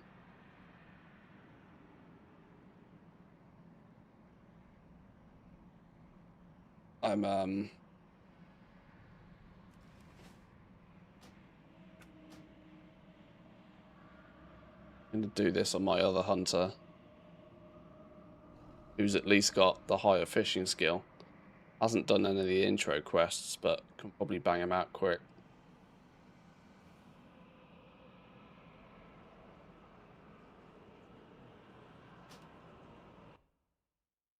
Although I did turn up with full bags of rubbish.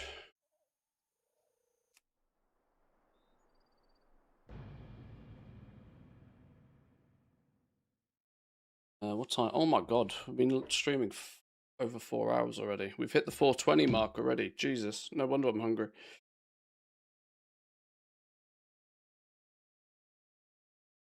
I tell you what, before I get in deep into another adventure, I'm very tempted to call it here. And go get me some food. There's definitely more research to be done. This character's turning up with a fully min-maxed fishing character, which might also help with figuring shit out. Who knows? I can only, from what I can tell at least, I've done everything I think I've done other than just like straight farming the downstairs of the new zone, the Vaults of Ulatek. There's a strong possibility that, you know, that other material just drops from mobs down here. I can't imagine they'd make one super duper mega rare and one just easily gathered in abundance by gathering. Considering when you look at how much, you know, curse-bound globes are used pretty equally across the board. So this neutralizing venom clot has to be as easy to get, surely. Like, both new potions need only one of each to make 5 potions before resourcefulness and multicraft, which means there really ain't going to be any value in this particularly. The only places where lots of these materials are used is in the optional reagents, but they're like a one-time purchase job. Be the downstairs moat. Yeah, it quite probably is.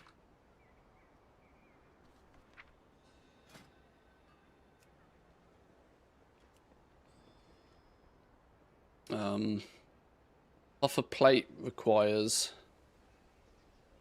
yeah, see, just a straight basic food is using it as well, so equal quantities of them in more of them using here.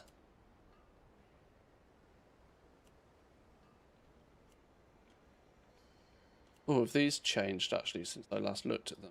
Curiosity. New feasts.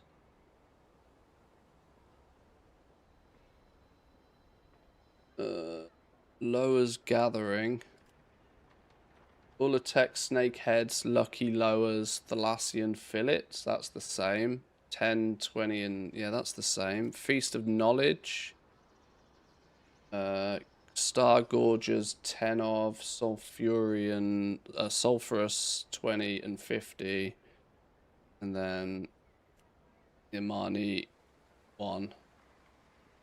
1028. Yeah, these haven't changed since their first implementation. The fact that you can literally get one of the new feasts just from the profession trainer. The second feast comes from fishing reputation, and the third one comes from renown 5. So getting the new feasts isn't particularly difficult either.